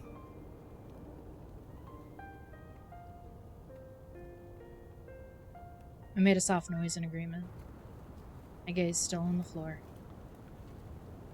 Azaria?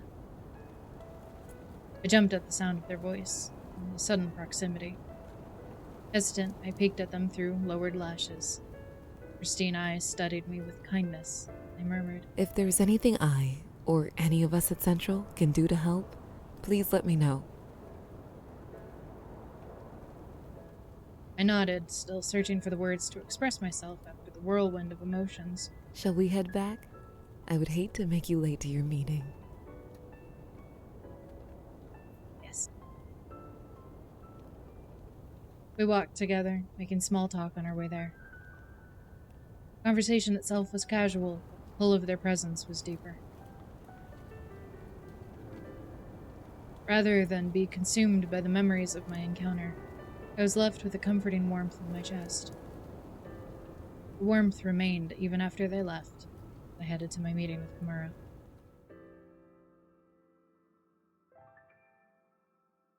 That was so wonderful, and I'm gonna cry about it forever. I'm gonna cry about it forever, actually. Methinks.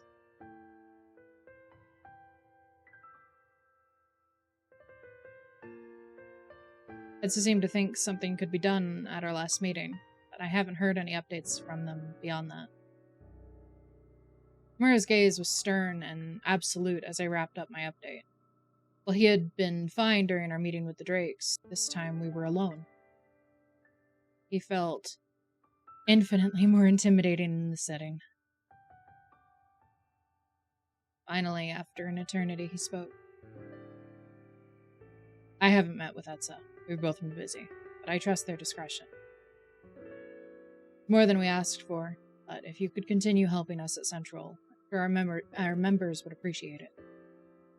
Your insight into the Overtaken may help even more than we initially believed.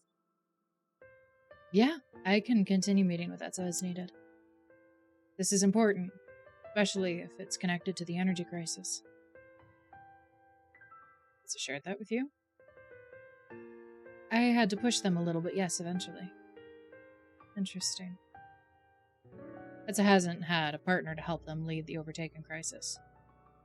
With your help, perhaps we can make headway faster than before. Whatever you will need.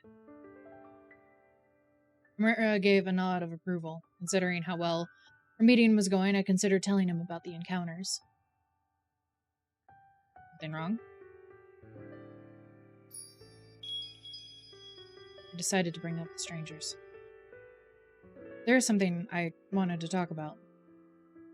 I told Kimura about the stranger of the shadows, the one of the forest. When I saw the golden-haired one up close, their energy was different. What do you mean by that? Well, to put it simply, they didn't have any. I'm still not sure what to make of it all. I'm sorry to hear so much has happened to you, especially back to back. Do you have any idea who these people are? My mind silently answered what was evidently my new favorite word. Fae. I'm still not sure. Perhaps this is related to the Overtaken. The Overtaken crisis escalating. Is it possible some Overtaken have evolved into the beings you ran into? Not impossible. The gnawing feeling in my stomach only grew stronger. With each passing second, my belief that these creatures were Fae solidified. Why am I so hung up on this word? If you'd like, we could assign a Drake to you for protection. Seems you could use it. Especially if this is related to the Overtaken. It could get worse. Protection sounds like a good idea. I'm so The thought of these strangers compelled me. Against all reason, I felt drawn to them. I think I'll be okay for now. No protection needed. If anything changes, I'll be sure to let you know. That's all. You're dismissed. I nodded, turning towards the door, eager to leave. Was that the right choice? Shaking my head, I strode away from Kimura, my mind a mess.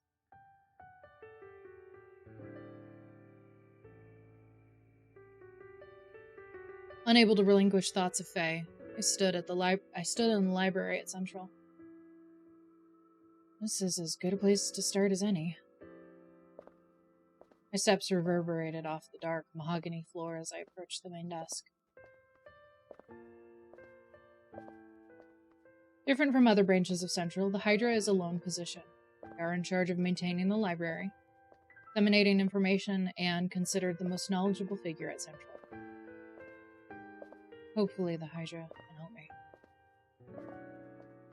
Books line the walls, their rich colors speaking through the lush greenery of ivory and moss. Literally would be the vibes of my stream setup if I decided to not be the celestial creature that I am. The smell of paper and ink filled the air as warm sunlight washed over the room.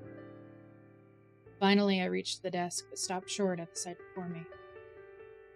Oh! He turned at the sound, my suspicions confirmed. Turquoise eyes found mine, mirroring my surprise. You. His lips parted, but no further noise left him. Silence settled between us. Say something. Saved you, and you're just going to stare at him? Say something. I didn't expect to see you. Veneer, you work at the library? I'm the Hydra. You are? You don't need to sound so surprised. This is the library. Please keep your voice down. Sorry. Just I knew I would have dropped by earlier to thank you for the other night. Sorry, it didn't really come up. Oh, he's so awkward. Shuffled his feet, but didn't make another sound. Quieter than I remember. So, did you come here for something? Right. Well, I mentioned the Fae to him? You saved me from one of the strangers I'm trying to investigate. I want him to connect the dots. No, that's ridiculous. How could he possibly come to that kind of conclusion? Back normal. I heard a term recently, and I've never heard of it before, so I wanted to learn more about it here at the library. Okay. A lot of people come to the library for that. Hello! How are you? Welcome me in! Guys, everybody is required to be normal now. The devs are here. Everybody has to be normal. I just stopped crying. Your creation of Etza makes me so... Thank you. Makes me so obscenely happy. I have yet to play a game where there is a non-binary or gender-neutral character that is feminine leaning and has a feminine voice. And as an agender person who presents that way, that makes me so happy and was so validating for me to see in a character. I love Etza so much. I was weenie babying about it. Oh my goodness. I was all sniffly. God dang. Just because yeah, oh man. I was losing my marbles. I was sniffling. I was crying about it. I was so excited because when they hadn't spoken yet, right? And then they did. And I heard the feminine voice and I got so excited. Because I saw that they presented visually more feminine, and that made me really happy. And then they spoke, and I yippied. Also, your voice casting is immaculate. Oh my god. I have been so absolutely amazed. Not the yippee, I had to yippee. Your voice casting is god tier. I definitely had very normal, insane things to say when we met the two Drakes at the beginning. It definitely was really normal. And so was my chat. We were all very normal about it. And said very normal, mindful, say-so things. It was great. We love being normal. I was so normal about it. We're only ever normal here, yes, indeed. No, I've been having so much fun. This has been so great. This has been so fun. That's a really good review. When I rewatch the VOD. Damn it! Guys, we're gonna get found out. Guys, we're gonna get found out. This is... Oh, man. Oh, dang. Any favorites so far? I think as far as just a character overall, I think Etza is my favorite. I so very dearly love Etza. How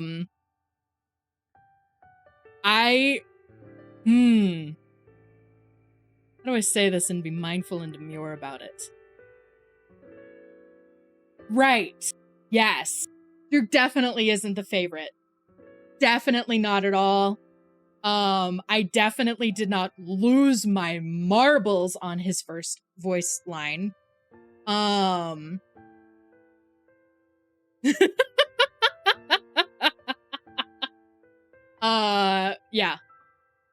But have you ever heard a voice that is just so good that you are offended by it?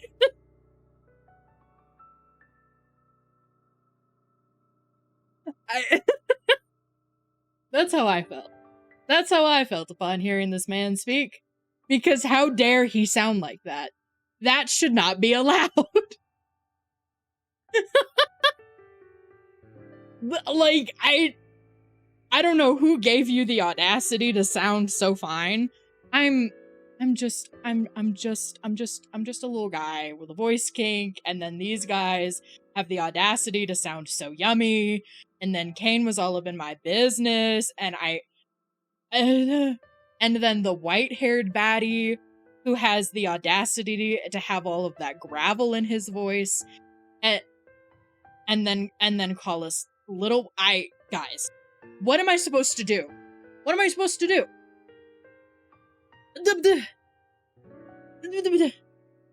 This has also been this has also been so fun to narrate. Fuck them, clearly. This has also been so fun to narrate. I love narrating these games. That's like my favorite part of playing visual novels, is narrating them. And I have had the time of my life narrating this game. This has been so fun. I love narrating visual novels. Well, there went the normal. Well, it wasn't gonna last long. Luckily, we have Twink, little baby girl, on the screen right now. I have cast baby girl upon this baddie right here.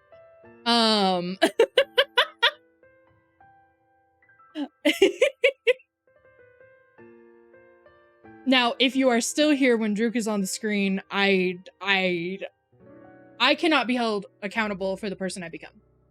Simple as that. Simple as that. No, we've been having so much fun. We've been having so much fun. This has been really cool. I have enjoyed this a lot. This has been so nice. And I'm so glad that you guys let me play it. This is really fun. I need to say, oh. I am really bad at being mindful and demure when bad bitches are on the screen. I appreciate you so much for popping in. It is so sweet of you. It is so sweet of you to pop in. I really appreciate it. Thank you. Thank you for letting me play this early. Man's war. Me! Alright, listen. I knew I was gonna love this studio. Have y'all seen their Twitter bio? They are serving cunt and chaos. And they made a celestial game with hot bitches.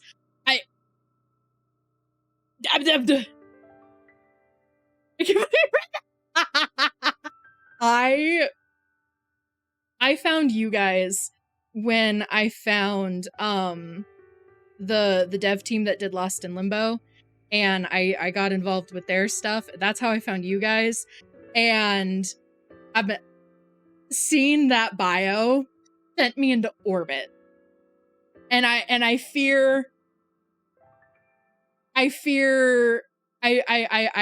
was sad. I fear I was locked in for the ride permanently. Go to for real.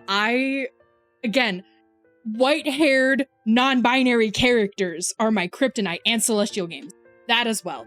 Me. Oh my god. I love that game. That one was so fun. That was another one that I was not physically capable of being mindful and demure about. I've seen everything I need to. No, honestly, I saw that and I was like, I know all I need. I know all I need. I'm in.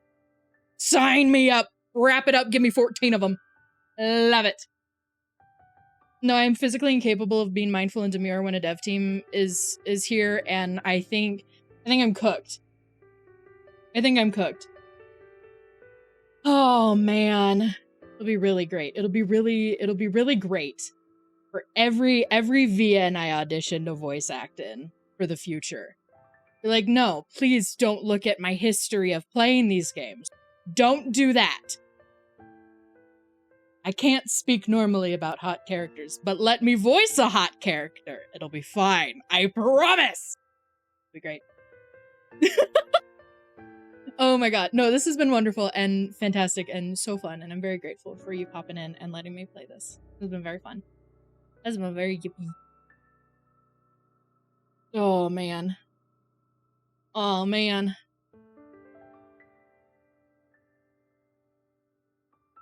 No, see, you're doing your research on how to voice hot characters. That's what it is. I I like how you think. That's gonna be, I'm gonna put that whenever, whenever I audition for roles in the future.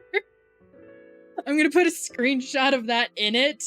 Be like, see guys, these are my credentials. This is how you know I'm a professional. I do my research. So says the studio.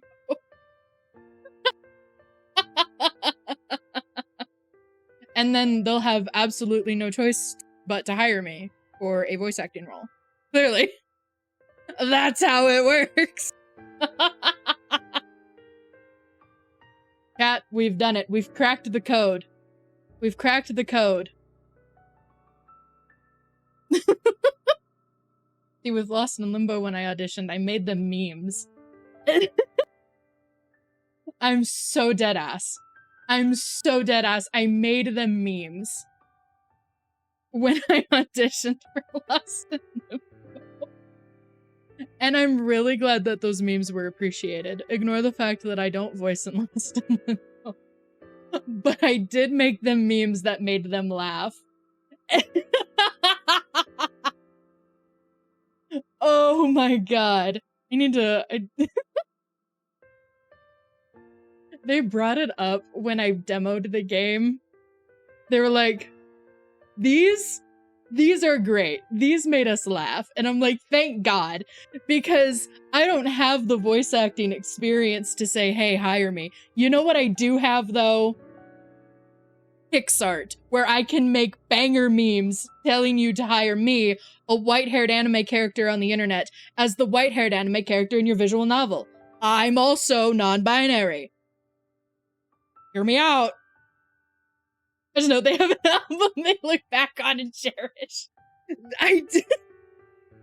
That's what I got. That's what I got. Dear game studios, please hire me. I will make you memes and give you clips of me talking about characters in visual novels and about how yummy they are. And about how I should voice them. Oh god. Is that the best thing ever? I did my best. I did my best. Oh, man. And not a PDF. Oh. This is why boomers roast us. Damn. You know what? You're so right. You're so right.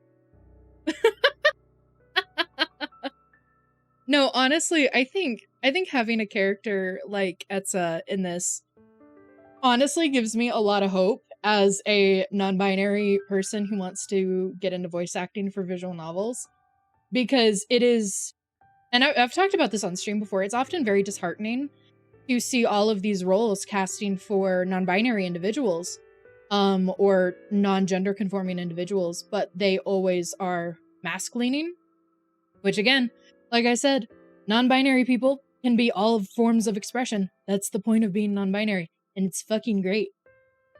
But it can often be very disheartening, as I cannot not sound feminine. And so it is often disheartening to see these roles that are like, and we're prioritizing non-binary individuals for this voice. But really it's just for mask-leaning voice. So having a character like Etza, who is very non-gender conforming, and that's very cool to look at, but also hear a feminine leaning voice, that is very reassuring for my hopes to be a voice actor. It's very, very reassuring. Pretty cool. It's pretty neat. New comfort character unlocked.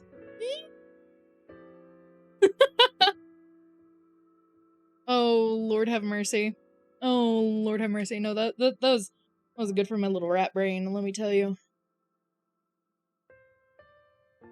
Provide that for you. I am very grateful for it. I really appreciate it. That's a cool ass character. I've loved all of the characters so far, but I think Etza's gonna have a permanent place in my heart. Methinks. Because that reason, it's so cool. I never hear that. Yeah. Hey guys, this studio right here. This studio right here. We love this studio right here. No, the sheer joy upon hearing that voice for this character. Lost my marbles. Guys, I need to shut up and I need to play the game. Guys, I need to play the game. You could not pay me to stop talking. God damn. God damn. WDevs. Real. Real. Upvote. We love to see them coming. Wording. Fine. Baby girl awaits! Yeah! I have cast baby girl upon him. Fuck. I realized that I need to read out loud.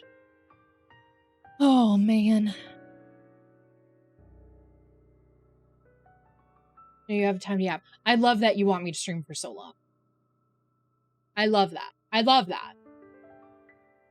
Don't be bashful. No, now I'm nervous. Now I'm nervous now that now the studio is here. They're gonna listen to me read. They're gonna listen to me not be able to read at all because I actually have 2 brain cells that sometimes rub together. Fuck, dude. Oh, what's the term? It was Faye. Faye. Finner searched through the catalog in front of him, repeating the word to himself. Believe I've heard of it. I don't remember where. Give me a second. You can look around if you want. When I find it, I'll let you know. Go and explore! I nodded and set out to explore the library with a sigh of relief. He didn't seem to react, strangely. Hopefully it's not as weird of a term as I thought.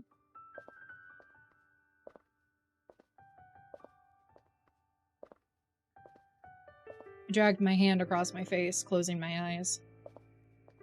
Maybe the paranoia of everything is just getting to my head.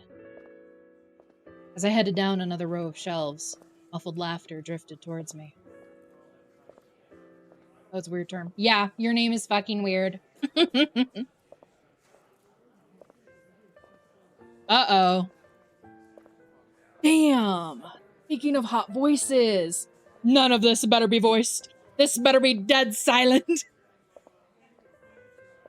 Around the corner, a familiar head of red hair chuckled, followed by the giggles of the small crowd surrounding him.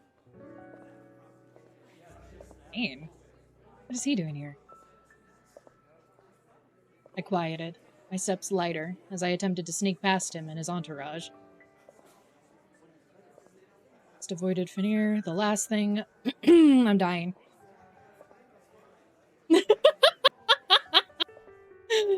The last thing I want is to have to answer to someone else's potential curiosity. As I passed, his silvery voice whispered to the group, playful tone floating through the air. I meet him biblically.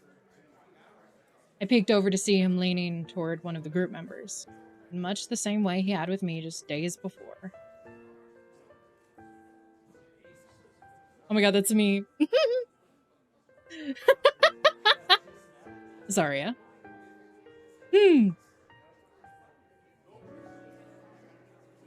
Sorry, I didn't want to disturb you.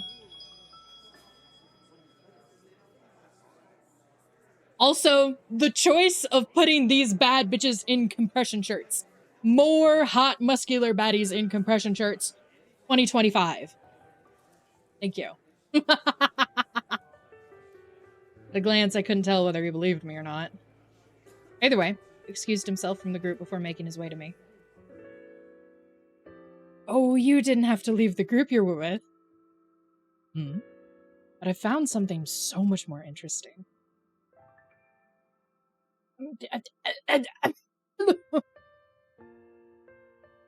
Oh, really? Really, really? What brings you to the library? Looking for something in particular? Or do you like to come annoy our... Fuck. Do you like to come to annoy our beloved Hydra too? Well, actually, learned a new term recently. Never heard it before, so it got me interested. Thought the library might give me some answers. What is it? I may be able to help. I know my way around here Well, if I do say so myself.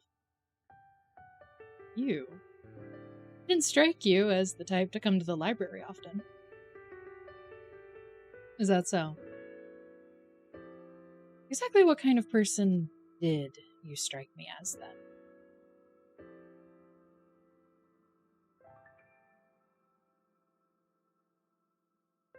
Now,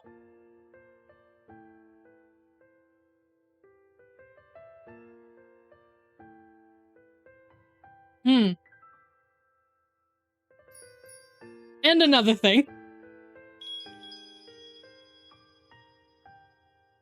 Oh, I don't know.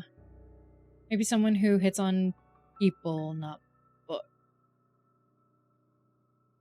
Dane gasped dramatically. Aria, you dare doubt my sincerity. You almost sound like Veneer. Oh. Then pray tell, what were you doing just now? Study break. And what were you studying before your break? How to get enchanting people such as yourself to fall in love with me.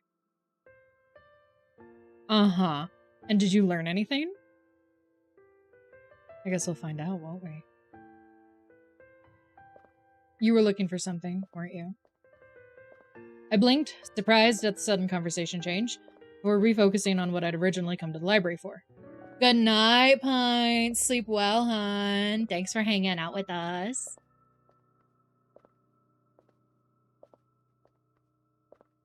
I must hydrate. Oi.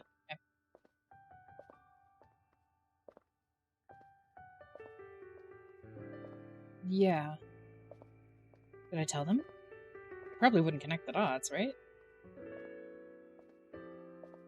I decided to take my chance. These endless aisles brimming with novels were beginning to intimidate me. I was looking for books on the word fae. Have you ever heard of it? It actually does ring a bell. Someone told me about them a long time ago. They showed me where to read about them, too. I don't remember much, just some ominous riddle. There are mysteries to be aware of. Don't trust others. Something about time, maybe. The hair on the back of my neck lifted. Tingling sensation from when I had first heard the word fae returned.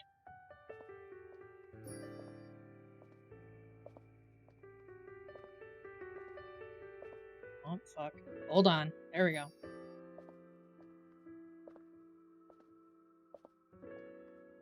Doors left me before I could stop them. Not all mysteries can be explained by the logic of man. The mysteries beyond man have no logic, a fate. In the face of such, keep your wits close, but do not trust them. Trust not yourself, nor your senses, your time nor your wit. For where time has stopped, its flow has no end. For when passion calls, but hate runs deep. Heed this warning, and do not wait. For laws of nature and laws of man have no logic and have no weight.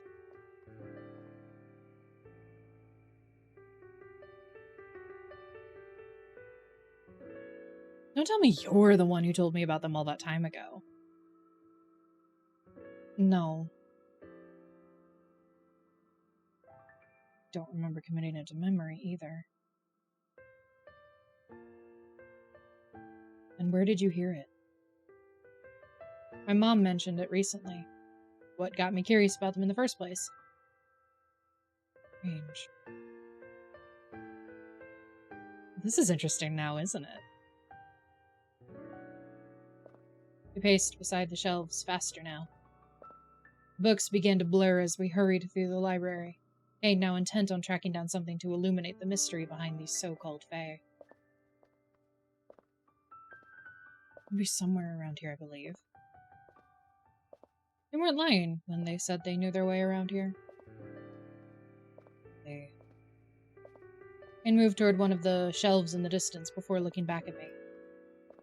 Feel free to look around. Maybe if we're lucky, we'll find multiple books. They winked playfully before disappearing among the large stacks of novels. I surveyed the looming shelves of books before me, running my fingers across the books' textured spines, rough and worn. How many here? I'm hundreds of years old. Had to be something here about Fae.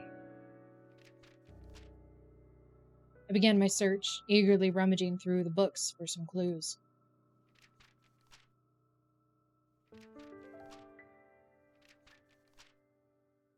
Ugh. This one either. I returned yet another book to the shelves. Stepping back, I shut my eyes in frustration. How many books have I gone through at this point? Must have read like 1,000,000 and nothing? Even one mention of Fae. No way I can't find anything. I turned, determined to find at least one hint. Before gliding right into Kane. Ah. Oops.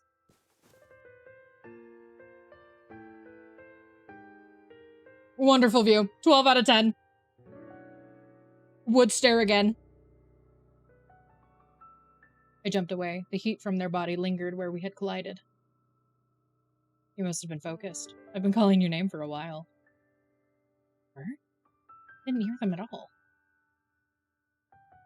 He smiled before bringing a worn book into view. The text was faded, practically impossible to read, and the pages were yellow, sign of their age.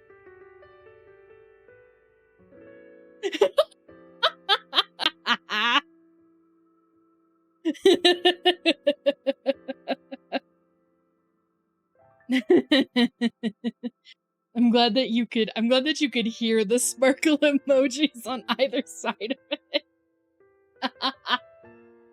Oh, fuck. It's an old book, but it mentions Fae. I'm not sure if it'll be much help, but it's the only thing I could find. They specifically use the word Fae in here. My hands ran over the textured pages. Tingling sensation returned. My pulse quickened at the at the contents that may lay inside. Kane handed me the book, skimmed hungrily over the words, eager to find out more about these mysterious beings. There once was a woman who yearned for nothing more than a child.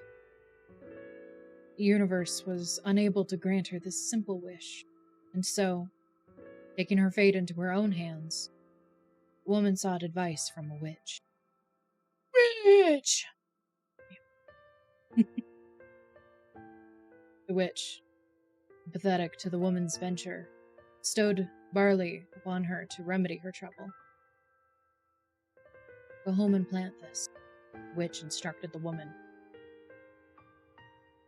Desperate for the gift of life, the woman heeded the witch and planted the barley. And that night, the woman slept, dreaming of a miracle. When she woke, barley had remained barley. Weeks passed with no sign of a child. Nonetheless, the woman continued to tend the barley given to her. Until one day, a tiny girl sprouted from the barley, no larger than the length of one's finger. Is this the Fae? This girl? I don't think so. Or at least, that's not where I saw mention of Fae. Where do they start talking about Fae? It's limited, to be honest. I don't want you to be disappointed. That's fine. Something is better than nothing, right? He let out a soft chuckle. Taking the book from me. Say I didn't warn you. Fingers nimbly turned the pages before returning the book to me. As he did, he leaned towards me, warmth from his torso heating the area around us again. Oh, you're so sweet. Thank you again so much for popping in. It's really sweet of you to do that. I hope you have a wonderful rest of your day or night. Make sure you're taking care of yourself. I also hope you enjoy the chaos of the VOD and me simping over these characters. Oh, goodness gracious.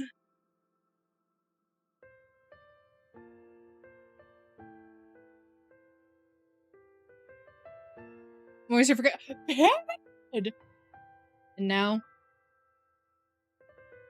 our pinned message from the studio themselves. Yes, bitch!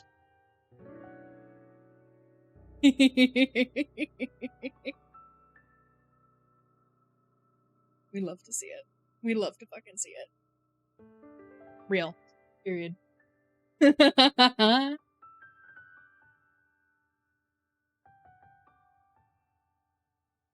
Here. I personally think you should be in no clothes as we do this. But,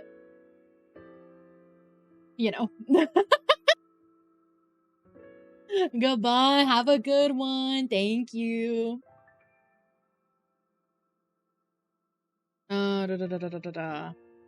Finally reaching the safety of an open field, the tiny woman and the swallow rejoiced. Her happiness was immeasurable. The woman, now eager for the full embrace of freedom, left the swallow to explore the never-ending field of flowers. For some time, the minuscule woman wandered, until she happened upon another like-sized person. Excited at the prospect of meeting a same-sized companion, she approached the stranger. But when they turned, she found herself in awe at his beauty. I don't believe we've met. Where do you come from, Faye? The small man inquired. Faye. My eyes consumed the text, chasing after the shadow of the word that had eluded me until now. Faye? What's a Faye? She asked, now curious of this new word. My eyes. Surprised she did not know, he responded. Fae can be many things. They can be small or big. They can look like you and me, or like other creatures. What a chill studio, that was cool. Right? One of my favorite things, I love being able to play these smaller visual novels. Because I like getting more eyes on them as I can with my platform. And being able to support these smaller studios. That makes me happy. Indie games are my favorite thing in the entire world. But being able to play these games and occasionally have their dev teams come to hang out with us, it genuinely means the world to me, and it's so cool to experience. I eat that shit up. I love it. And Faye have many responsibilities. Some of us tend to the cycle of seasons. Some of us help grant wishes. I tend to the flowers of this field. The woman looked around at the myriad of flowers blooming, a sea of colors and textures billowing in the wind. You did this? She asked in wonder, to which the flower Fae nodded. I don't know much about Fae. I'm just a human, as is my mother. But I've never met another the same size as me, the small woman informed him. Watch people's reactions too, right? Like, I think that's so cool. I think it's so cool.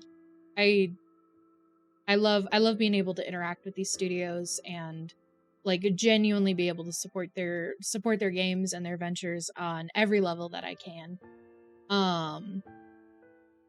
Because indie games are everything, in my opinion. And they work so hard with so little resources. And so being able to support them and interact with them in any way that I can is so meaningful to me. I eat this shit up. She found herself taking a liking to the small man before her, feeling a kinship that she'd never felt before. Sounds lonely, doesn't it? Flower Fae asked. The woman paused, never considering how lonely it had been before meeting another like her. If you want, I can take you with me. We can take care of the flowers together. Maybe you won't feel as lonely anymore. The woman liked this idea very much and agreed excitedly. A wave of his hands, the Fae bestowed upon her a pair of wings, as well as a new life of adventure for the two of them. I stared at the book, eyes suddenly tired, my shoulders slumped. I did mention Fae. Why did it feel so unsatisfying? I drummed my fingers against the book, trying to piece the puzzle together. Maybe this is Fae, but a small flower creature is not what I ran into a couple nights ago. What do you make of it? I sighed at the fruitless results of our search. Nothing? Nothing that helps. I know I said something was better than nothing, but this... I chuckled, mostly out of hopelessness. Was it impossible to find information on these creatures? If you don't mind me asking, was there anything in particular you were looking for? I wasn't sure if I knew the answer to that question. I hardly knew anything about these beings in the first place. Maybe all I wanted was to see them mentioned in a way that felt... real? Sorry, what was that? Do you think they're real? These Fae. Do I think they're real? Actually, that was a dumb question. Forget I asked. Why would I ask him if he thinks they're real? I'm trying to keep a low profile on this research. I've never thought about it. My brows rose in surprise as Kane seriously considered my question. This is only the second time I've encountered the word, though I can't say I've reflected much on their existence. Based on this book, they appear human, right? Or as something we're familiar with, like an animal? Based on this book, yes. And based on my own encounters with potential Fae. If that's the case, they can blend into our own reality. I don't see why they couldn't be real. After all, we can't prove that they don't exist, right? We can't prove they don't exist. Why do you ask? It's personal. Say no more. Forget I asked. Smoothly and without warning, he plucked the book from my hands. Be our little secret. We should put that back. Of course. Apologies that we didn't find anything helpful. Our library is quite expansive. I'm sure there's something that could answer your questions. If you ever need a helping hand, I'd be happy to offer my services. I'll think about it. Okay. I think that's probably where we're going to stop, because I know that this is going to go into a free time where we get to go on a little date. So I think this is where we're going to stop, because my voice is getting tired. Noon.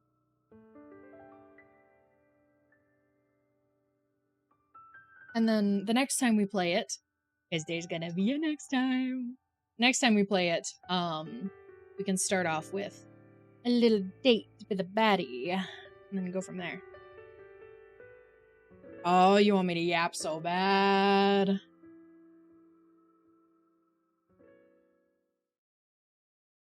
No, that was awesome. That was very, very cool. I enjoyed that very, very much. Let me put on my gym jams. What gym jams, you ask? Who knows? Except not these. This one. For my name in the future in the game. Yes, as you should. As you should. Okay.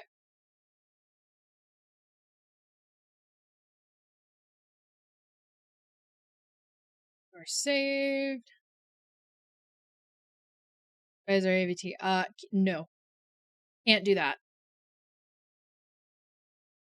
No, that was wonderful. It was very, very nice. I liked that a lot. I liked that a lot. That was very cool. Very, very cool. I'm so sorry. I'm so sorry. First time ended. Hi, honey. How are you? Yeah, no, that was really cool. I enjoyed that a lot. I am so very grateful that I had the opportunity to play it before the early access drops. For those who may want to experience themselves, uh, the early access drops on the 19th. So you guys can also play it yourselves. Which I would recommend doing because the studio is really cool. They very clearly put a lot of love and effort into this game. Bye Wasabi, have a good one, honey. Thanks for being here. I appreciate you. And I would love for them to have the support. It was really, really cool. I enjoyed it a lot. I'm excited to play more of it. Just to support the devs. See, that is so sweet. That is so sweet. What I'm going to do is I am going to put the Twitter of the studio in chat so you guys can go follow them and go send them love and get their game and all that good stuff.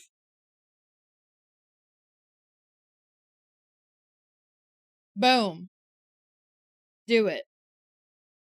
No, that was wonderful. I loved every second of it. That was phenomenal. I'm excited to play more, honestly. Very excited to play more.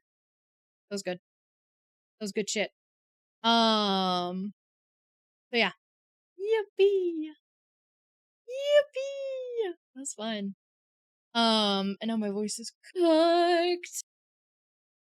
It's literally fine. I just need to drink water. Yeah, that was good shit. That was good shit. I liked it a lot. Yippee yippee. That was fun. I'm glad we got to play it. I'm excited to play more of it. I'm excited to get through it. Good shit. Good shit, my baddies. Yippee! Okay. So, the plan tomorrow,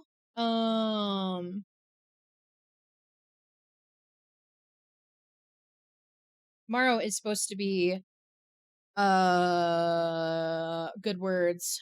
Good words.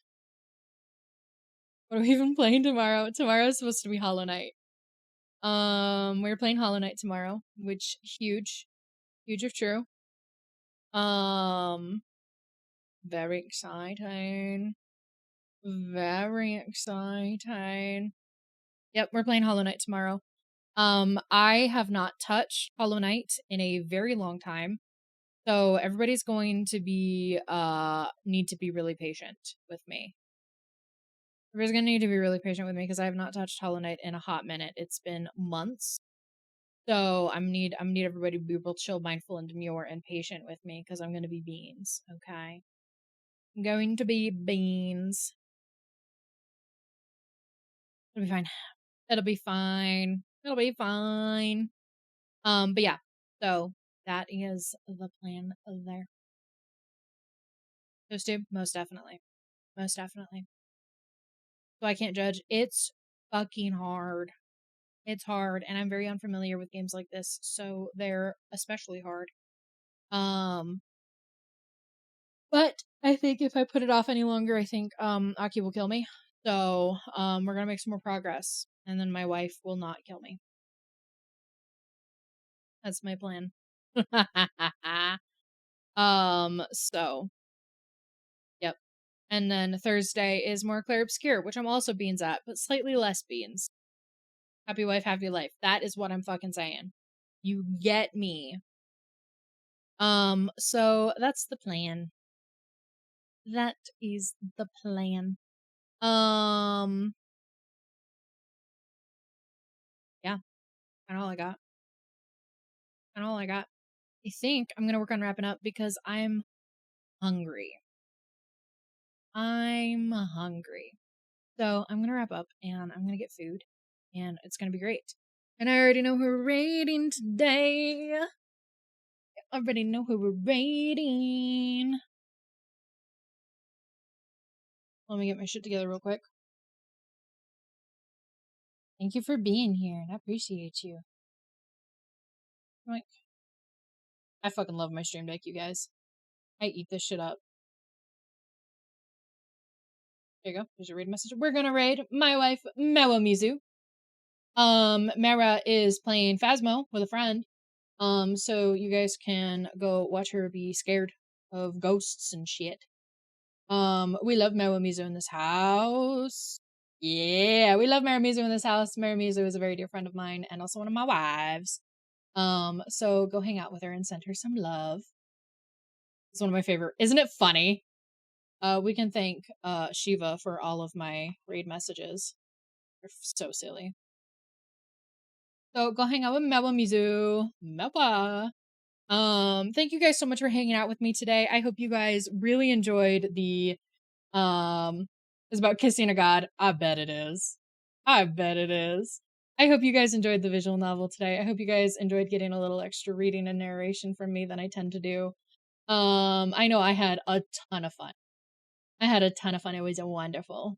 It was so cool. Eat your food. I am gonna eat my food. I'm gonna eat my food and it's gonna be great. Okay, bad bitches. Thank you guys so much for hanging out with me today. I hope you had lots of fun. I know I did. I hope you have a wonderful rest of your day or night. Be sure to get lots of food, rest, and water. Take care of yourselves. Yep. Be kind to yourself. Be kind to others. Get in the raid. Go send Mara lots of love. Go hang out with her. I'm gonna go stop speaking because apparently I've lost my ability to speak. Yeah, watch the VOD. It was very fun. It was a good time. It was a good time. It was lots of fun. Okay. I love you guys so much. I will see you guys tomorrow. Have a good night. Bye bye.